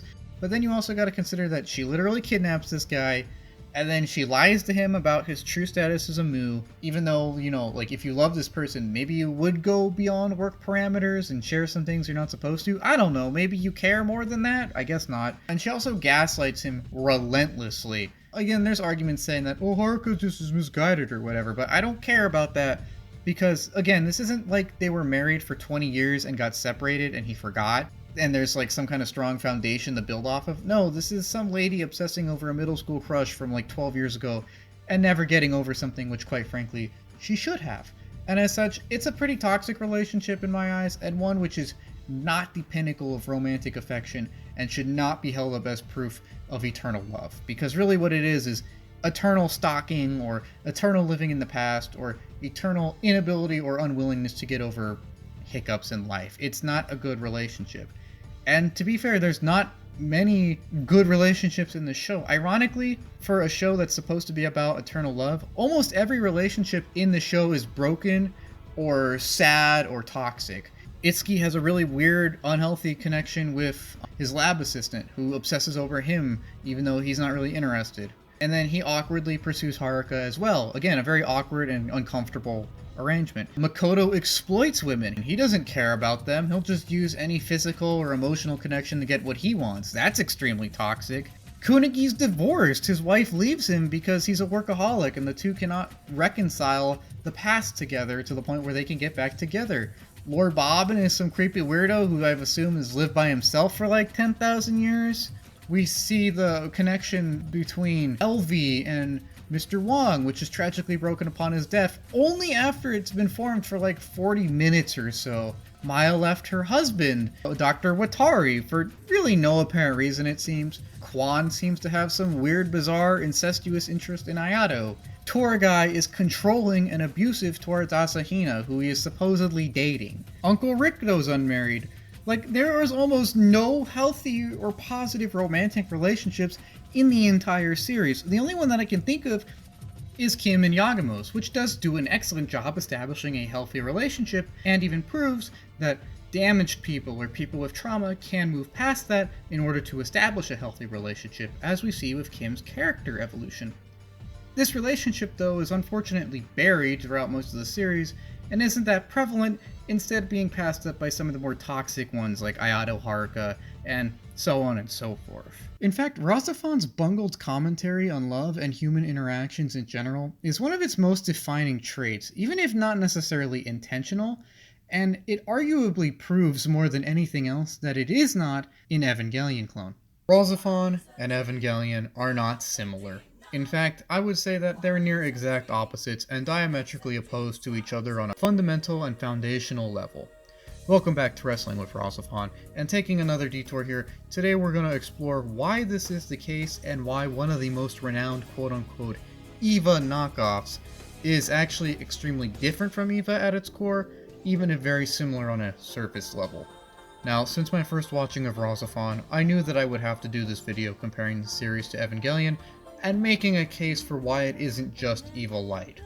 I was a bit puzzled on how to do this, as the series are obviously different, and yet RahXephon also seems to, unintentionally or not, pay a lot of homage to Evangelion, from its cinematography, to certain character traits, to even essentially recreating certain shots. While character beats are shared though, the character writing is very different, and we'll get into that later. But this wasn't the core of why the series felt different to me. They always felt very different to me though I couldn't quite nail why, although I think I finally figured it out. At their core, RahXephon and Evangelion are almost the exact opposite, tackling similar themes and coming to near opposite conclusions. The two are thematically opposed and say very different things. Evangelion teaches us the need to love ourselves, and why loving others is hard if you don't. RahXephon instead seems to say that loving yourself is difficult, and that you need someone to help you do this. It says, who cares about self-respect or growth? Just find someone to fill the void for you. Evangelion is a series about dealing with the fallout of tough and bad past decisions, and it speaks to the permanence of the past and its impact, even on those who didn't shape it. RahXephon, on the other hand, literally resets the past and just kind of undoes everything, where Evangelion's cast is intentionally uncomfortable in order to drive home the importance of growing and reaching out to others. RahXephon is unintentionally uncomfortable because of a lot of the cast is stagnant and promotes questionable mental hygiene. One is a raw dose of reality focusing on the complex and multifaceted nature of humanity, while the other is something of an escapist fantasy attempting to give everyone involved a pass by having everyone end up sharing the same goal. One proves its point by having an ending intentionally made to feel incomplete, and the other has an ending that kind of undoes almost all of the character development by feeling too complete. For all of these reasons and more, RahXephon is therefore the anti-Evangelion, as Evangelion negatively promotes good themes and morals, i.e. it promotes good things by showing the consequences of not carrying out what you should do. RahXephon positively promotes bad morals, i.e. it seems to reward bad behavior and bad mental hygiene. Examples of this are, in Evangelion, Shinji suffers because he doesn't talk to others or express himself, and this tells the viewer that maybe we should do these things. However, in RahXephon, Haruka has a creepy obsession with Ayato and lives in the past, but is ultimately rewarded for this. Therefore, RahXephon promotes bad behavior. I know it may sound as though I'm being harsh to RahXephon, however, it is important to view what I consider objective flaws with some of the themes present, and that since we're examining themes in this episode, this just happens to be where I mention these flaws. I don't hate the series, I just think that it's botched in many regards, and that it's important to acknowledge objective issues with it. And while RahXephon does botch these points, that doesn't mean that the series is a complete dumpster fire. It just means that it overextended itself and was too ambitious in its role to try and become the next big thing. Which is another ironic difference from Evangelion, as Evangelion never tried to be anything too big, but became very big. RahXephon, on the other hand, literally wanted to create the new standard, and is now reduced to a mere footnote in a lot of anime discourse. Getting back to the main essay, where Evangelion is a cautionary tale telling us the importance of self-love and fulfillment and moving on, RahXephon is a work of escapist fantasy, promoting a cast actively living in the past and that doesn't actually grow that much depending on the character. I know it may sound like I'm taking a rather negative view to RahXephon in this video, but I think when viewing them in respect to Evangelion's themes, it's important to see how they are the opposite of each other, even if they are one of RahXephon's weaker points. It does feel like someone liked the visuals and some of the technicals behind Evangelion, but didn't like or quite understand the point of it or some of its more complex character writing, and so embarked to create a work of extreme escapism using Evangelion as a vague template. Now this of course is very ironic, as extreme escapism is the exact thing that Evangelion takes a firm stance against. Evangelion makes a point of placing Shinji in a world out of his control and forcing him to adapt and grow through very uncomfortable situations, and exploring his own flaws in the process and how to possibly overcome these. Meanwhile, RahXephon literally lets the main cast create their own fantasy life through ill-explained mechanics, and in the process kind of undoes a lot of the rather solid character growth that protagonist Ayato has established up until this point. On the topic of mechanics, I think should also be briefly noted that Evangelion's mechanics, while always in the background and not necessarily based in real-world science, are somewhat fleshed out and consistent. There is a lot of background imagery and lore which informs us to how the soul works in the world of Evangelion, or that the Evas are just chained, mutated flesh constructs in the form of a mech. There are subtle cues in the background letting us know how stuff works. RahXephon, on the other hand, never really gives its mechanics too much attention, and there seem to be large or wide inconsistencies or gaps in the knowledge present, at least what is shown to the viewer. Getting back to more serious writing issues, there's also a knowledge gap in character writing. Evangelion has a much smaller and well-developed cast. They're intentionally written to feel awkward and isolated, and in this way they're excellently written, as this allows them to explore the more uncomfortable aspects that Evangelion wants to get into, and thus promote positive themes by showing the consequences of not growing and expressing oneself and reaching out to others. Meanwhile, RahXephon's cast is often poorly written because it's too large, and the cast simply doesn't have enough time to develop everyone. In addition, it should be noted that where Evangelion's cast is intentionally awkward, RahXephon's cast is unintentionally awkward. They don't feel awkward when they should, or when I feel they should, but they're much too awkward in situations when they shouldn't necessarily be. Evangelion uses discomfort to afford us a gaze into the turbulent and often unstable nature of humanity, while RahXephon sometimes creates discomfort for the viewers by glazing over things that realistically should cause the cast discomfort, but don't. For example, something like the Haruka-Ayato dynamic. In Evangelion, something similar to this does occur with Misato and Shinji, or at least is kind of hinted at. However, the show makes it very obvious that this is supposed to be a point of discomfort in order to show us the suffering of the cast and therefore get the lessons of the show across. In RahXephon, though, this is just seen as a blanket positive thing, even though it is very uncomfortable for the viewers, and thus promotes poor mental hygiene and a awkward romance that never really gets off the ground and arguably shouldn't. Evangelion's cast is smaller and simply feels more human as they run the gamut of the human experience. All of these make, in my eyes at least, Evangelion much more impactful and well done. The struggles of the cast are much more real, and them growing through these, or suffering punishment for failing to do so, import much more to us as viewers than RahXephon's 20 episodes of okay-ish character development, which suddenly gets swamped in a tsunami of escapism.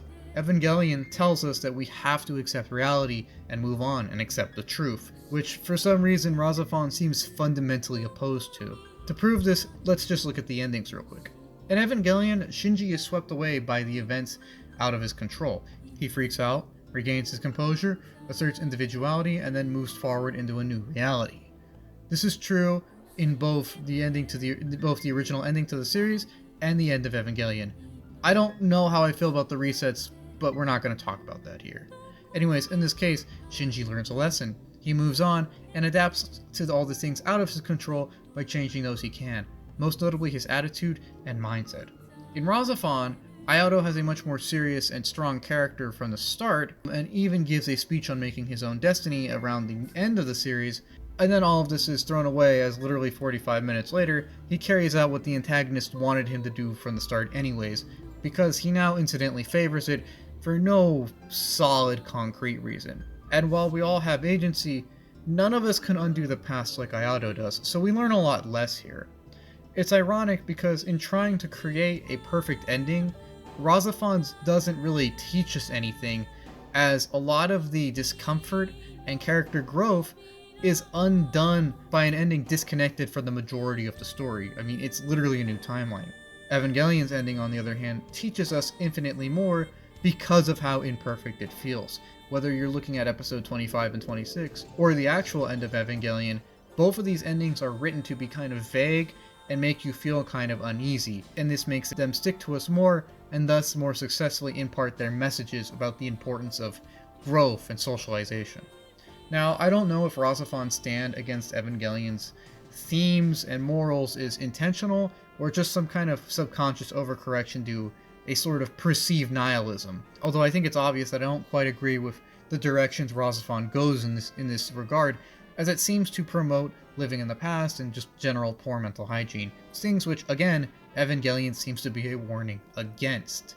For all these reasons, I consider RahXephon not to be Evangelion light, but sort of the anti-Evangelion. I don't want to say a bastardization of it, because it's obvious that the series is trying to do its own thing, and it's not 100% botched, but it does try to go in a radically different direction than Evangelion, and it is fundamentally different for all of the differences we've pointed out. While there are many instances of shots that are probably kind of shot-for-shot remakes of Evangelion clips, and we could probably fill the video with that, there's also a lot of examples in thematic setup, in character development, and even in the plot conclusion that distinguish the two greatly. I don't think that RahXephon should be called an Evangelion knockoff at all for all these reasons. It's not an Evangelion knockoff, and even if it's not always the best at being the thing that it attempted to be, it still is that thing, it's still its own thing. And therefore, I cannot disagree more when RahXephon is simply called Evil Light, as it's fundamentally opposed to and different to it on every level except a few surface levels. Returning to some surface level things, let's take a quick look at some of the tertiary cast of RahXephon, and how they may, or more oftentimes may not, enhance the series. Since there are a lot of people to go over here, I'm not really going to say anything about their places in the plot, maybe a sentence here or there, but that's not really the point. The point here is just digesting these characters, and as such we'll group them into three main groups. The first group will be the characters that are tertiary to Terra, the second group will be the Foundation tertiary cast, and then the final group will be the tertiary cast belonging to the Mu. It's important that we note that these limited characters probably should have all been condensed into fewer, more well-developed characters, or just left out entirely for the sake of streamlining the series. Starting off with the tertiary Terra characters, we have Itsuki's lab assistant, Sayoko Nanomori. Now, I originally forgot to put her in the original version of the script, which is very odd to me because whenever she would be on screen, I would always ask myself, what is this lady's deal? And as the series progressed, why is she on the screen? And the reason for that is Nanomori is an example of some of the worst writing RahXephon has to offer. As mentioned earlier, RahXephon struggles with character development, and female characters in particular, and Nanomori is probably the most striking example of this, as she's a textbook stereotype of an overly emotional woman who can't control herself and makes dumb decisions out of emotion. Her arc is basically that she loves Itsuki, but he rejects her because, well, he has the right to do that, and she never gets over this, and as a result conspires with Makoto to try and separate Itsuki from Quon out of some kind of jealousy, I'm assuming. And of course, this only draws more ire from Itsuki, and realizing that that relationship is basically done at that point, she spirals further and further into madness as the series progresses. Now, she doesn't necessarily do that much, other than give Makoto information that Itsuki didn't want to give him directly, and lie a lot, and make some certain scenes, depending on your tastes, uncomfortable or comedic. A lot of her performances feel like something out of a John Waters movie, to be honest, where she'll get emotional at the slightest hint of something distressing and overreact way too far. Depending on your taste, it's either really annoying because it distracts from the story, kind of offensive because, well, she is a stereotype, or so bad and out of place it's a little funny. Depending on how you feel when you watch these scenes, you'll probably feel a mixture of all three of these things. I know that I did, and that her character is probably offensive to someone in some way. Also, RahXephon does this really weird thing. I guess it's kind of an in-joke that every time she gets upset, it'll cut to a random insert shot of her car's windshield wiper going up and down once. It's a really weird quirk of the character in the show that I don't know why it exists, but I guess it's funny because it's just really weird. RahXephon does love its cutaway shots. Getting back to the point, I understand she's supposed to be tragic because Itsuki doesn't love her, but A, this has been going on for years now, it seems. They've worked together for a while, so she should get over this. And B, even if it was still like legitimately tragic, the way it's handled is not the proper way to do this. Because again, her performances are either, depending on your opinion, annoying, offensive, or it's so bad it's funny. And as such, she doesn't really add much to this series, other than these brief notes and a few over-the-top reaction scenes. I mean, she does stab Itsuki for some reason, I guess because she finally broke mentally. And it's during this scene in the conclusion of the series that Helena basically tells Nanamori, "Oh, we brainwashed you to love Itsuki. That's why you're crazy." I don't believe that's real. I mean, it is probably in universe, but it seems to me like that's just the writers covering up for the fact that they horribly bungled this character and didn't want to simply admit it. Seems like someone went, no, she was brainwashed, guys. We didn't mess this up at all. It's all according to plan, even though I don't really think there was a plan with this character. She's interesting, though, from a production standpoint for these reasons, and I do think it's kind of silly that RahXephon made a character to basically do something that Makoto could have done anyways. I mean, the dude probably could have hacked into the computer system. The entirety of her character could have been replaced by a 5-minute scene of Makoto hacking into the Terra database on a computer, or something. But sure, why not just put another useless tertiary character in? Why not? I don't want to sound harsh to Nanamori, but her character doesn't really do anything, and it's written horribly. So, next character. And we kind of continue this trend as we get into the next two Terra characters, who are Director Watari and Uncle Ricto. Now, these two are pretty important lore-wise, as I'm pretty sure that Ricto is the one that discovered the second and third Mu, that of Quon and Maya, and Watari was like his son-in-law who married Maya, and is thus like Ayato's actual father, and they're both involved in the sort of stuff that happened in the run-up to the series, and just kind of the lore of how we got to where we are now. Even though neither of them really expound upon this, and they just are really passive throughout the entirety of the series. Both of these guys seem to know, or probably know, way more than the rest of us do, but for some reason never expound upon it to the audience, even though this show loves random exposition dialogue from random characters. And they never really seem to act upon any of the information that they have to kind of like change the course of events. In fact, both of their characters are defined by how passive they are, and how little they actually do to interfere with any of the events on screen, which I find irritating considering the fact that they know probably more than anyone else, at least among the main human cast. Yet they both seem kind of like resigned to their fate. They seem to think that it was a mistake interacting with the Mu at all, and as such kind of go, well, Ayato's gonna do what he's gonna do. I guess it is what it is. Even though they could like talk to him, or stop him, or not put him in their military in the first place. There's a lot of things they could have done to prevent this from happening.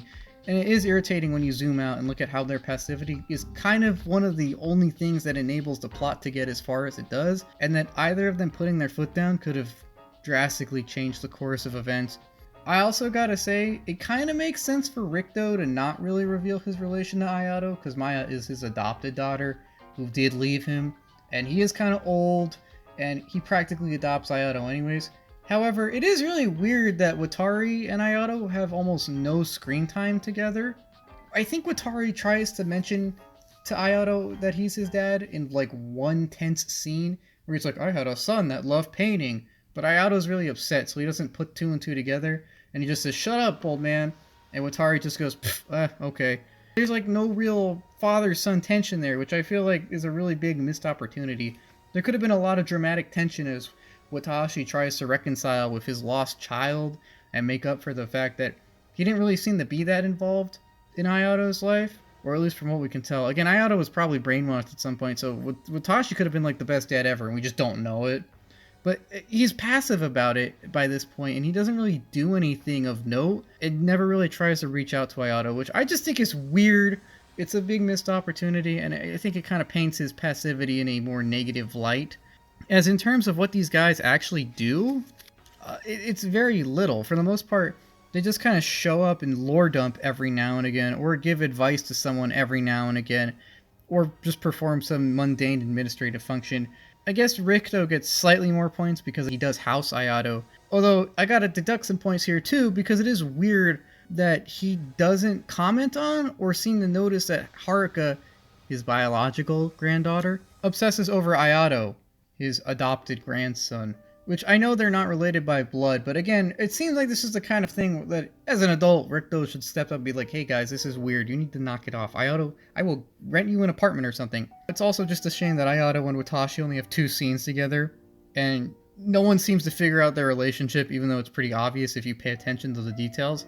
But neither party really cares enough to really do anything, so it's just kind of thrown away. And I think that's a good way to describe these 2 characters, is that they're relatively well defined, but they don't really do anything, and they kind of exist in a vacuum. They do talk to other characters, but for the most part, they're just either talking to each other or giving, like, old man advice to someone else. They don't really do anything, and they especially don't really do anything with Ayato. Overall, just a lot of wasted potential here for 2 people that should have been extremely lore relevant, or at least good for exposition purposes. I think they should have been condensed into one character, as either Ayato's wayward father who tries to reconnect with him, again that's a good chance for a lot of character drama, or just some completely unrelated like old man scientist who's like, I found him you in 1978, here's the story, that just kind of gives advice to people, just some old guy. Giving advice and expositioning is seemingly the only reason they're here anyway, so might as well just have an actual old man scientist dedicated strictly to that. I guess Rikto is that, but kind of not really. These guys just don't do much, and they just serve as another example of RahXephon's bloated cast and its seeming love of inaction. Next up, we're going to get to the Foundation tertiary staff, and this is just going to be a quick note on Helena and Lord Babbitt. Now, Helena is basically just Babin's #1 guy. She gets stuff done, she's kind of a cold-hearted administrator, and she's dedicated to the cause.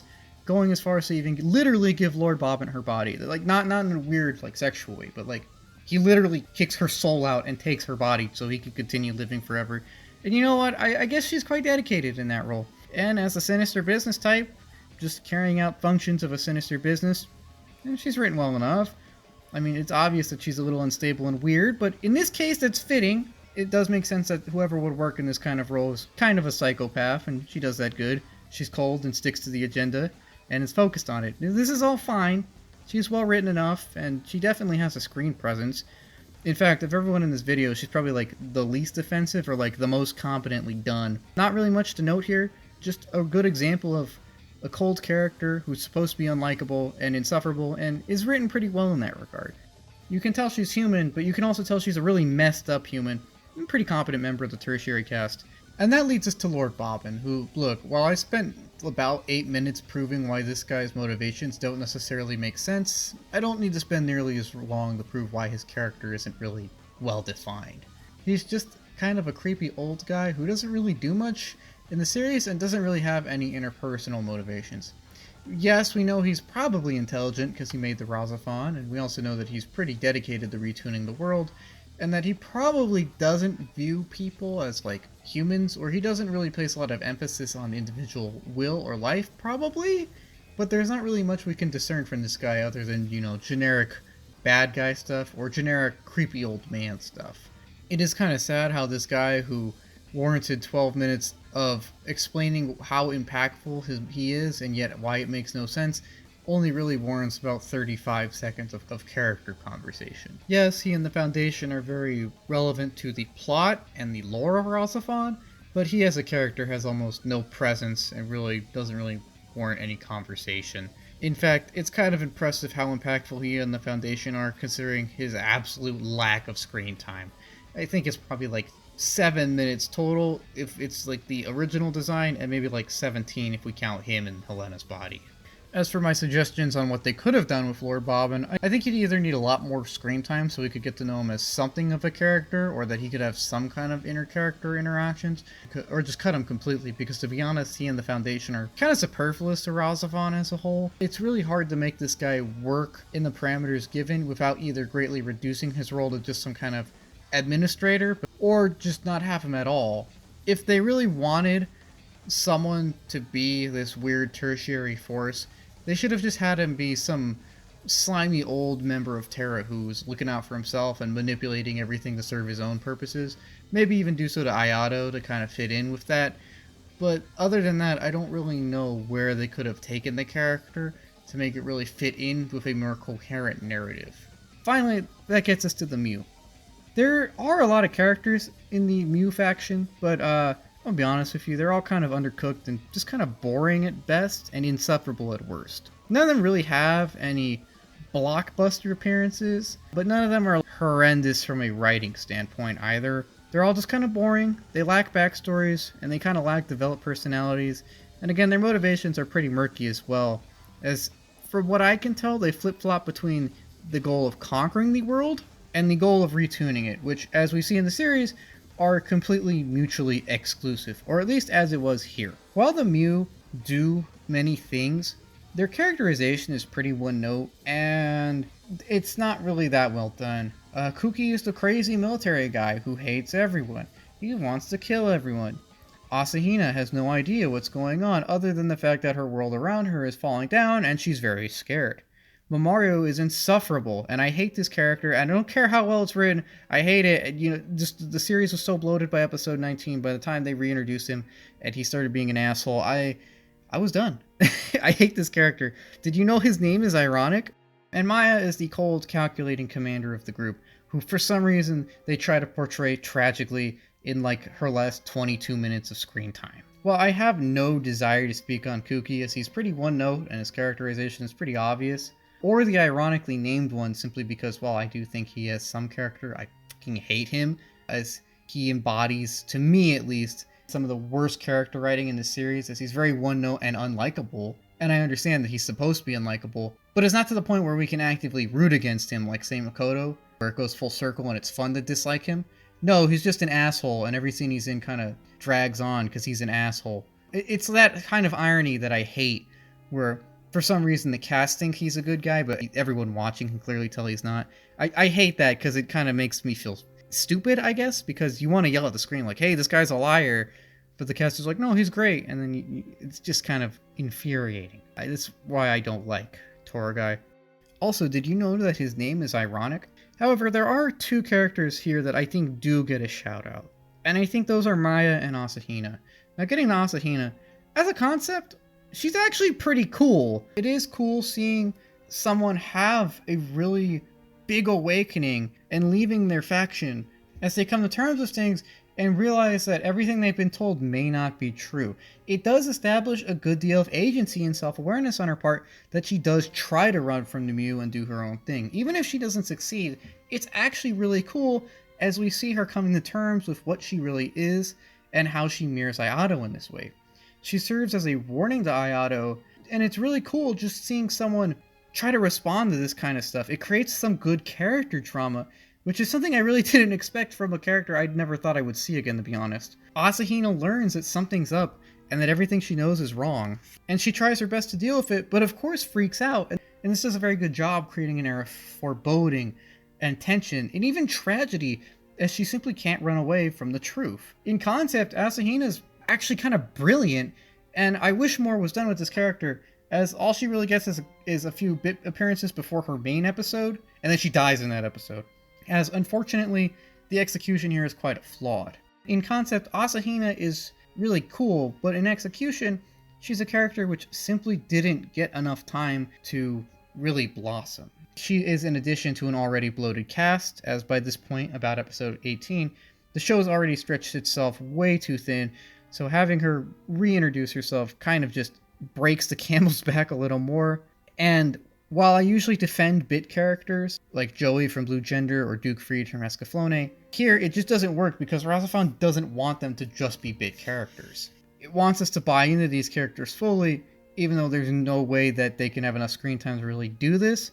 However, it does mean that the series gives them too much screen time, which is detrimental to the cast that we've already established. This is especially apparent in the fact that Asahina kind of isn't a character for like the first 17 episodes, and then all of a sudden gets her own episode where it's like, holy crap, she has actual character drama and tension, and I'm kind of, oh, she's dead. It's just another manifestation of RahXephon's weird pacing and the fact that it stretches itself too thin. I will defend her though, and I will say that of all the tertiary cast in this episode, she's definitely the most interesting and definitely the one that had the most potential. As to be honest, I think they did a good job using her character and its unique circumstances to create a good amount of tension, or at least some kind of philosophical questioning. In fact, it is weird to me that this kind of throwaway character is one of the ones that I felt most sympathetic towards, or at least thought was kind of interesting compared to a lot of the other cast. While she is underutilized, it is still a neat application here, so I do think she just gets a shout out, even if it does feel like she was added in simply so that Ayato could experience the death of someone close to him without the show actually killing off anyone we've actually gotten to know or see a lot of. Finally, getting to Maya, it is very odd how little character she has and how little interaction she has with most of the main cast, considering that she's supposed to be the big bad of the series.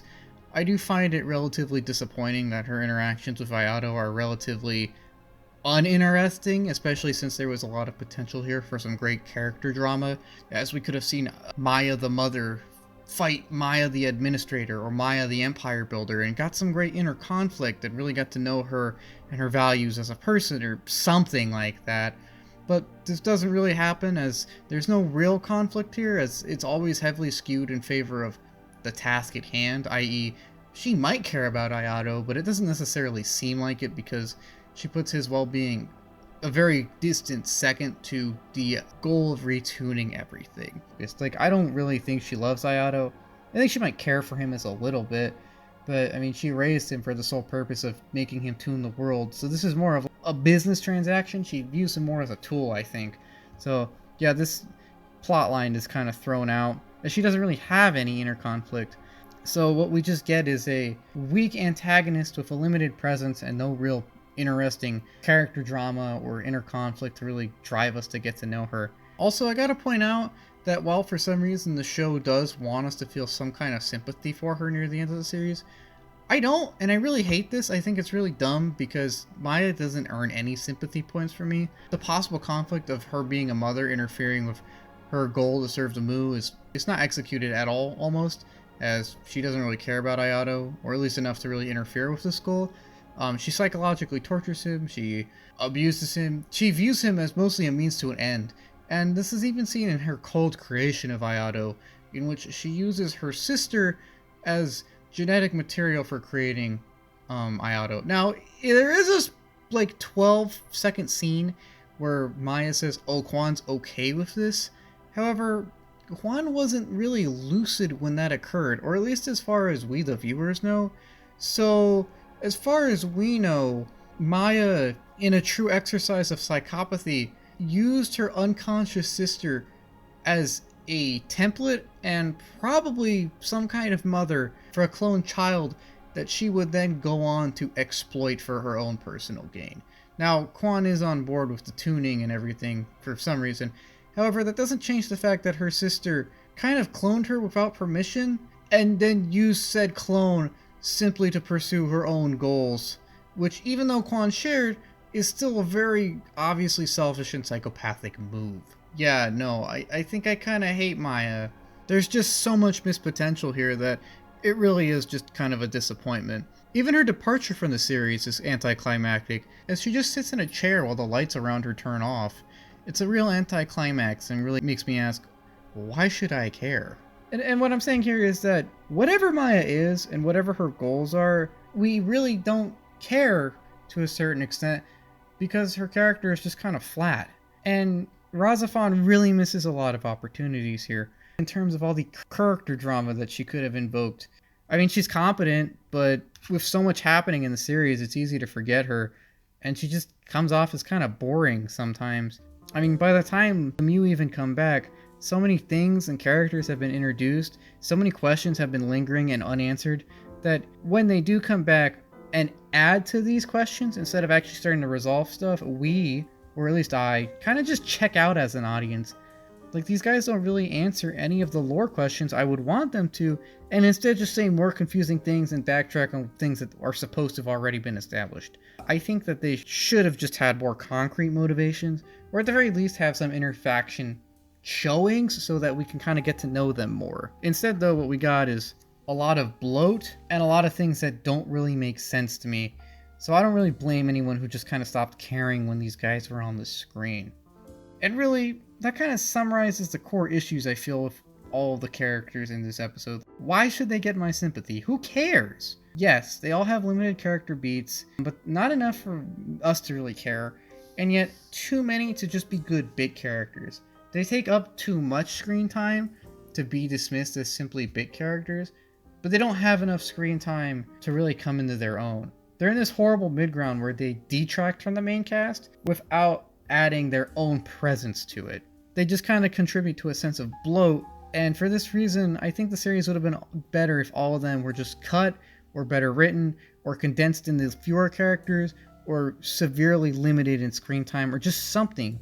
There is simply too little screen time as a whole to do more with any of these characters than what was already done, and thus they should have been reduced in role and time, as that would have allowed resources to go on the things that needed them more, like the main characters or the plot. However, I feel this video has gone on too long, and I think I've kind of rambled about the tertiary cast and the main issue with most of them, like that being, why should we care? Wait, what? You say there's one more character I didn't mention? Oh no, I'm not going to talk about Ayato in this episode. He's going to get his own, don't worry about that. That's not Ayato? Who did I forget? Oh no. No. Now, of all the characters in RahXephon, I think Quon is the one which initially confused me the most, but of whom I grew to accept the most as time goes on. Her place in the narrative, and indeed her character as a whole, are extremely weird to me, and they don't really work if I'm being completely honest, but I can still see what they were attempting to do, and appreciate the artistic experiment taking place. And my opinion of her has shifted from almost pure frustration, to curiosity, to some sort of vague appreciation of the attempt here. Now, I originally wanted to place Quon in the, quote, bungled characters and tertiary cast video, but while making that video, I grew to see Quon as someone that is not just tertiary filler, or some kind of bungled failure of RahXephon, but instead an integral and highly experimental component of the series that both succeeds and fails on many levels. In fact, of all the characters of RahXephon, Quon serves as the best embodiment of it. Initially confusing and somewhat frustrating, although always creative and highly experimental, kept afloat by a layer of style, glazing over any significant or questionable writing decisions present. A neat and unique concept, plagued by overextension and poor development decisions, ultimately resulting in an undercooked, but oddly memorable art piece, which I'm not completely sure how I feel about. Although it is almost certainly less than the sum of its parts. For this reason though, Quon needs to be examined as both a character and a concept, and we need to look at where she is and the issues that got her there. Starting off with, of course, her place in the plot, Quon is a very odd character, as she's both very integral to the plot, and yet feels almost completely separated from it. When we first meet her, she's on the Lilia Litvac, having been necessary for some reason to help Operation Overlord, although her first interactions with Ayato are just kind of ditzy, as she just seems to be given free reign on Terra properties and interacts with the staff in various ways. We see this in her first interaction with Ayato, and this is a trend that continues out throughout most of her earlier appearances. For the most part, Quon is a kind of member of Terra, but not really, like Terra adjacent member of the staff. It's really hard to explain, and it's not really explained in the series either. They describe her as a civilian adjutant, I guess. And basically what she is a research subject for Terra. They don't tell this to her, but it's pretty obvious that they're keeping close tabs on her for some scientific reason that is slowly unveiled throughout the course of the series. Also, we learn that she lives with Itsuki, her brother, who's not really her brother, but the two seem to have a relatively wholesome brother-sister relationship, as they do seem to genuinely care and appreciate each other. Anyways, Quon's core role in the plot is that of other instrumentalists awakening and realizing their potential. Where Ayato's arc is pretty open about this, Quon's is similar but wrapped in mystery. Throughout various flashbacks and metaphysical interactions, we learn that Quon is one of the original Mu and the sister of Maya. Although unlike Maya, who awoke early, Quon has been asleep for all of this time and unaware of her true powers and abilities, which she slowly comes to learn about through various metaphysical interactions. Now, this is called the Awakening by the Bobbin Foundation, who encouraged this and lead her to really discover that she is also an instrumentalist and has similar powers. This leads to her teaming up with Ayato as the two go back to Tokyo Jupiter to learn more about themselves, and like Ayato, she learns more about the Dalims and how stuff functions in this world, and her place as an instrumentalist. Now, while she seems to get a clearer view of things, and we the viewers get some clarification, I do want to point out that all the mechanics and motivations here aren't necessarily explained to the viewer, but you can kinda roll with it. Anyways, as Ayato returns from Tokyo Jupiter, Quon doesn't. In fact, it's not really clear what happens to her, although she eventually does end up back with the Foundation, who encourages her to play and realize her true potential as an instrumentalist. This sees her finally awaken for reals. However, this does lead her to becoming completely lucid and self-aware and leaving the Foundation to join Maya, her sister. And this sees her spend the last episodes with the Mu as she just encourages their agenda to retune everything. Now, Quon does this because she thinks it will make everything right, and seems to pursue this goal out of a genuine sense of benevolence, which is really weird considering that she joins the antagonists and basically facilitates their own goal. Although I guess this is kind of made up for by the fact that everyone at the end of the series wants to retune the world, although that itself points out the bigger issue of RahXephon not knowing how to write motivations, and that is an issue in and of itself. Anyways, as the series reaches its climax, Quon achieves a RahXephon-like form, like Ayato, and the two become one as they engage in a dialogue in which Quon basically gives Ayato the speech from Evangelion episode 26, where she says, "Hey, life is worth living and it's great. Let's live life." And in this way, I guess she's a positive influence on him as she inspires him to retune the world in a more positive direction. Although again, the fact that we got here in the first place is kind of the result of muddled motivations, and the fact that everyone seemed to want to reset the world for no defined purpose. However, the retuning does go through, and Quon is probably reincarnated as the child of Ayato and Haruka, which is really weird when you think about it, because in the original timeline, she's Ayato's mother, but also like a 1,000-year-old deity or something. But whatever, I get it, time is cyclical, and the series doesn't really make sense by this point anyways, so let's get on to the character examination. Now, starting off with Quon as a character, while she is a little undercooked, there is definitely some substantive tissue here. This is not another character that's one note and undefined. There is some attempt and framework here.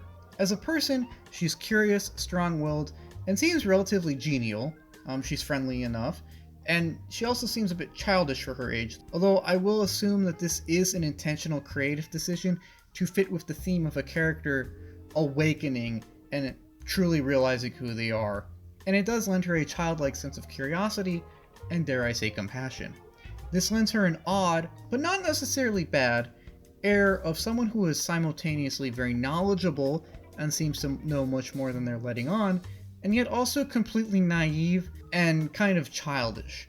And to its credit, this odd balance is one of the only experimental character beats that RahXephon pulls off relatively well, competently. It is jarring at first, as it is weird that the character that seems to know more than everyone else talks very figuratively and seems kind of not necessarily fully self-aware, although it is always done consistently, and it does kind of fit in line with the idea of her awakening, and it is a very interesting concept of a god not knowing that it's a god. In fact, the whole concept of Quon's pseudo-divinity is another point that I have to give the show some credit for, as it is one of the few things that the series actually takes its time with, slowly hinting at and then later unwrapping the mystery for the viewer. Even post-awakening though, Quon still seems benevolent and warm, and she does seem to be relatively intelligent once she is fully lucid. Overall, her character is, while not the most fleshed out, relatively well done considering the amount of resources that were put into it, and considering the fact that as a concept it is incredibly bizarre.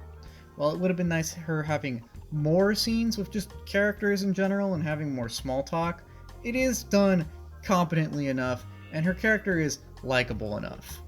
As even post-awakening, Quon is still benevolent and warm.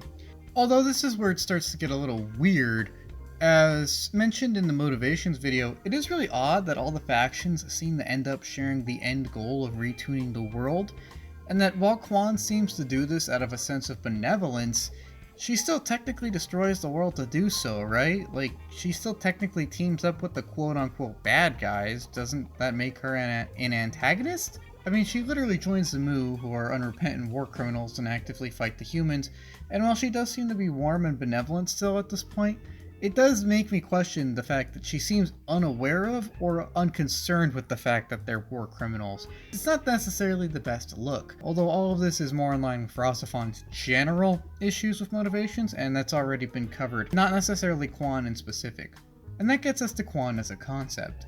Now, as a concept, Quon's entire character of a god learning that it's a god and achieving its true power is amazing.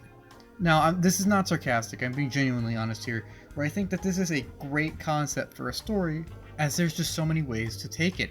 How does the divine's human experiences shape its view on humans?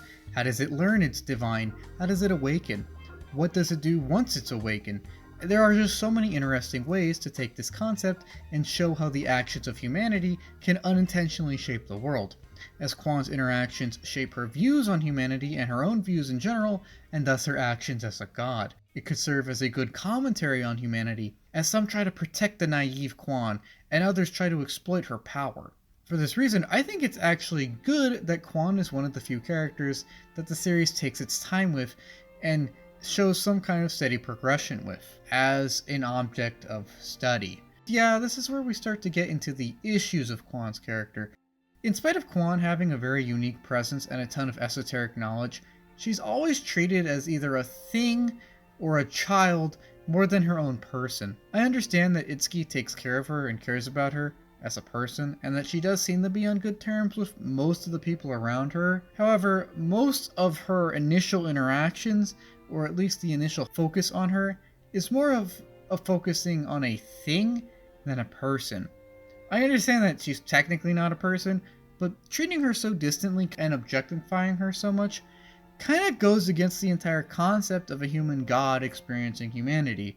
I guess you could argue that, yeah, she's a victim of humanity's more cold instincts in this case, but it also detracts from her character because it limits her human interactions. She rarely has any small talk, or talk that isn't strictly plot or lore related, and she's almost always treated as either a plot device, or just a child who doesn't know what's going on, and not quite her own person. This means that while she does have a good amount of screen time and hype, we never quite know her as a person, and this kind of gets in the way of the key point of her character concept of a god living as a human, as a person. This isn't helped a lot by her at times aloof or distant or just weird nature and dialogue. There's nothing wrong with a quirky character, but it seems that the writers were so intent on making Quon mysterious that her dialogue and actions seem completely, inappropriate. They don't make sense in some contexts, or seem to at least. To be honest, there are times where I can't tell how lucid she is, which is a tad fitting for someone living in a dream, I get that. But there are points in my first watching of the series where I would just say, get to the point, and I will admit that she is often unintentionally frustrating at times. While I can appreciate a good moral or symbolic sentence here and there, sometimes we as viewers just want the people on screen to plainly state what's on their minds and get to the point so that we can keep things moving along. And a lot of her dialogue does feel needlessly obtuse and I'm conflicted as to whether the execution here leans more towards mysterious and interesting, or boring and frustrating. It's not horrible, but it's not ideal either, and this isn't helped by her lack of explained motivation, and how she unintentionally makes things harder for Terra by summoning random Dalims every now and again. These just kind of make Quon seem kind of weak-willed or hollow, or to be honest, kind of dumb. Although I will say that her issue summoning Dalims every now and again is more in line with the general issues RahXephon has with motivations, and not Quon specifically. Something that is Quon specific though is her bizarre and frankly uncomfortable relationship with Ayato. I don't know how to put this lightly, but this relationship is just kind of gross. Now on a metaphorical level, Quon is Ayato's unspecified other half, which can be interpreted in a romantic sense or in a more literal split soul sense, and this is okay, I guess. It gets gross though when we figure that in a literal sense, she's also Ayato's mother, and yet seeks to quote-unquote become one with him, both in a metaphorical sense as they have their whole conversation, but also in a literal sense as they fuse, which can be interpreted to mean many things. Although it is pretty obvious that Ayato's mother literally seeks to become one with him. Ew. Now I know this could be an interpretation of someone becoming one with a metaphysical or metaphorical earth god, or the earth itself, or some kind of creative deity, or something like that that's present in many mythologies and religions, but the fact that they go out of the way to say that she is Ayato's literal mother lends it a lot of weird undertones, and none of this is helped by Quon's seeming attraction to him, at least in their earlier interactions, and it gives off a really weird reverse Oedipus complex vibe. It's not the concept of becoming one with God or a metaphorical Mother Earth or Creator that's gross here, but of doing so with one who is clearly delineated as your own flesh and blood mother, which Quon is in the case of Ayato. It seems like the production staff even took note of this as the series progressed, as they actively avoid using the word mother near the end of the series, instead always referring to Quon as Ayato's, quote, genetic provider. This role, though, as Ayato's, quote, genetic provider, also lends a lot of uncomfortable tragedy to Quon's life, as she seems to be, to her knowledge or not, a thoroughly exploited member of the cast, as her relationship with Ayato is not one that was initially her idea, or at least from what we know. All we do know is that Ayato was created from Quon's DNA, and that she wasn't necessarily lucid when this happened. This was probably done on either the initiative of the Foundation or Maya. I'm assuming Maya. You could say the Foundation because Quon was in the Foundation's care, although you could say it's Maya because Maya seems to have like a 12-second scene where she actively argues for this, and even says it's cool, although that's not the kind of decision that one can make for someone else, especially someone who's not lucid at the moment. Any severe breach of privacy. And it's not like they simply took a small biopsy of Quon's DNA and called it. No, Maya specifically mentions that she herself didn't carry Ayato, which means that someone else did, and you can see how this gets real disturbing real fast when you read into it or ask basic questions. And it is extremely disturbing that Maya exploits her own sister for the creation of a clone that Maya then exploits to pursue her own goals. Goals which Quon seems to share for no real reason at this point, but still not her own goals as far as we know from the beginning of the series. And even if this was all Quon's idea, we should have at least had like a 10-second scene where Quon tells Maya, oh hey, before I pass out, make sure you clone me somehow, or something to lend this an air of credibility and make it seem like it's just not some horrible human rights violation. And it does lend Quon an air of tragedy, as she's exploited by all those around her, even her own sister. In fact, this tragic note of Quon's character does seem like another huge missed opportunity. It could have lent her opinion of humanity a lot more complexity, or it could have lent her feelings about humanity a lot more of complexity, or it could have just made her a more complex character, and these in turn could have greatly influenced her actions upon realizing some kind of pseudo-divinity. It would have been really neat seeing how her interactions with humans influences her choice of action, although it is readily apparent that no matter what happened, she probably would have embarked upon the path she embarked upon anyways, which I guess she's determined, good for her, but it makes the element of a god living among people a lot less interesting or relevant. If they had explored the possible tragic nature of her character more, we could have seen a lot more expression from her, and we could have understood her character on a more deeper and human level. Because as it is, while Quon's character is defined by several relatively established traits, she's generally curious, she's generally amicable, and she seems to know what's going on, but is generally a little spacey at the same time. Her character isn't one beyond that. It's not a very well-defined personality. She doesn't necessarily feel completely human, which I guess, is kind of true from a lore standpoint, but from a writing standpoint, this isn't necessarily a good thing, as she always feels kind of distant, simply because of how, I don't want to say bland, but just generally amicable she is. She doesn't really express emotions on screen other than perhaps slight confusion every now and again, or slight amusement. And this really makes it seem like she doesn't really have a personality, or at least not a lot of personality, since we don't see her express common human emotions like anger, or frustration, or sadness, or even joy, really. She just kind of comes off as a weird kind of emotionless alien. I mean, she does have emotions, it's obvious. She does show fear sometimes, and she does seem generally happy, good for her. But the lack of emotional breadth here really limits her character, and it also weakens the concept of a god living as a human, because she doesn't necessarily seem fully human, because her width of emotional expression is not necessarily that wide. The irony is that while RahXephon has a lot of characters who are too emotional for no reason, Quon is probably the only one that is not emotional enough for any reason. I do criticize a lot of the characters on the series for overreacting, but Quon always seems to be underreacting. She does show fear a few times, and I think she gets mildly annoyed or confused every now and again, but she never expresses anger or sadness, really. She's just generally kind of happy all the time. And the writing and dialogue don't make it seem as though this is something she's worked on for a long time and she's content with her life, but more that she's just kind of spacey. I don't think this is intentional, but it doesn't help here either, as this sense of spaciness, as well as the failure to exhibit other emotions that we would expect from a normal human in a lot of these scenarios, just make her seem less human. She kind of comes off as a weird space alien in a lot of scenes. Also, I didn't know where to put this in anywhere else in the retrospective, but I wanted to point out that while Quon is relatively plot relevant and the series does a relatively good job of sprinkling her appearances in throughout the series to make her continually relevant, for some reason they couldn't figure out how to do this in the earlier episodes, so Quon will just kind of show up in random 10-second cutaways when something else completely unrelated has happened.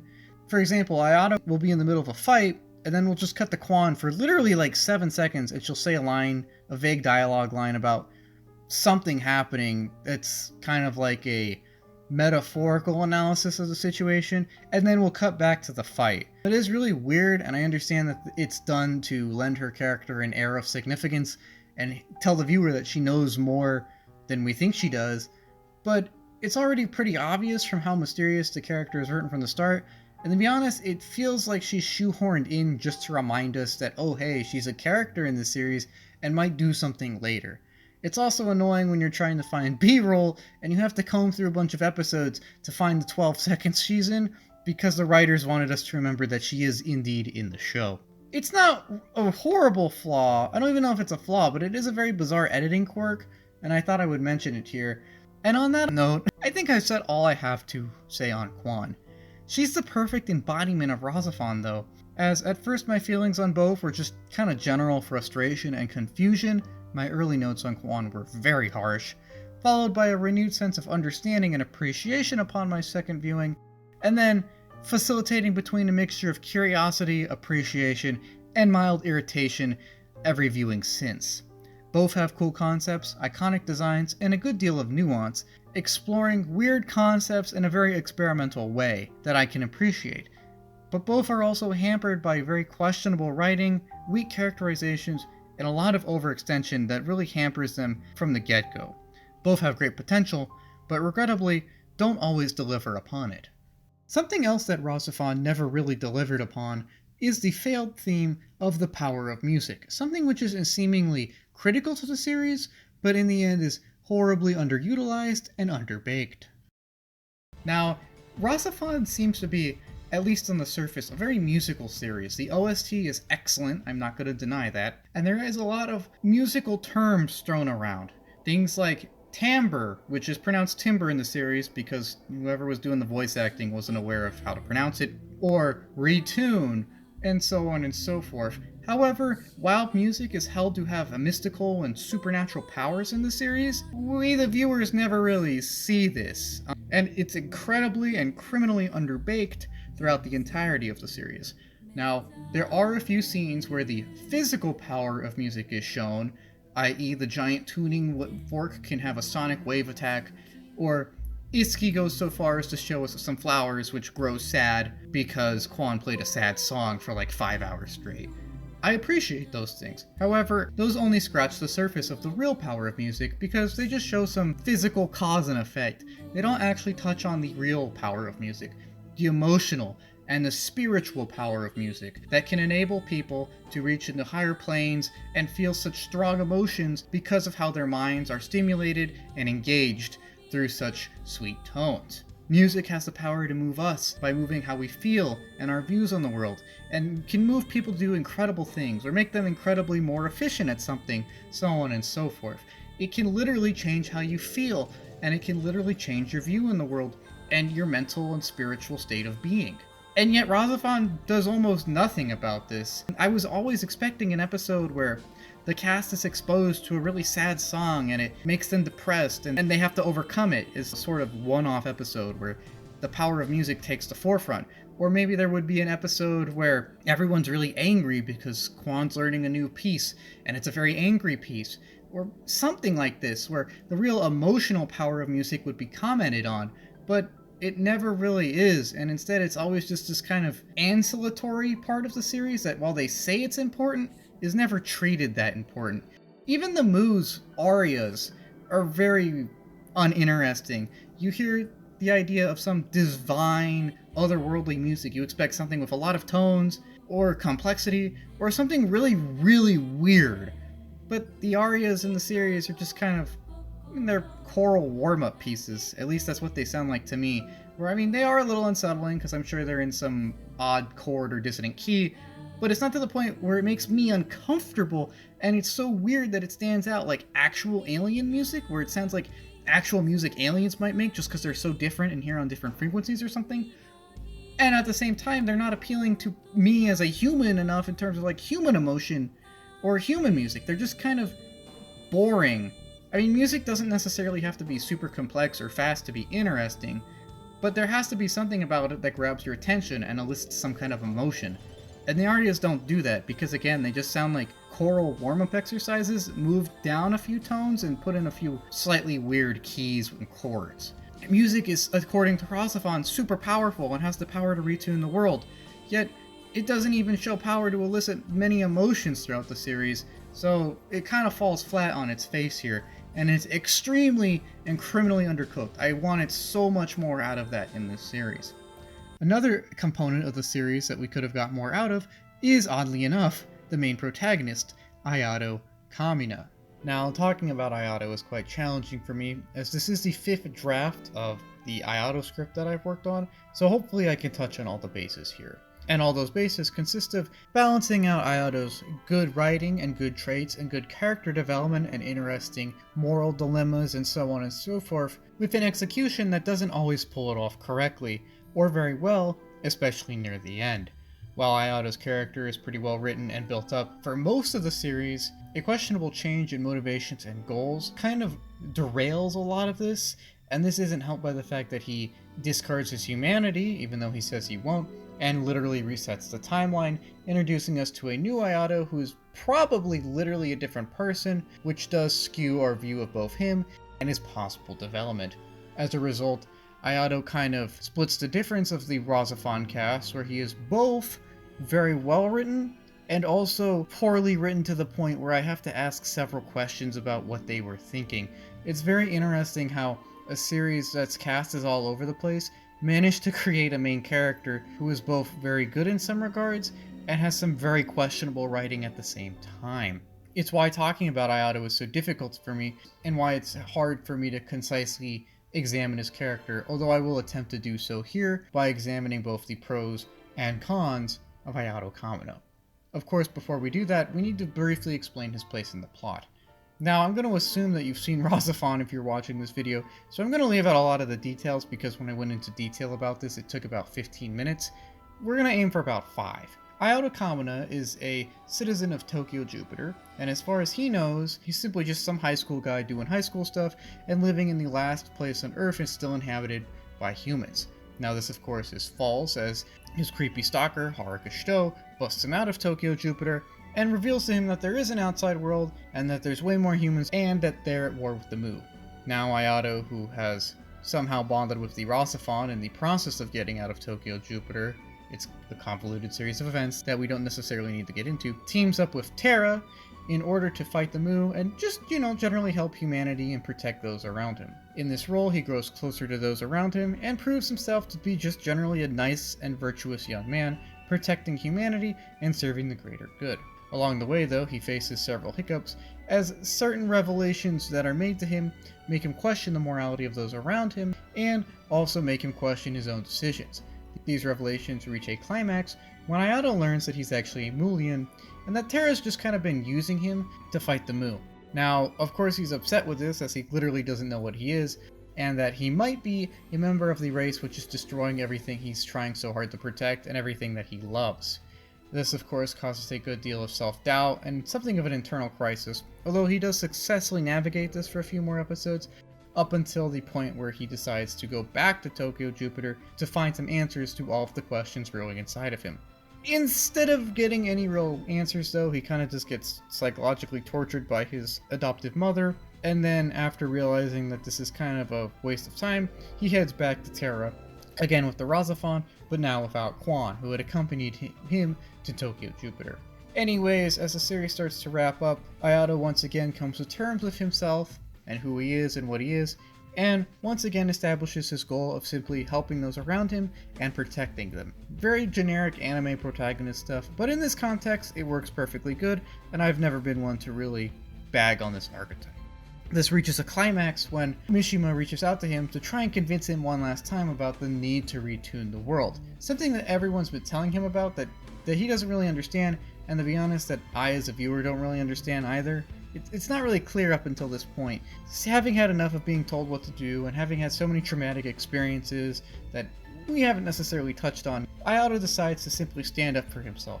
He takes the painting that he's worked so hard on and he simply cuts it up as it's a manifestation of Mishima and therefore a manifestation of someone else trying to make decisions for him. He says, we don't need to retune the world, we can stand on our own 2 feet, we can make it ourselves. And this is the crescendo to Ayato's character, which unfortunately is discarded as the series wraps up, because a few episodes later, Ayato is completely on board with retuning the world, and thus embarks to do that, and after some discussions with Quon, basically retunes and resets the world. And this does of course set up a better timeline where he's now married to his creepy stalker and has a child who may or may not be Quon, and that gets us to the character discussion / dissection. Now, again, I'm assuming you've seen RahXephon because I've left out a very, very, very, very many details about Ayato's character, plot, I guess. I left out a lot of events that he himself partakes in because we're just zooming out and looking at Ayato as a whole. And to do that, we really have to look at the 2 halves of Ayato. There's the well-written and well-executed half that makes a great protagonist, and then there's the other half which is kind of contrived every now and again, not necessarily the best written, and that kind of falls flat in lieu of the conclusion. I was originally leaning towards the positives of his character, and then in the second script I leaned towards the negatives. However, I feel that in order to understand someone, you need to see all sides of them. So we're going to start with the positives here. Now, as a main character, Ayato does follow several tropes of the generic anime protagonist of, oh, I want to protect everyone, and I need to save everyone, and I just need to be a good guy. And to be honest, that's fine. That's not a critique. That archetype's perfectly fine. There's nothing wrong with a nice Ichigo or Naruto or, just I want to protect everyone and promote the power of friendship. That's perfectly fine. However, they do more with that in Ayato's case, as they make sure to give Ayato a good deal of psychological and emotional depth and complexity. He's set up as an artist, as a creative person, and it's really cool seeing someone who has all these outlets for emotions and therefore is somewhat emotional, but also processes it pretty well. While I do criticize a lot of characters in RahXephon for being too emotional for no reason, Ayato's reactions, for the most part, generally feel appropriate and in line with what is going on.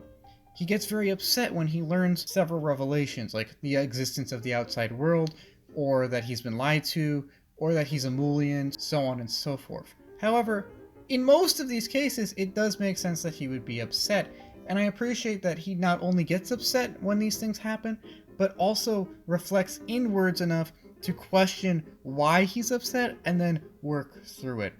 I love the fact that Ayato is upset that he's a Mulian, because that would be really distressing if you find out you're technically a member of the people trying to kill everyone.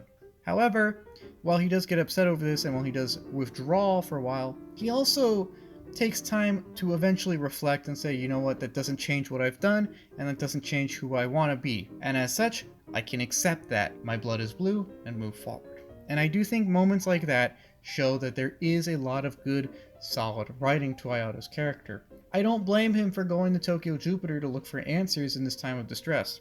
I don't blame him for getting distressed when he does, most of the time, upon learning some kind of big revelation. And I do think it's good that the writers took time to show Ayato going through all these cycles and emotions, because it does make him more relatable. Up until the very end of the series, up until everything kind of goes off the rails, I think Ayato's character is one that you can actually get very invested in.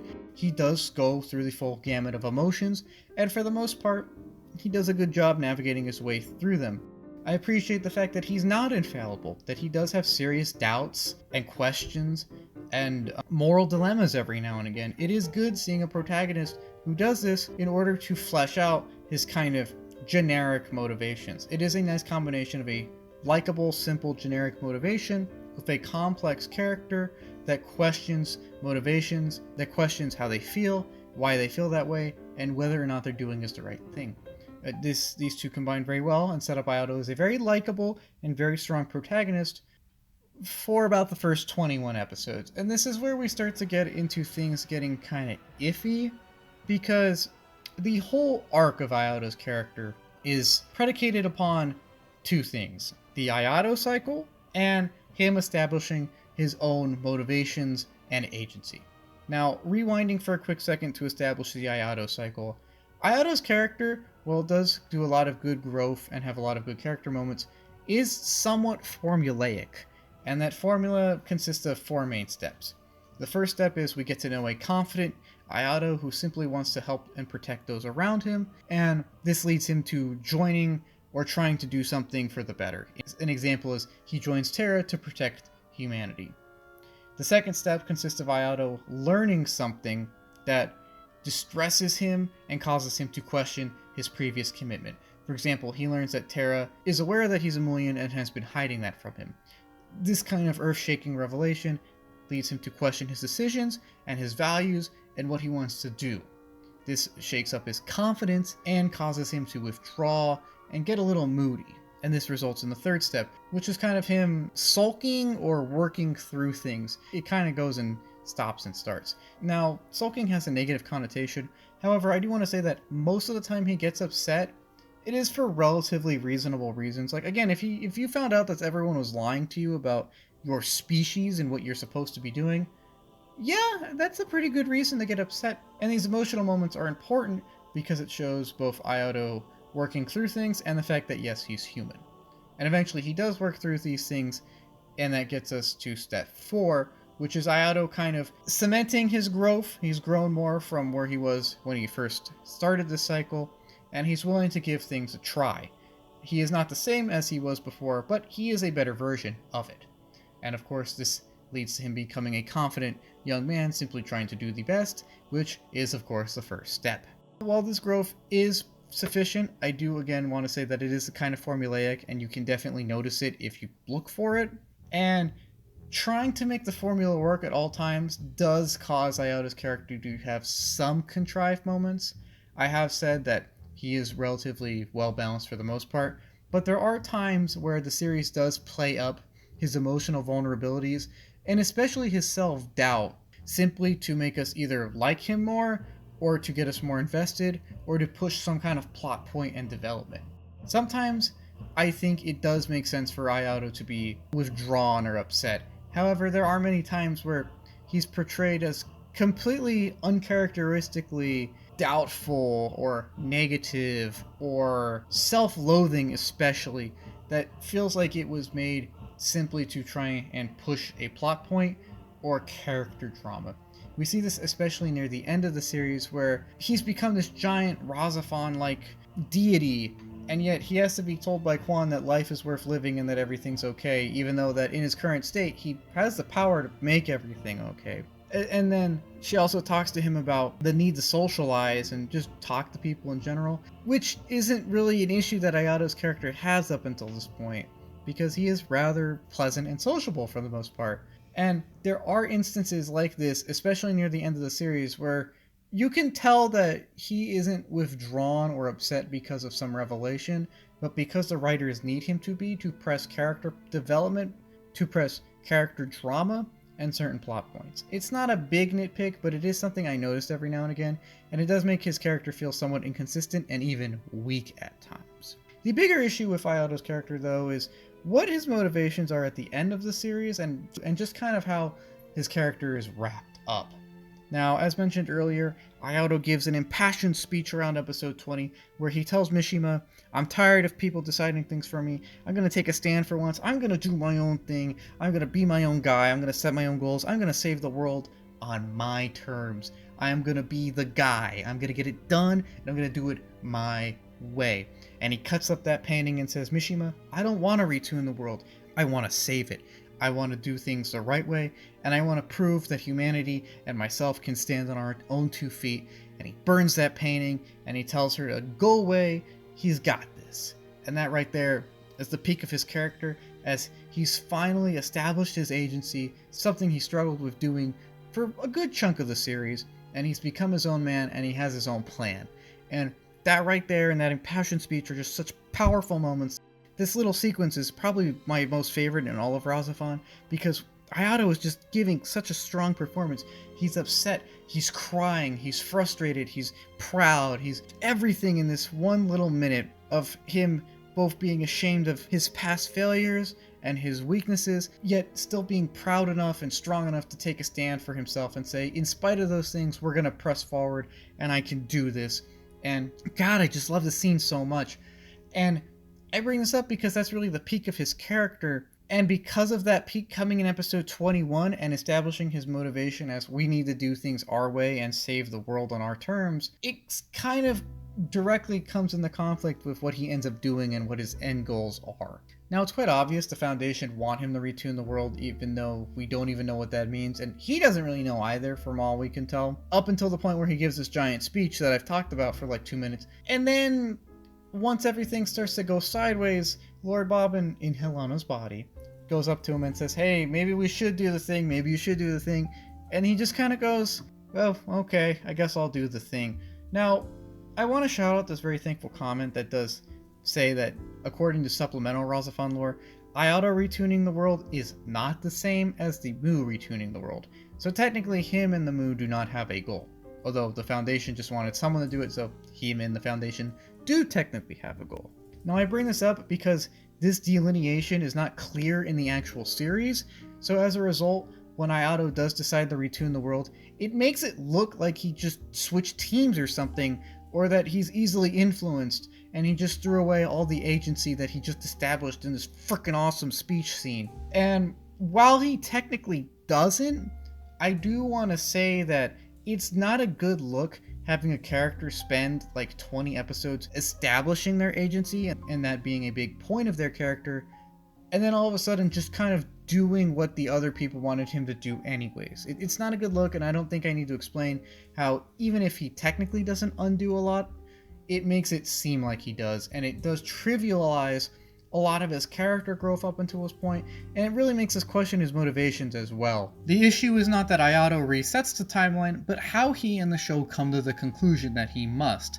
Ayato is basically told he has to and that it's inevitable, and then he just says okay without questioning this or going against this, Even though literally a couple episodes ago he was questioning the very need to. The fact that he resigns himself so quickly to retuning the world without necessarily knowing what's happening is why this feels weird and out of place to me. If him resetting the world was him exploiting some clever loophole to save it, or something that he was forced to do because literally the only other option was to have the Mu reset it and therefore screw everyone over, it would have made a lot more sense than him just doing it because someone said, well, you have to, and just going okay, because there's no proof that he had to.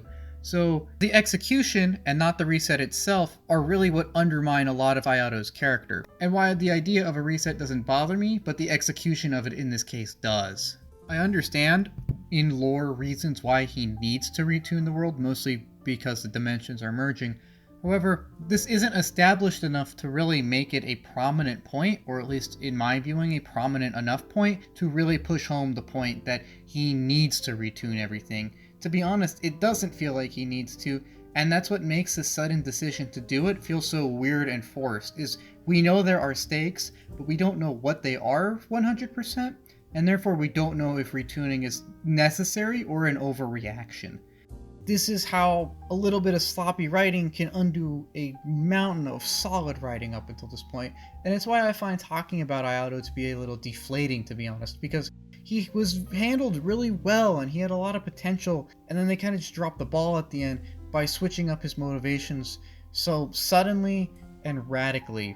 That's not to say that his previous character growth should be disregarded or ignored, it's just to say that it seems completely ignored by the series itself when Ayato just says, I guess we will retune everything, whatever. And to further nitpick that, I guess, I do want to say that since it is a new timeline, doesn't that mean that the Ayato we see at the very end of the series is like literally a different person who has probably not had any of these character growth experiences? Like, aside from his name and appearance, he's literally a completely different person, probably with different views, life experiences, and everything else. So, does he have all of the growth and experience that the Ayato that we've got to know has had? I think not. And I think that's another example of the show literally undoing or throwing away a lot of his character growth and progress. I don't mind reset endings, but in this case, it does make it feel like Ayato's growth and inner conflict and all of that are just kind of shoved aside by the series itself for a more convenient or fairy tale ending, I guess. And it is just jarring to me, and I don't particularly care for it. I don't particularly care for the fact that Ayato justifies his stalker either, but we went over that in the Haruka video, and all I'm going to say is, my dude got gaslit hard. And, I hope that works out for you, because I don't really see it, to be honest. But that's really the main dichotomy of Ayato's character, is his solid and very well written majority of his character, and the questionable motivation turn at the end that disregards a lot of that previously mentioned growth. And that's why talking about Ayato is difficult to me, because he is both very well written, and yet the writers drop the ball at the last minute to the point where I have to comment on both his excellent writing and how questionable writing kind of, I don't want to say ruined, but sullied the character to some extent. However, I feel like I've talked long enough about Ayato, and really, I want to say that I don't hate the character. I feel like my tone may be detached here, but that's simply because I find it hard to completely attach myself to a character who kind of undoes a lot of his own growth unintentionally and may or may not exist by the end of the series. I feel Ayato is kind of deflating to talk about, and hence the tone. However, he is well written for the most part, and it is unfortunate that the one part that's not well written goes a long way to undo a lot of the solid progress up until that point. He, however, is still a solid and at least interesting obscure anime protagonist. It is fascinating seeing the weird writing decisions made here, and I do find it very interesting to kind of dissect his character. It is really fascinating to me how Ayato, like Quon, is kind of an embodiment of RahXephon, although in this case, where Quon is an embodiment of RahXephon as a whole, or as a concept, or as a pitch, Ayato is kind of a manifestation of RahXephon's cast and character writing as a whole. Parts of it are extremely well done and well written, and they do take their time with a lot of emotional beats to create a truly human and interesting character. An example of some really good, solid writing. However, parts of him are also very poorly written. Parts of him also suffer from very questionable writing, whether it is somewhat contrived instances of self-doubt, or the whole issue with his motivation kind of going off the rails near the end of the series. Or the fact that he says he's going to retain his humanity, and then clearly doesn't, or even try to put up an effort to do so. Although it does lead to this funny scene with Haruka, so I give that a pass. There are a lot of good about Ayato's character, and then there's also a lot of bad, a lot of weird, questionable writing stuff that doesn't sit that well with me. And like RahXephon itself, and like its cast itself, he exemplifies things that I like a lot, and things which I can barely stand on the screen. He's fascinating in this regard, and for this reason, he is some kind of odd unicorn, encapsulating both some great writing and both some horrible writing. For this reason, he is an excellent embodiment of the cast and character writing of RahXephon, and a very interesting and quite solid obscure anime protagonist. Finally, one last thing I wanted to comment on isn't a theme really in the series, but it's a weird thing I noticed, and that is RahXephon doesn't necessarily seem to know whether it believes in the power of fate or individual agency. Now, most shows will usually take a firm stance on this. They'll say, fate conquers all, fate is the decider of everything, humans are powerless in an uncaring universe, no matter what you do, the end result's going to be the same. Boom, boom, boom, boom, boom. Here's how you tried to do something different, and ironically, you got the same result. Usually, this kind of format is used in tragic stories, or stories with a cautious moral to try and dissuade people from bad ideas. Stuff like the self-fulfilling prophecy, or tragic tale of fate screwing over someone in spite of multiple efforts to avoid that fate, proving that fate is tragic and cannot be overcome. Or struggling in the face of an uncaring universe, stuff like that. And there's nothing wrong with that point of view. I personally don't agree with it, but it is one side of the spectrum of the fate versus agency argument. On the other side, you have free will, the idea that doesn't matter what's supposed to happen because what's supposed to happen is unknown. Really, the only thing that's going to happen is what you make happen or what the actions of those around you make happen. It's the idea that we all have agency, and in some ways, minor and major, can shape our lives and the world around us. It's a very positive messaging championing the idea that yes, while people can screw other people over, they can also work together to make their own lives better for both themselves and those around them. Now, I personally prescribe to this idea, and if you've watched any of my videos on other series, you will know I'm a big fan of individual agency. However, a series can be good while taking either side. You can agree with either one, or you can disagree with both, or take your own opinion, but the point is that they're consistent. And RahXephon is not consistent, and I consider this the most grievous thematic flaw of the series, because it kind of undermines a lot of the series and taps into the motivational issues we've commented on in other videos. You see, a lot of Ayato's character and arc, and kind of just generic anime arc, is the main character learning how to experience and control his powers, and then using them to make his own fate and protect those around him, and just affect the world for the better, of using his own agency to both enhance it further, and to enhance the world for himself and those around him, to make the world a better place by taking action and doing the right thing. And that's a lot of Ayato's character arc for like the first 21 episodes. He does have a lot of struggles, but he does go out of his way to try and do his best and establish himself. And he even does so in episode 22, where he gives a speech and basically tells Mishimi to F off. However, in the last 4 episodes, everyone tells Ayato, you gotta retune the world no matter what. It's fate. You can't avoid fate. You gotta do this. You gotta retune the world no matter what. You gotta do it. And instead of him rebutting this and saying, well, if I have the power of the RahXephon as a god, I can make whatever world I want. I have agency. I've just established this. But he doesn't. He just says, well, I guess it's fate. I guess I'll do it. I guess I have to do this thing people tell me to, even though I'm a literal god right now and can probably defy all of these people. It sets up a really weird dichotomy where one of the main characters does a lot of establishing his own agency and is very good at doing so and makes a very compelling case for free agency. And then on the other side, the show kind of just tosses that out the window and says, nope, it's all fate-based. You gotta do it because fate. I don't care about your agency. F off. You gotta play by the rules here. And it really bothers me because the show doesn't seem to stick to either argument. It could stick to either one, and as long as it would be consistent, I would be fine with it. But it's inconsistent to the point where I can't tell if RahXephon is telling me that fate is inescapable, or if it's saying that we do have agency and we need to embrace it. And since it can't seem to decide on which one it wants to choose, it makes both messages muddled and ineffective to me. I really hate how Ayato finally establishes himself as his own guy, and then literally like 20 minutes later just says, okay, I'll do whatever you say, Lord Bob. And like, no, it's really dumb, and it undoes a lot of his writing, and it makes this message here so muddled because is it proving that agency isn't real because he goes with fate? Or is it proving agency is real because he decides to make that fate for himself and it just happens to be what the series wanted?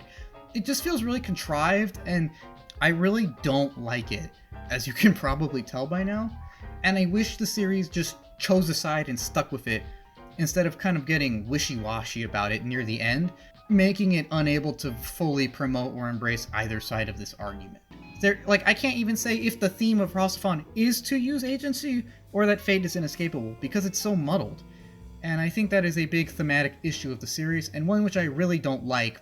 If they stuck with the idea of free agency, then yeah, it would have been a great anime story, because Ayato would have made his own fate and done his own thing, and yeah, we're great. Or they could have gone with the idea that fate is unescapable, and Ayato is unable to defy his fate, and thus a tragic ending occurs. Now, while this would have resulted in a less positive ending, it would have at least been something kind of consistent with the ideas present here, and one I could have respected. Not all stories are meant to be happy, and as long as they impart a good message to us, or relate some kind of tale or something, then they are worthy of being told. Either way would have been fine. We could have had a great anime story where Ayato establishes his own agency and we go, yay, the guy overcame the odds. Or it could have been a tragic tale where he fails to do this, and we are left to lament the tragedy of Ayato Kamina. But that doesn't happen, and RahXephon can't really pick a side, so instead, this is just another addition to the lamentation for RahXephon's failed and bungled thematic elements. I wouldn't call RahXephon a complete failure though. As we've seen, it has a lot of good and bad. To wrap things up, well, here we are everyone. We finally reached the conclusion of this long retrospective, one which I had no intention of making this long, but one that I felt compelled to simply because RahXephon itself is a very compelling series. I have no idea why, and I don't think it's objectively a good series, but it is very compelling to me, and it's very fascinating simply because of how weird it is. I've seen some great things on this channel, and of course great things will elicit a response from you because they get you to empathize with the characters or just to buy into the series as a whole. I've also seen some really ass things in my day, nothing that I've talked about on this channel, but things that are so bad that you can't help but pore over them and dissect them to really understand what happened. I'm talking about The Room, I'm talking about your Neil Breen productions, stuff like that where it's objectively a train wreck, but you still gotta watch it because of how much of a train wreck it is, and for that reason it does have merit and it's still interesting and fascinating. RahXephon is weird though because it's neither of these. It's not what I would consider a great series. Its writing and a lot of its characters are objectively pretty poorly executed in my eyes a lot of the time. But it still has an overarching vision and it still has high production value. So it's not complete ass. It's not horrible and it's not so bad it's good. Quick explanation on that. That's not to say it's bad either, because while I didn't find the plot that captivating, and to be honest, a lot of the characters are pretty one-dimensional or boring, the series does have a lot of production value put into it. The OST is a masterpiece, and the visuals are usually pretty good, and there are a lot of iconic designs and some great voice acting. So what we're left with is a series that is equal parts ambitious, artistic, well-produced, and well-executed, and that is undeniably rushed, not thought through, undercooked, and kind of boring or confusing or frustrating at points. And this near perfect balance in my eyes causes RahXephon to elicit a bunch of weird emotions in me that I haven't really felt before or after watching this series. It's not so bad that it's good, but it's not so bad that it's bad. But it's not so good that it's good, and it's definitely not great. And so you would think it's extremely average or middling because, you know, it's not good or bad. but it's so weird in a lot of the directions that it goes that it's not simply a boring middling piece either. If I had to say, I would say that it's a really unique art piece. And in this way, I think RahXephon is worth a watch, and it does have at least artistic merit. Whether or not you enjoy the series, I still think it's fascinating. I've seen it 7 times, and I feel when I finish watching it, I'm like, okay, that was like a 7, a low 7 maybe. And even though I don't particularly find it super captivating in terms of plot or characters, I do find the series itself bizarrely captivating. Maybe because the production aspects fascinate me, or maybe because of the artistic intention present. RahXephon is fascinating because of all the questions it makes you ask, and questions that I didn't think I would ask myself while reviewing a series for this channel before. I don't mean philosophical questions, or character quest questions, or questions pertaining to any of the themes of the series. I'm talking about deep, cut and dry production questions. What were they thinking when they wrote this scene? Why was this scene written this way? Is this scene necessary? Why is this character interacting with this character in this way? Why did we just cut from this scene to this scene? And so on and so forth. It's just so weird that I don't know if I like it or not, and that's something that I've never had before. I've never watched the series and not been able to determine whether or not I like it within a couple viewings. And for that reason alone, I think it's fascinating, as it serves as kind of a Rorschach test to determine just kind of where you stand on some stuff. Do you like open endings? Are you willing to overlook stuff? How easily do you buy in the characters? So on and so forth. It is a fascinating piece, even if it's not objectively good in my eyes. So if this is your favorite production, I do have questions, but I think that is a valid opinion because, you know, art is subjective, and at the end of the day, whether or not you like something is up to you. So if you love RahXephon, I think I understand it, even if I myself could probably never love this series. I do think it's fascinating, and I do think it's worth a watch, although I objectively can't tell if I think it's good or not. Because I can't tell if it's objectively good or not, because a lot of it is good and a lot of it is bad. However, I do think credit should be given for just simply the artistic effort put into it. Like, they could have written a very middling, average series, but they didn't. And while RahXephon does serve as a brilliant example of the need to streamline and cut stuff out of productions during the editing process and during the writing and production processes, I do appreciate how bold it was in trying to go in every direction at once. Yes, it does stretch itself way too thin, and its reach does exceed its grasp a vast majority of the time, but it does so consistently that I can respect the boldness. I can respect the artistic effort that went into trying to exceed expectations in every way possible at all times possible. And while that does result in something of a train wreck, it is a very unique one that I'm glad to have experienced. Because even if RahXephon is sort of a testament to style over substance, it is very stylish, and the style in which it was done is a very unique one. Also, quick note on the supplemental materials that flesh out a lot of the RahXephon's plot. I feel like including that in this retrospective would be counterproductive because the series itself doesn't include them. If we want to judge the series on what it is, then we're going to have to kind of watch it in a vacuum. I understand that the supplemental material adds more lore and context, however, those serve as a band-aid to the original series, and it's still a noticeable issue if the original series required that band-aid in the first place. That is one of the reasons I wanted to review this series in a vacuum, because it is important whether a series or a movie can stand on its own regardless of supplemental material, and being able to do so is a mark of a great series. RahXephon can't, so, well, I'll let you draw your own conclusions from that. Now, again, the series is very flawed, and there are some things that I think I legitimately hate about it. I want to say mostly the editing. I hate the way the series is edited, because by splicing up a lot of big scenes together, they create a bunch of little scenes that interrupt each other and therefore make it difficult to buy into any of them. A great example is when Kunugi sacrifices himself by destroying the Terra base. That's intercut with Ayato having a very emotional discussion with Mishima. And had both of those scenes just been separate, solid 5-minute chunks played back to back, then yeah, the episode would have been really impactful because we would have had two very strong scenes that we buy into because of how relevant they are to the lore and just how emotional they are. But by cutting them up and mixing those two together, we get one 10-minute sequence of tonal whiplash as we keep going between two very important scenes with different tones, and it makes it obvious that they're detracting from each other because you buy into one for the minute that it's on, and then it switches to another one, and you're like, wait, what? Go back to the other one.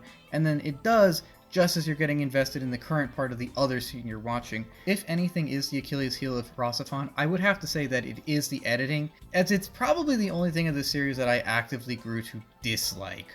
I love the OST, and a lot of the visuals are great, and even though a lot of the writing does confuse me, I can appreciate some of the artistic thought that went into it. The editing, though, is just detracts from everything, good or bad. And so I gotta say, I think I hate the way this series is edited. But I don't hate the series at all.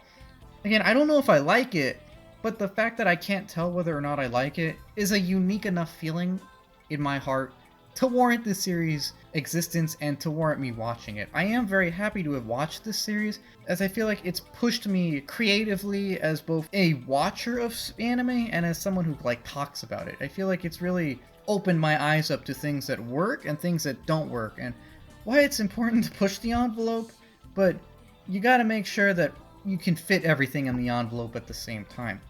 And, well, RahXephon definitely tries, and it doesn't always succeed, but I think it is admirable for that reason, and it is captivating and fascinating to me, even if I do hate the editing, and even if I do think that objectively, it's not great. If you love RahXephon, all the power to you. I think that's fine. If you hate this series, yeah, I can see it. I myself don't hate it, but I don't think I love it. I think it's fascinating, and I'm glad to have watched it, although I still honestly can't tell how I feel, which, ironically enough, does invalidate part of this retrospective, although I'm okay with that, because it's about the journey, it's not about the destination, at least in my eyes. So for all the people that did recommend the series, thank you. I legitimately have had a fun time making the series and watching the series, even if I didn't necessarily buy into the story or characters of RahXephon itself.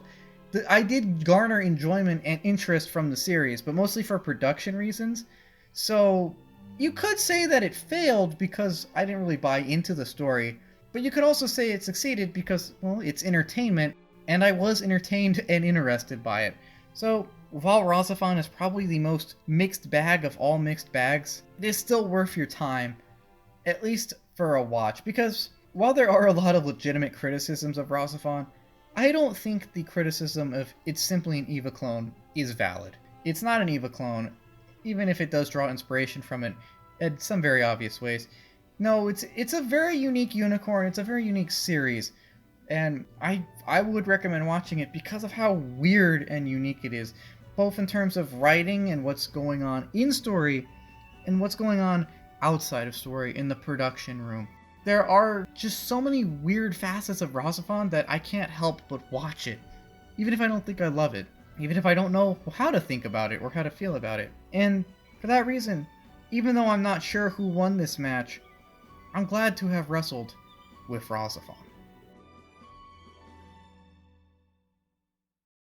Well, everyone, thanks for tuning into this retrospective series. It's been a long one. I didn't think I would go this in-depth in the RahXephon, but it captivated me so much. What I thought would be my shortest retrospective ended up being my longest. But thanks for tuning in, and thanks for watching me ramble with this series. Now, we're going to get into a lot of one-offs. I have quite a backlog I'd like to tackle before we get into another in-depth retrospective, and of course, to determine that one, there will be another poll. In the meantime, stay safe, and thanks for watching. I'll see you in the next one. Bye.